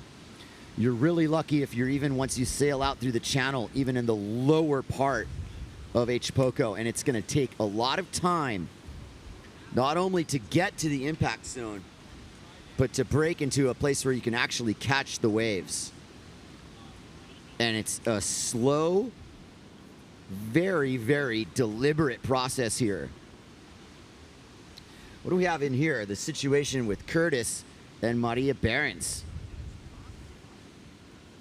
Or is that Shauna? Yeah, this is Shauna. Shauna's on the inside. I hope she's not injured. She doesn't look like she's 100%, Rob. I think she's broke down. Oh, man. Anyway, meanwhile, on the wave, and a very good wave at that, is SARAH-QUITA Ofringa. And she punches her bottom turn, perfect position. Rounds out her turns. Definitely making the most of this ride. Duck jibe out, that is gonna make me happy. I love doing that. Little duck jibe out the back, you know, a couple extra increments of points. What's up with the situation here? Now, Shauna's been swimming because she can barely water start. But is this a situation where she just got hurt? And I hope not. But she's definitely swimming in for a reason. And she's seems to be waving off the jet ski help. No, here he comes. Yeah, interesting. As we see SARAH-QUITA on another wave. That is actually Maria Behrens. Oh, I apologize. There was SARAH-QUITA's on the Neil Pride. Here comes Maria Behrens on the duotone rig, the purple sail, the most vibrational color. Maria Behrens, way from behind. Here she comes. Is she going to punch this thing, Rob? No, she opts out. Self-preservation it is. Yeah, that would have been hard to climb that with no wind. She would have had to bury that rail. But now what I'm observing with Shauna CROPAS is that she wanted to just swim into a better position to water start. We will keep an eye on her. Here comes Coco Fouveau. Rob, Coco's been ripping. Yes, she has. I'm so proud of that girl. She's bottom turning into this wave, coming off the top. Her turns and confidence has just come way up from the beginning of this contest. Absolutely. As Shauna starts sailing out. No, that's Maria. Or Maria. Shauna, unfortunately, is definitely trying to come in, and we will get the report on her condition. I hope she's all right. Competition bringing absolutely everybody's top effort in a situation where it's really hard to give 100% in these conditions. It's a tooth and nail battle. Curious if she was injured, though the lifeguard would have had her in. Well, that's what's weird about this situation. Yeah, we will follow that closely. Hope she's all right. She's trying to water start. She wants in. At any rate, you're looking at the lineup here. Women's Final 2023 Maui Strong Aloha Classic. We are live at Ho'okipa Beach Park, bringing it to you live across the globe. No matter what time zone you're in, stick with us here. We're going to finish the women's final and launch straight into the men's final, and God willing, we will get those results today. And the single eliminations will be done. The current forecast trend really does have to do with building side onshore wind, and if this is any indication, if it's more onshore tomorrow, we're going to have challenges. But let's focus on right now. I agree. Because we have it all right in front of us. It's just become 3 o'clock in the afternoon. We might have just made it past the heat bubble. I see a little bit more wind trying to creep into the picture, though not a whole lot of it. And thank you to our jet ski drivers, Curtis. I'm not sure who the other guy is, but you guys are doing an ace job. Thank you so much for our help. Here comes Coco trying to swim through the channel. And she's right in front of the worst part of the rocks. I would take the assist if I were her. But she's going to live clean if she can flush through here. Just keep swimming, Coco, and you're out of there. Here comes SARAH-QUITA Ofringa, representing the Kingdom of Aruba. And you can just call her the Queen of Aruba. Big hit there. That's one of those things you do in the finals. I like contact, Rob. I do too. She was going for it in this finals for her, and that was that's what you do to be a champion. 100%. Man, the surf is actually starting to really pick up nicely. It's sad that we're not having the wind. It's just enough. Yeah. It's just enough. Maria BEHRENS finds herself out alone in the lineup. Coco Fuveau got flushed straight to the channel. She's closer to lanes than the point. SARAH-QUITA squeaks a water start, but not quite. So we're not even really water starting, Rob. No, we're not. We got about a little over 16 seconds left in this final round. 16 minutes. Yeah. And so we're going to push it out. All we need to do is see these competitors at least get 2 waves each before we do anything that might change the dynamics of this heat, whether they keep it or throw it out. Good point. There might be reasons. I think, you look at CROPAS sailing in. I don't think that had to do with the conditions. But what head judge Duncan Coombe needs to see is he needs to see scorecards full. Coco Fuveau has a couple scores. Maria BEHRENS has a couple scores. SARAH-QUITA has a couple scores. And that, to me, is a heat. It, to me, is a heat. And especially in this situation, when we're looking ahead, we've got to take advantage of it. And credit to these women. You're making the most of it. But also, I don't see any complaining going on. I don't see anybody gripping about it. Like, there were times in years past where this has just become some sort of contentious issue, but it's not. And everybody's looking at this full body of work that we've got in front of us here with yesterday and today. And we're looking at the opportunity to finish the single elimination. Let's tough it out. I agree. We are toughing it out, as you can see on the screen in front of you. No action right now, but this has been a very, very good contest to have something on Maui. Starting us on the road to recovery. We're really, really happy about it. So this Aloha Maui Strong Classic has been really fun and relieving for a lot of us.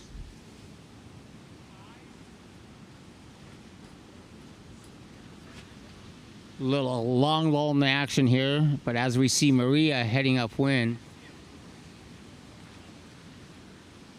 patiently waiting, a little over 14 minutes left in this heat.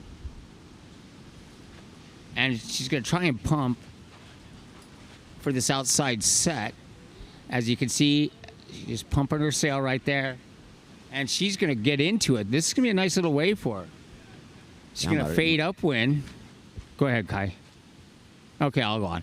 Then, as she's fading up, setting up for her bottom turn, nice little arcing turn in the bottom, mid-face turn.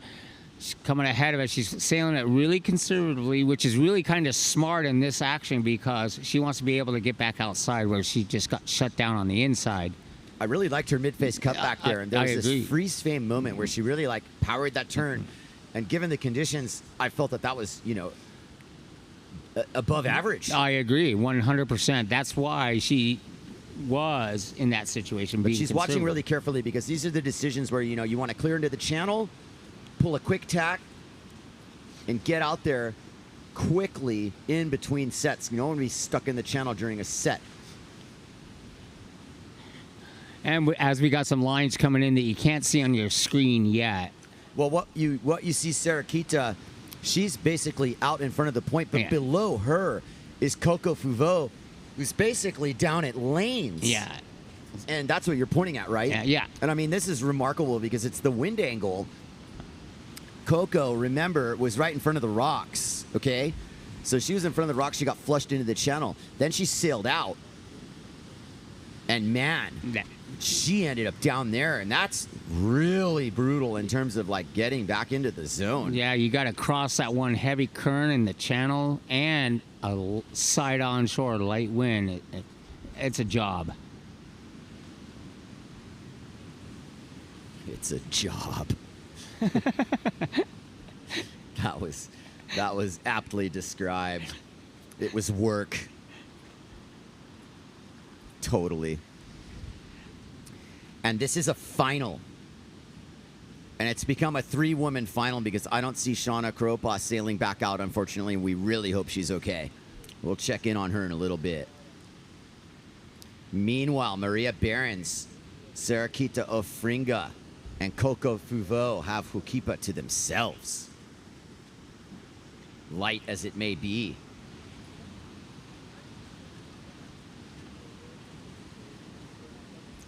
So Sarah's got this wave that, if I'm correct, she should be just moving it up to you're right on the screen just to get back into the contention of the actual field of play. But no, I'm wrong. She's going to take off on this wave. Bottom turns crisply into this wave off the top. Going to come around the photographer right there off the top. So again, a nicely sailed wave for these conditions, and SARAH-QUITA off the top there to finish it off. But she's really not in a good spot because she's literally right in front of the rocks. And she needs to get her out of there right now.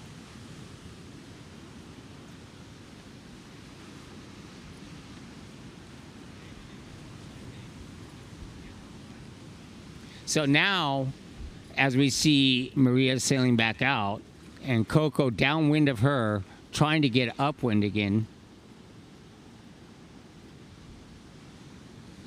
Now you can see the field.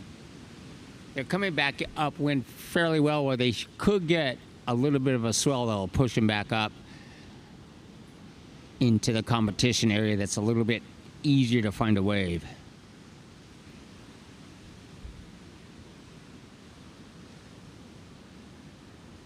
As we see outside, this is Lanes looking down at Lanes from the point at Ho'okipa, the West Maui Mountains, and that is Molokai behind Maui on the west end. Coco Fuvo.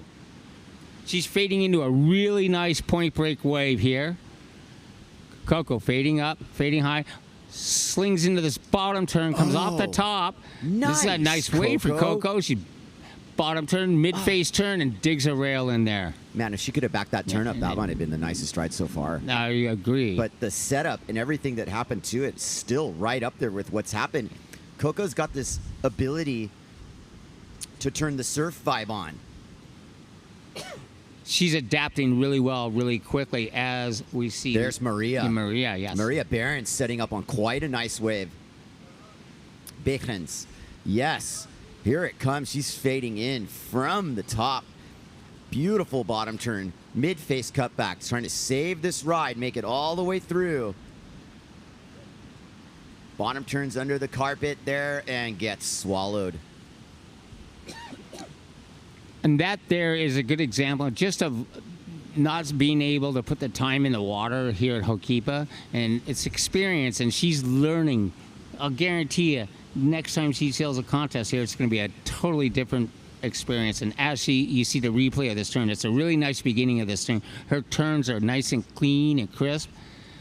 She's staying a little bit right at the shoulder perfectly, and that's where she dug the rail on the inside.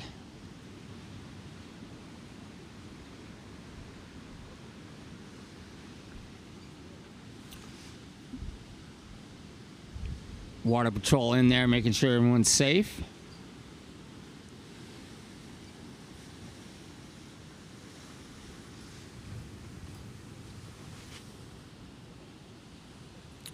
Okay. A lot of swimming going on. A lot of swimming and competitors for the men's final round heading out. Already heading out to get in position. It's a veteran move.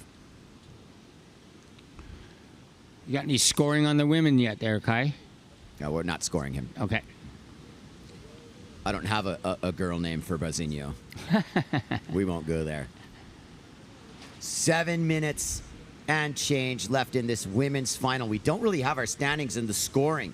I'd be very curious at this point what they're going to give Coco Fuvo for that ride versus Maria BEHRENS' ride versus SARAH-QUITA, who's probably in the lead. I can only speculate. I do not have the scores in front of me. Rob, perhaps you could check your phone or put it on live heats. I don't have good reception. I don't have the reception either, for some reason, but I'll do my best. I'll look here, and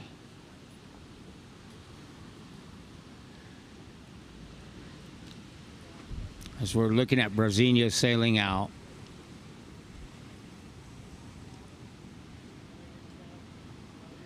there's Maria sailing out. They're all setting up to get in position.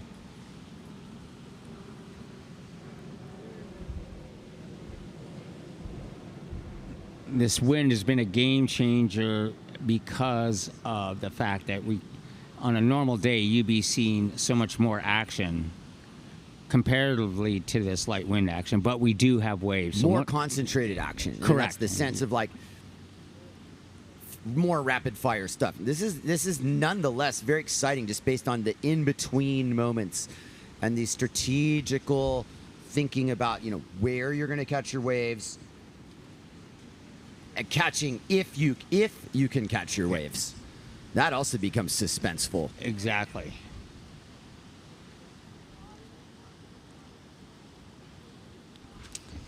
I mean, even Sarah heli-tacking right there, it was like there was no wind. It was effortless. Basically didn't even need to flip the sail. It Exactly. just went around.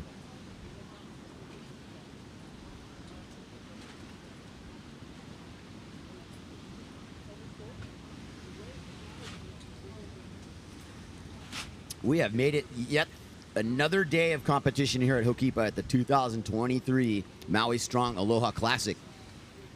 Trucking through here, women's final, men's final, and then we will decide where we're going with this.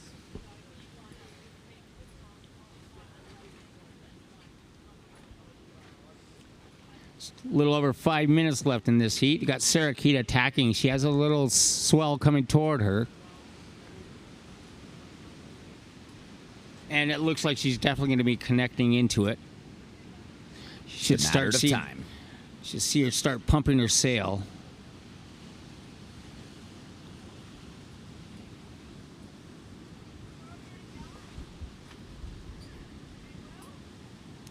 There's Sarah. She's pumping her sail on the outside. You see that sail wiggling around. She's onto a nice wave.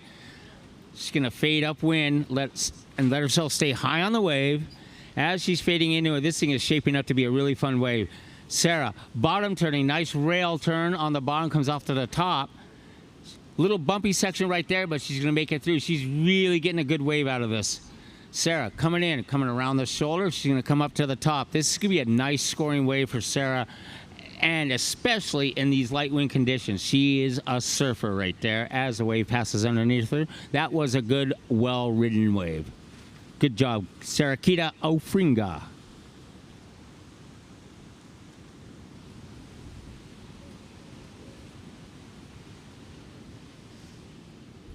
Here's a replay of it. As you can see how Sarah's using her rails on her turns right here, and she's staying in the power part of the wave by being on closest to the shoulder and on the top part of the wave, and that's what's giving her push that she needs because of the lack of wind. Smart windsurfing right there. In that situation, she's basically letting the wave do the work for her.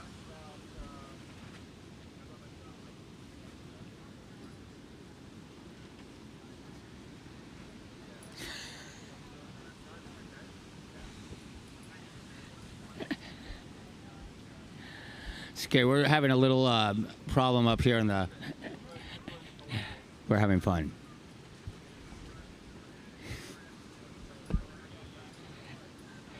As we look out on the screen, a nice heavy lull, we're going to be having a celebrity all-star Hall of Fame windsurfer coming in here to sit with Kai shortly. His name is Robbie Nash, US 1111.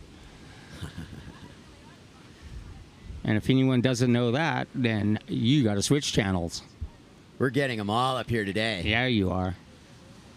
You're on candid camera, Robbie.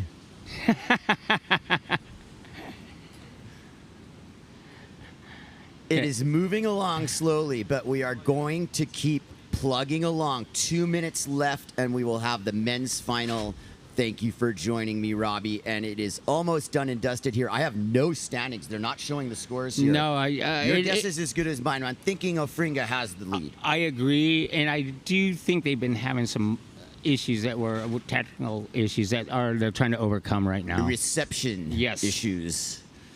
Well, we're going to need to keep it interesting then. It's on us. Well, no, it's going to switch to Rob and you, Nash, in a second.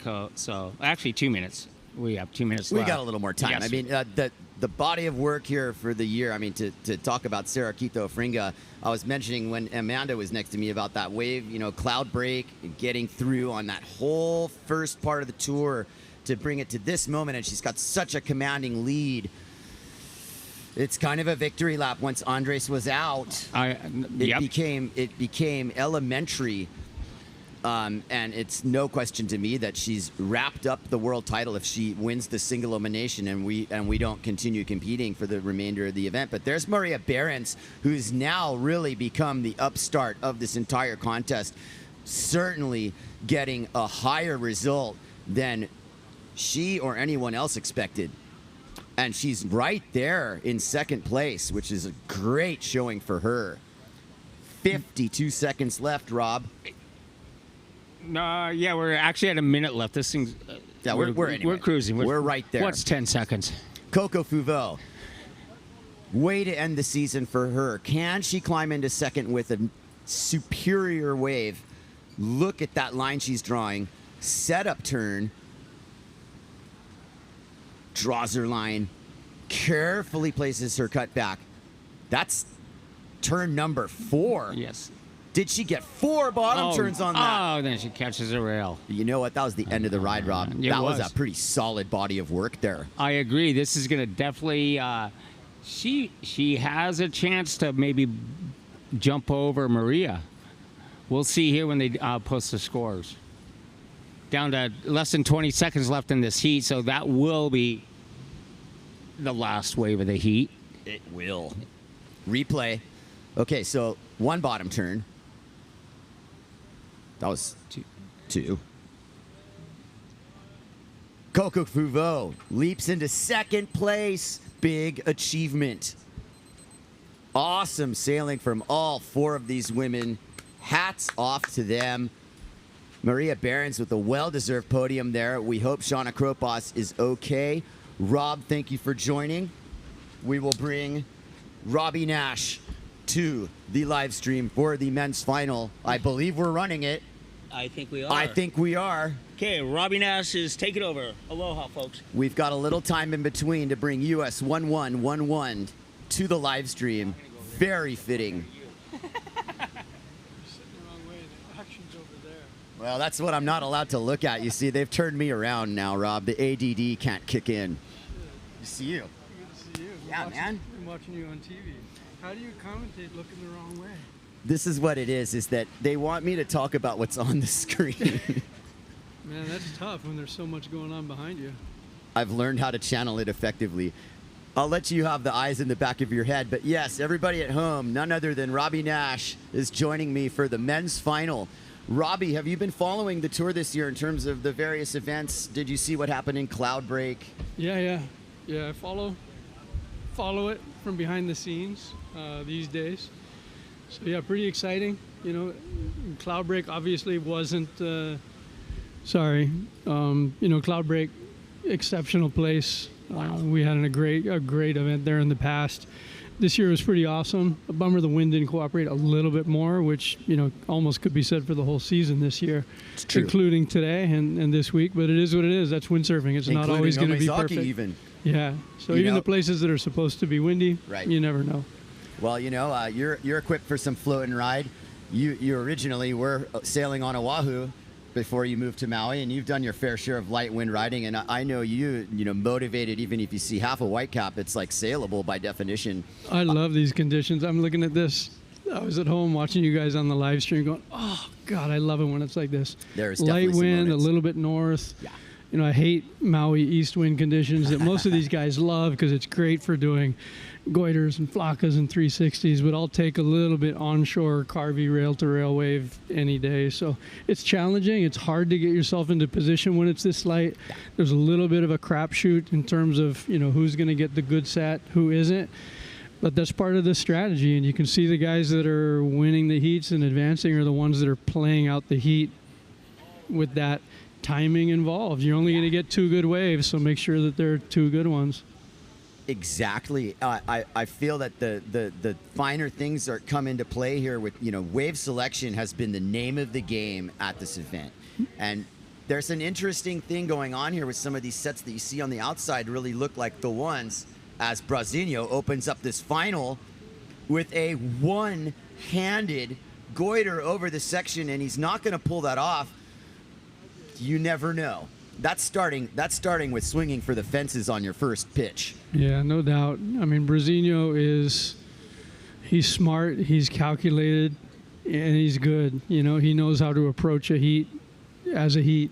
And if you watched his positioning in the semifinal and pretty much every other heat he's been in, he's not just sailing around in circles hoping something comes to him. So he's very calculated.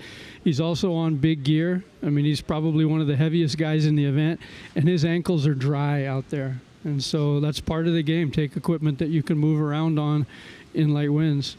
He drew a nice bottom turn off that. He's getting a 1 point for that, and it's basically a one-move wave that he didn't stick. So the judges might be not trying to reward this, you know, flash in the pan mentality, but here's the deal with the title races.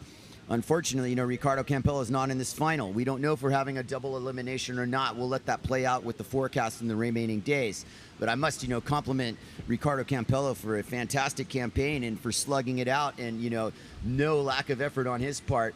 This would have been great if he was in this final. Yeah, I would have liked to have seen that. He deserves it. You know, he's been doing this for a long time. Through thick and thin, and, you know, not just the affiliation with Nash. He's become much more professional with his approach. You know, Ricardo over the years has been kind of a firecracker guy. You love him or you hate him, and, you know, he's out there to win. But he's kind of calmed it down, taken his approach, and really massaged his riding.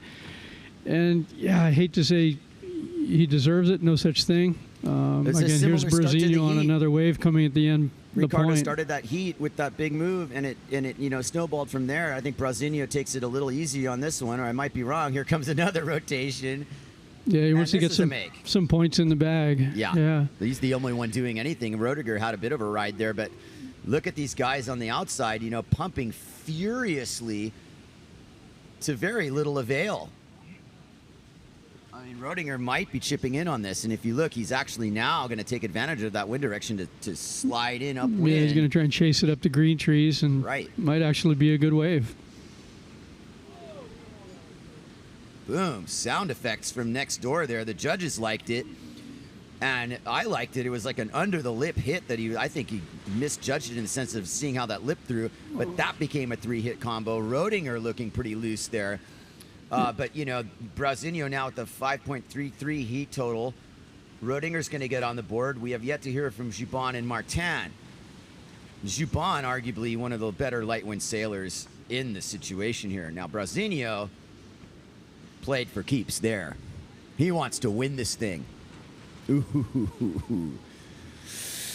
And going back to Ricardo, you know, his whole heat was basically kind of thrown into the rinse cycle with his positioning at the very beginning of that semifinal, where he just got slightly out of rotation with the other three guys. It made him, you know, basically miss getting a good set wave in that first set. Everybody else got a wave, and it put him one wave behind everybody, and it was catch up from then. It's never a great position to be in, you know, when you're, you know, especially in winds like this where it's hard to move around. Yeah. And we got Antoine on a really good one at green trees as well. I loved the bottom turn line. That's the old Sunset Beach fade right there. Fading from the left, and look at the surgical precision of his rail work. Just a joy to watch. There's Juban outside of him, tweaks over his section as Martin finishes his ride. Juban wrapping around the lip slide. This is dangerous, Robbie, because Juban strikes quickly, and he has the formula with the judges. This is pure danger here. Juban strikes in with about 5 minutes into this heat, waited for that moment, and that was a pretty solid ride. Yeah, I'd say both of those rides back-to-back were pretty good. Multiple turns. You know, it's hard to give a 2-turn or 1-turn wave huge points, although there have been some during the day because there hasn't been much available. But it's really nice to see a 4 or 5-turn wave where you're using your rails and really making the most of what's available, and not just straight lining the long section to do one big move, which is often the case these days. So that was really well executed by both guys. Yeah, good to see the scores lining up. Juban in second, narrowly. Thank you for joining us here at the 2023 Maui Strong Aloha Classic. Kai Kachidorian, Robbie Nash, bringing it to you live from Ho'okipa Beach Park. Robbie, you got opening day here. You've been sailing lately. I see you kind of on the sessions. Yeah, lucked out. I've been right place, right time several times. I got that Kona wind session. Got a really fun kind of light air day before the contest started. Trying to mix it up, have fun with the boys, but stay out of the way. You know, I don't need the limelight, but I'm certainly not going to miss good conditions. So it's good to see. We love having you out here. I'm open to your take on what kind of season we've got. I think you'd probably be of the approach that we'll take what we get, and when we get it, everyone's trying to predict, you know, what's going to happen with this El Nino and everything else. And like whatever happened to waking up in the morning and looking at a tree move and a white cap, and that's what you got. Like, let's not look too far ahead, right? That's how I am these days. I'm kind of trying to go back to that sort of lifestyle. Less stress. I'm not waking up and looking at my phone first thing, and I base the weather and what I'm going to do that day on what I see outside. Right. And, you know, looking at wind guru first thing in the morning is not necessarily what I'm going to do. I load my gear in the car, and I've got 3 sports in the car, and you know, see what looks best. Here's Brazinho highlining it with Roediger behind him. Brazinho winding up his coil here. He does the one-handed goiter, and it's a no-make. Swinging for the fences. I'm not sure what happened with Roediger. It looked like kind of a little whitewater sticker there. You're just looking at a bit of a different angle of wave riding here. Guys are going with their usual approach, and it's not really paying off with the vertical hits because it's basically like side on. But look at Brazinho. You know, talk to me about building your apparent wind here. Yeah, well, I think both of them got suckered a little too high on that set. You know, they should have been more down at the point where the wave is going with this west. And so they're both a little deep. Of course, it's hard to do a good taka in slightly onshore winds. You know, the wind's not lifting. You've really got to struggle to get it around. And he just didn't quite pull it off there. Same with BERND, just got a little bit behind the wave. Yeah. Good effort, but they were just a little bit behind the peak. Brazinho finding himself in rare territory in 4th place here, with Antoine Martin rounding up a very narrow margin between 2nd and 3rd, and Roediger finding himself in the lead. And that is the story here. And, you know, you think about 20 minutes being a lot of time, but not when you're barely water starting, Rob. Yeah, and sitting right in front of the rocks, and you know the current's going to take them down towards lanes, so they're going to be quite out of position by the time they do get up and going again. So good opportunity for the other 2 guys on the outside, but we've seen a bunch of heats already where people were in perfect position out the back, everybody else over in the channel, and no waves came. So it's just see what happens. Hopefully we get lots of sets. That's what I want to see, is lots of opportunity for everybody. Let's live up into this moment. Let Hokipa rise to the occasion. And everything that we've asked for in terms of what you really need to have the elements come together for a contest, much less a final. You know, we had our first rounds yesterday. The waves were a little smaller. This has kind of built a reasonable crescendo to this point here. I think it's kind of gripping with this light wind final stuff, because all these decisions, these minors decisions, are everything. Well, the good thing as well is, you know, when you have a single elimination like this where the beginning heats are held in pretty marginal conditions, and you're a guy that, say, loses a fairly early round, you hate to see the conditions turn, they wait, and then the guys that made it through those questionable heats get stellar conditions in the end, side shore, mast high, perfect wind. So this way it's kind of the whole first round, the whole single elimination was held in basically the same conditions. It was light for everybody. Yeah. And so at least you're not sitting back and go, oh, I lost that shitty heat and everybody else got better wind. So I kind of like the fact that it stayed light all the way through to the final. Right. And it makes it consistent for everybody. Yeah, I mean, case in point, sometimes we'd see the best conditions in the trials. Yeah. And you know, like, oh no. Right. That's like kind of the antithesis of the whole thing. And we luckily didn't, you know, get stuck in that bubble, but also, you know, just didn't take the bait in competing in some of those more marginal days when we might not have had a full body of work here. Where is Antoine Martin in the scope? Is he up by middles? Yeah, he's pretty much right in the middle. Got a good wave, though, because it's not closing out down the end, so he might actually get several turns on this. Huge cutback there. He really got the rail in the water. That's another nice one. And these are the things the judges, the fine-tuning. There's the 3rd one. Can he save it? Get it. He needs to, and he doesn't. Oh, that might have been a very, very big score with that last turn save, but those, I'd like to see the replay, if we can, based on those first, shoot that right there. And this one, Robbie, look at that turn. Yeah, wow. Nice and tight off the fins. You know, you see a lot of the guys in these light conditions are really stuck off the rail on their front foot. Right. You see them like almost plowing bottom turns and getting kind of stuck off the top and having to focus more on airs and takas and whatnot because they they can't really do a good tight top turn because they're standing so far forward on the board, or their board is so flat rocker that it's really grabbing in the front. So it's nice to see Antoine there just gouging off the Back tail foot. and doing real full-on surf turns and not stuck on his front foot.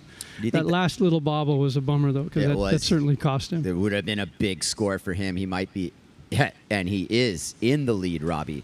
There you go. Still yet. So the judges didn't necessarily punish him, but it wasn't obviously a clear-cut lead. Now, Antoine has won at Ho'okipa before. Bant's won at Ho'okipa before. Camille's won at Ho'okipa before. And Brazinho has won at Ho'okipa before. So these guys all have that winning feeling. And is that a situation having, yourself having won at Ho'okipa before, is that pressure off, or does it just create more expectation?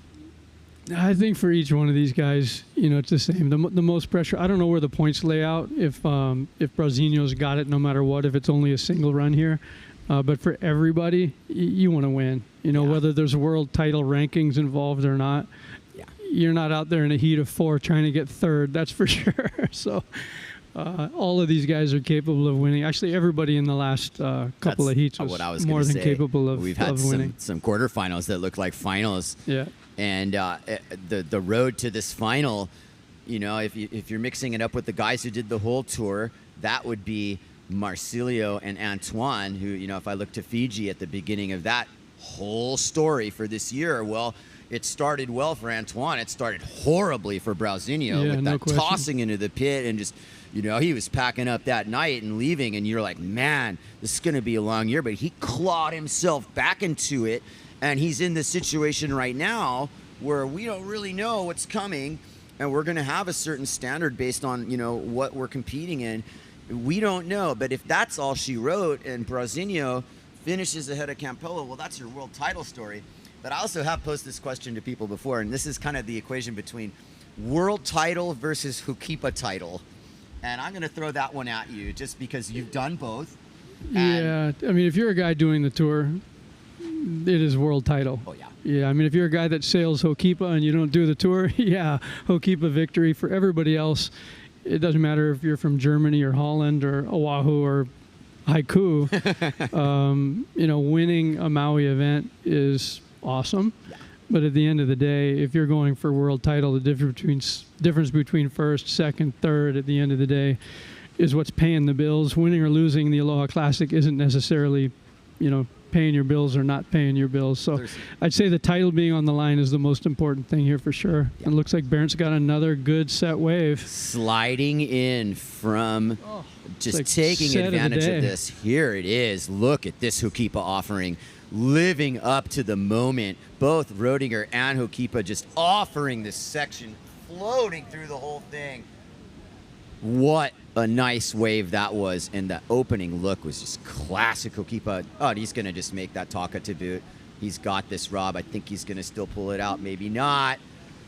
Maybe not. And Brazinho's right behind him on the next wave. Wow. Brazinho, mostly a carving approach there. Roediger rode that one out to the sand, so to speak. Definitely some applause on all behalfs there. Roediger's in a little bit of trouble. He might get smoked on the rocks here. Barely pulls that off. Yeah, that was kind of the wave that everybody was waiting for all day. That held up at the point but run all the way through and didn't close out. And he read it perfectly. Here comes Camille Juban riding a pretty high boom, his S2 rig. Look at this. Here comes Juban swinging for the fences, gets his fins free. Boards flying over the section. Second hit. Is he going to get a third one? Ho'okipa pretty much says, nah, not this time. We're going to see a shakeup here with the scoring in a second. Antoine Martin was not a part of that exchange. So that was Brazinho and Roediger really scoring there. But back to Roediger's ride, which hopefully we'll get a replay in a second. When he set that up, I heard you just go, oh. Yeah. And I didn't really, you turned around and actually looked in the lead. But once he bottom turned, man, that was a beautiful wave. Brazinho just getting position, sailing upwind. He knows that he's in a very good spot here. He would like to obviously be in first place right now. Maybe the little thing in the back of his mind is that Ricardo's not in the seat, so, the title implications are what they are. And, I mean, credit to Brazinho for fighting back. after Fiji, after that demoralizing first contest, and in a really big situation, having the mental fortitude to bring it back to this moment says a lot about him. He's staring down his third world title, Robbie. Yeah, no doubt. And I mean, if you saw that wave that BERND had, literally that was the wave of the day. And it was. From a judging standpoint, it's hard not to take into consideration the size of the wave and the like the wave on its own. As long as you don't fall on it, you're going to get decent points. But then to ride it well at the same time, yeah, that's a big scoring wave. And you got Antoine Martin all by himself out the back in a position to just wait for a good set if one comes to him, because everybody else is on the inside. He's looking good, Robbie. Here it comes. He's got one. Bernd Roediger in first place with Antoine Martin narrowly behind him. And Martin on this interesting Northrig super featherweight light sail, 4 batten, excuse me. And he kicks out, playing a little bit of quality control there. It was the first wave of the set, so maybe not what he wanted. And Brazinho's pumping furiously here with Roediger behind him in the channel. So Roediger's not really in scoring position. He's just trying to get upwind, but Brazinho's the guy who's going to be riding this wave, but he kicks out. Roediger kicks out, going back to sail just to make some more ground here. And these are the lessons learned from our veterans here, that it's something that we watched you do, Robbie. Back to sail, go upwind. You were like, are you getting tricky? No, you're going upwind to get in position for another good wave. Trying to get in position with the other guys around you to make sure that you've got priority when the next good one comes, and to not get suckered into taking the first wave of the set if the second and third are better, and letting the guys behind you actually get position on you when you back out of that first wave. So it's a little bit of chess out there. It probably doesn't look like it from the beach, and especially from looking at the computer, it looks like a crapshoot who's getting good waves and who's not. But there's a lot of calculation in the process of that slow moving around. So I call it hustling, and it's we hustling, or just trying to calculate 2 moves ahead, right? Because you're not able to move too quickly, so you're looking at where other guys are going and looking at the horizon and trying to look at the horizon out west for the west sets, which are the good ones, and just trying to play the game better than the guys around you.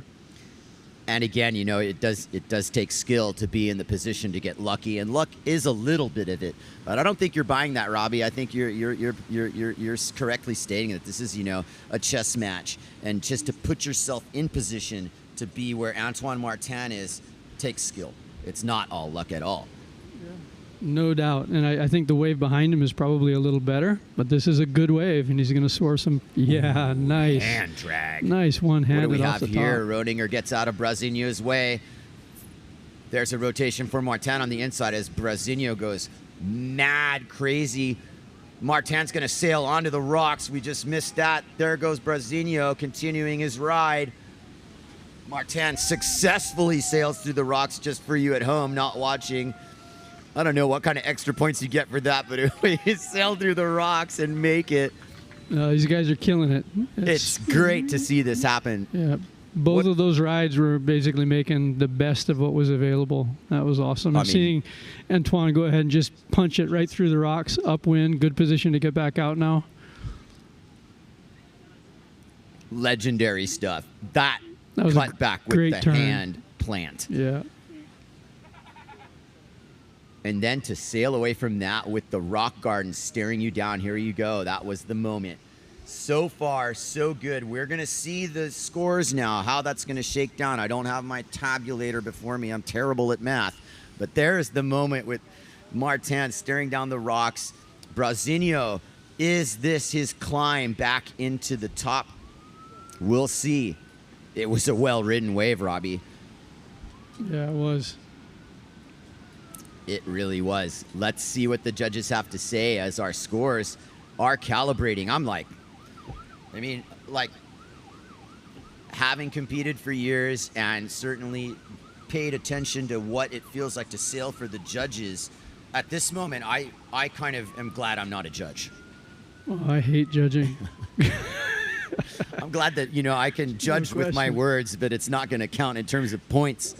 They asked me if I wanted to judge. I'm like, are you kidding me? Yeah. Absolutely not. I'd rather stab myself in the eye with this pen than judge. One, I don't want to watch other people do stuff that badly, but I certainly also don't want to have a hand in there, in their future. It's interesting being a spectator, which I also don't often do. Usually during contests, I'll go do something else. I just have a hard time watching other people do what I do. Right. But today's been interesting. It was good watching you. I have to say hats off for the commentary. I don't know how you can talk all day long and still keep it interesting and stay motivated, but doing a great job. Thank you, it was great online watching, and I figured I'd come down today, support the boys, and I've been on the hill all day watching the guys and the girls, and it's nerve-wracking. You know, even for me, it's nerve-wracking watching the exchange. I think we both share a love of the sport, Robbie. And, you know, I just want to add that, you know, you would have the respect of all of us as a judge. Certainly, you know, that's not the issue, but I totally agree with you. I'm in the same boat. And just, you know, maybe I'm too much of a fan of the sport, and I would fault myself for getting carried away very easily. I think that's my problem personally, is I'm just like, one turn could just blow my whole scale up. Yeah, and it's, I don't know. Yeah, I think you need a certain type of personality to do that well. It's Definitely. really difficult judging. You know, you can say, oh, the judging was horrible, or how's that guy so off? It is not easy to do, that's for sure. So I don't envy them, and, you know, I'm thankful that they're there doing it. Probably not exactly getting well praised or paid for the job either. You know, it's a passion of love, and to do that is pretty cool, but I definitely can't do it. Speaking of judging, look at these standings, Robbie. Antoine Martin, 16.96 in the lead. 5 minutes left. Roediger narrowly nipping on him, 15.5. Camille Juban, 14.13. We haven't really heard from him in a while, which is dangerous. Marcilio Brown in an unfamiliar fourth place position, chipping away, trying to find the window to get back into this, trying to win the 2023 Aloha Classic. And this is that moment now. Hukipa is going to make it happen. I know we're going to get another rally that's just fit the script here. All this in-between stuff. Here comes Antoine Martin. That's not good enough for him. Roediger's going out to sea. He needs a haymaker. Camille Juban's been really patient. This is what it is now. We've got mere minutes left in this contest. Here comes Brasinho picking up the scraps on the inside, able to turn it into a big score in the blink of an eye. Marcilio Brown, high line, builds his apparent wind, punches a nice mid-face bottom turn. He's aiming for something, grabs wide, airs the Taka over the section. No claim at all. Maybe a little bit of a bow there with honor. Yeah, I mean, if you're going to just straight line the section and do a one move wave, you might as well execute it like that, high and dry. That's the way you want to see a Taka landed, not, you know, pulling your sail out of the white water. That was really well executed. So even though it was only a one turn wave, it's a good score, I'm sure. Maybe he had the check turn there, to his credit.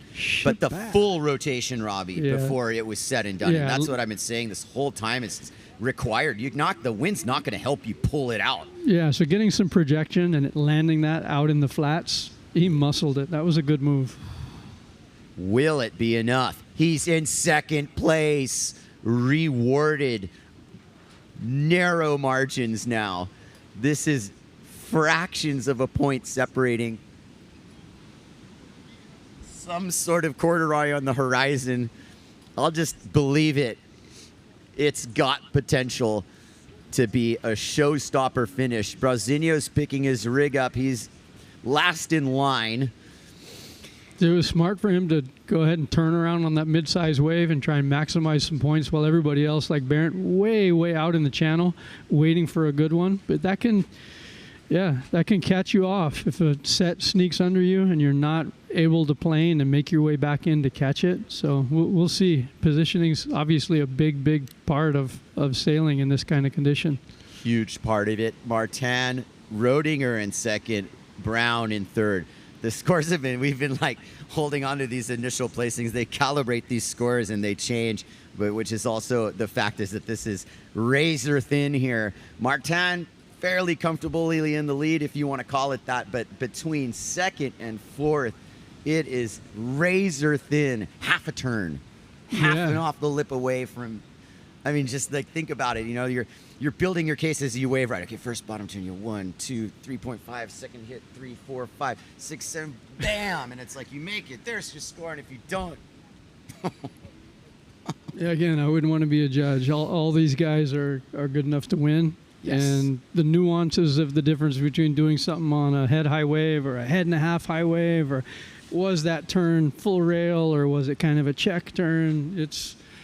I mean, I have my preferences. What are those preferences? I want to pick your brain just a little bit in terms of nothing specific, but I mean, what do you like to see in a good wave ride? And let's be specific to Hukipa here. Well, I mean, I'm 60, right? So you have to say there's a bit of old school there. I like speed and projection, and I want to see use of full rail. I don't love flicking. You know, even if it's a few flicks into a big air move, it's spectacular, and I have total respect for it. But I'd rather see a guy, before he does that full-on flicky air move, gouge a couple of full-on off the tops that throw buckets of water. I like to see mast high spray going out the back on a good turn. That you know it. You do the same thing. We have the similar values, Robbie. Yeah, but conditions mandate what you do, and judging mandates what you do. There's been contests that I've been in the past where I completely changed my style because I want to ride the way the judges are judging. And so you have to be, as a competitor, aware of that as well. If they want to see air moves, do air moves. If they're kind of judging heavy on size and rail, surf size and rail. So it depends. You can't just say, oh, this is my style and that's it if you want to win heats. You see the surfing purist approach. I mean, I'll bring up Lenny, and you look at his board. He's got 3 equal size fins. He's basically scaled up a surfboard for his Hukipa wakeboard, and he's dead set on, doing the surfing thing. And this contest lent itself to that. A little bit more wind maybe would have helped in that situation. But yes, I mean, the rotational moves at the end, I think you define it perfectly. It's like build your case with the wave ride and the setup and get the carves and finish with the splash. I think the judges are not necessarily asking for that. I think Hukipa's asking for that. Yeah, you're going to get rewarded either way. But I mean, if you've got appetizers, a soup, a salad, and a main course on order, you're going to get reimbursed for it. With a little Tabasco right at the end. Yeah, if all you're offering is a really good salad, the guy that has a few other things on order may beat you at the end of the day. So you never know. This wave is scoring, and this heat is over otherwise. So Roediger has a chance to go like that and make a taco. This is going to be pretty interesting because he's got one more little check turn and he's going to hit the lip. Oh my God. So what do the judges want to do with this? The wave counts. Roediger is composed enough that he looks like he's ready to, basically go out and ride a longboard after that and just cruise, but waves to the crowd and gets a little bit of applause from us here on the beach. It's been a fantastic contest so far. Hats off to all 4 of these competitors, and let's pick this apart, Robbie, because he's very narrowly behind Martin. Now, high line into the hit. Yeah, the thing is, you got to remember they're only counting 2 waves. It doesn't matter if you have 3 good ones or 4 good ones. Yeah. It's your 2 best waves. I'm not sure that was one of his 2 best waves. Obviously, he got the best wave of the heat with that set. The second wave is really close between all these guys, so I wouldn't call it without the judges' sheets in front of me. That's why we're not judging. Yeah, it's certainly going to be close. Antoine Martin, now with that double cutback wave that he didn't finish that third cutback. Was the door left open? It's up to the interpretation of it. I do remember full rail gouging.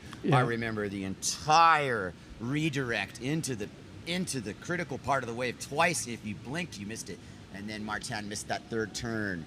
Yeah, well, like a friend of mine said this morning, he's like, it's a wave contest, not a freestyle contest. Yes. So just doing freestyle on the waves, it's like, well, did you really ride the wave, execute it? So I'm sure the judges are looking at that as well as, who's doing everything. All of these guys are doing everything, no question. Every one of the guys in the final, every one of the guys in the semi, every one of the guys in the quarter has the full entourage, the full gamut of tools in their chest. So. Yeah, I'm pretty happy with the core values of our judging panel here have certainly emphasized the important things, and we are, fans of surfing, and we are at a reef break in Hawaii that lends itself to, I don't know, Robbie, 1,000 different looks here at Hukipa on any given day. I mean, but it is windsurfing too. That's what I always tell people. This isn't surfing. We're not trying to pretend to be surfing. This is windsurfing, and it's its own thing, and it encompasses everything, and the styles come in from everywhere. And I love the fact that the sport has evolved and it's gone through, nuances of change over the decades, and that's what keeps it interesting and fun.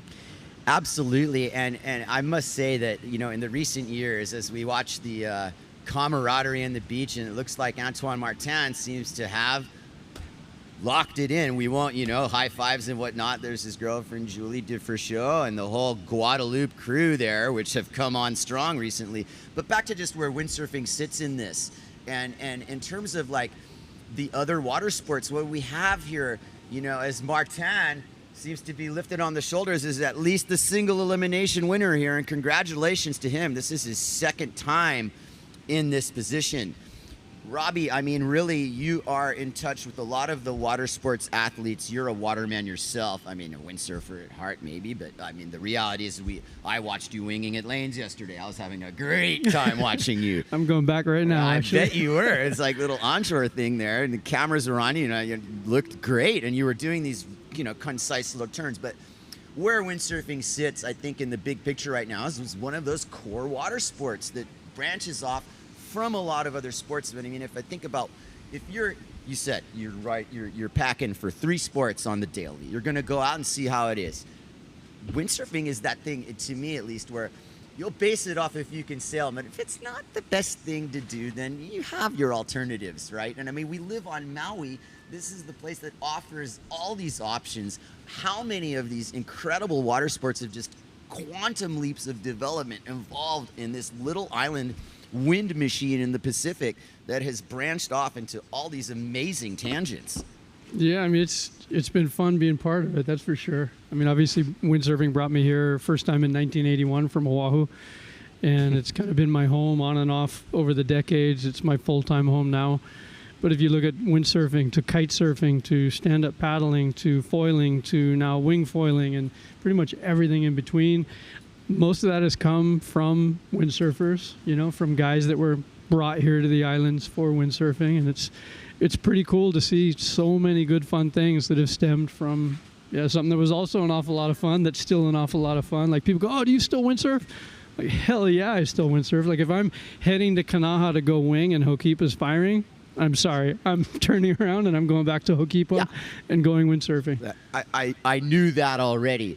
Man, Robbie, you deserve a lot of credit and praise. I just want to kind of, on my own level, as a fan of the sport, and man, before I even moved to Maui, I remember this issue of Sports Illustrated came out. There you are doing a huge tabletop at my home spot at Waddell, and the whole article. I remember this one bit of like, there was this storm, and this is when you lived in Kailua, and I'd go out and sail for 6 hours, even though I was sick, and just come home and die.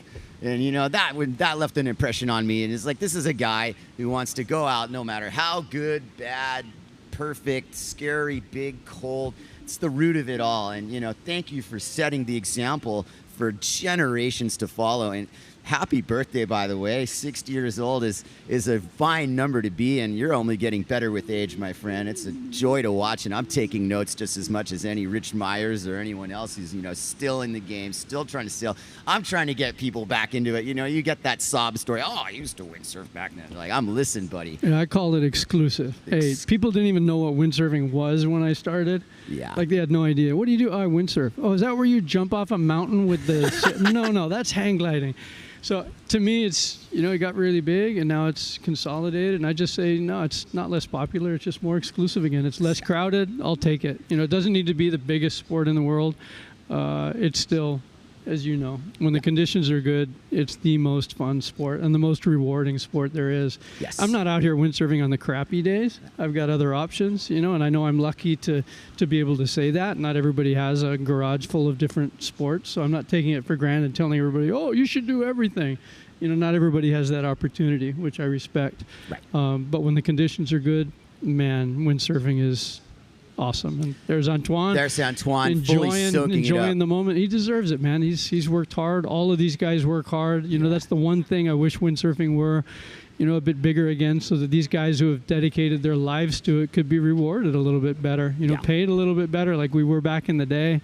But maybe it'll come. Maybe it'll go full circle and it will get more popular again. If not, hey, it's still the best lifestyle in the world. That's what I tell these guys. Yeah.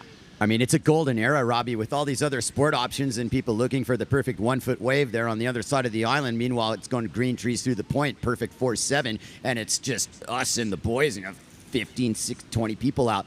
this is like it's never been before, and the equipment is as good as it gets. And luckily, we're still in one piece because we're taking care of ourselves, most of us. When you're out there keeping, there's 15, 20 guys max. In the old days, there'd be 100. Yeah. Man, I'll take it.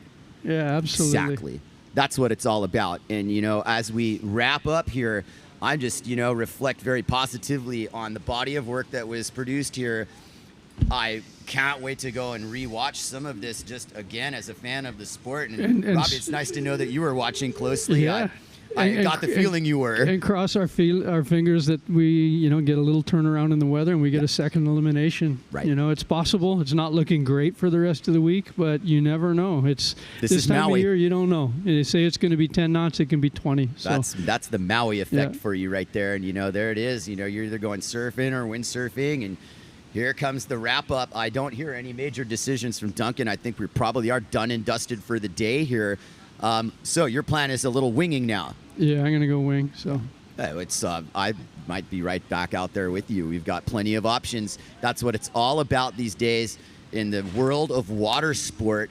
We are wrapping up the single elimination as you look at the beach and the upper bluff, the arena. That is Hokipa, the original arena, back in the picture as the World Tour decider, the final event of the year. One way or the other, this is very, very justified. I'm so proud of everybody, organizer to helper to volunteer, that we've gotten to this point, because, man, it has been a great body of work. So I suppose that was it, huh? I could sit here and talk to you all day, as you know. Thank you for joining me, Robbie. I'm hitting the water. Kai Cachadorian, Robbie Nash. Thanks for letting me join in. I appreciate it. Aloha.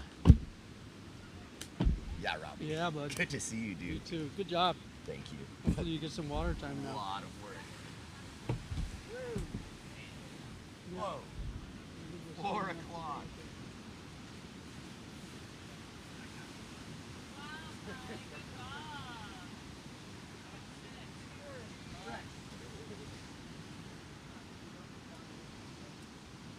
Yeah, I mean, Roediger's wave was like, oh, this is following the script.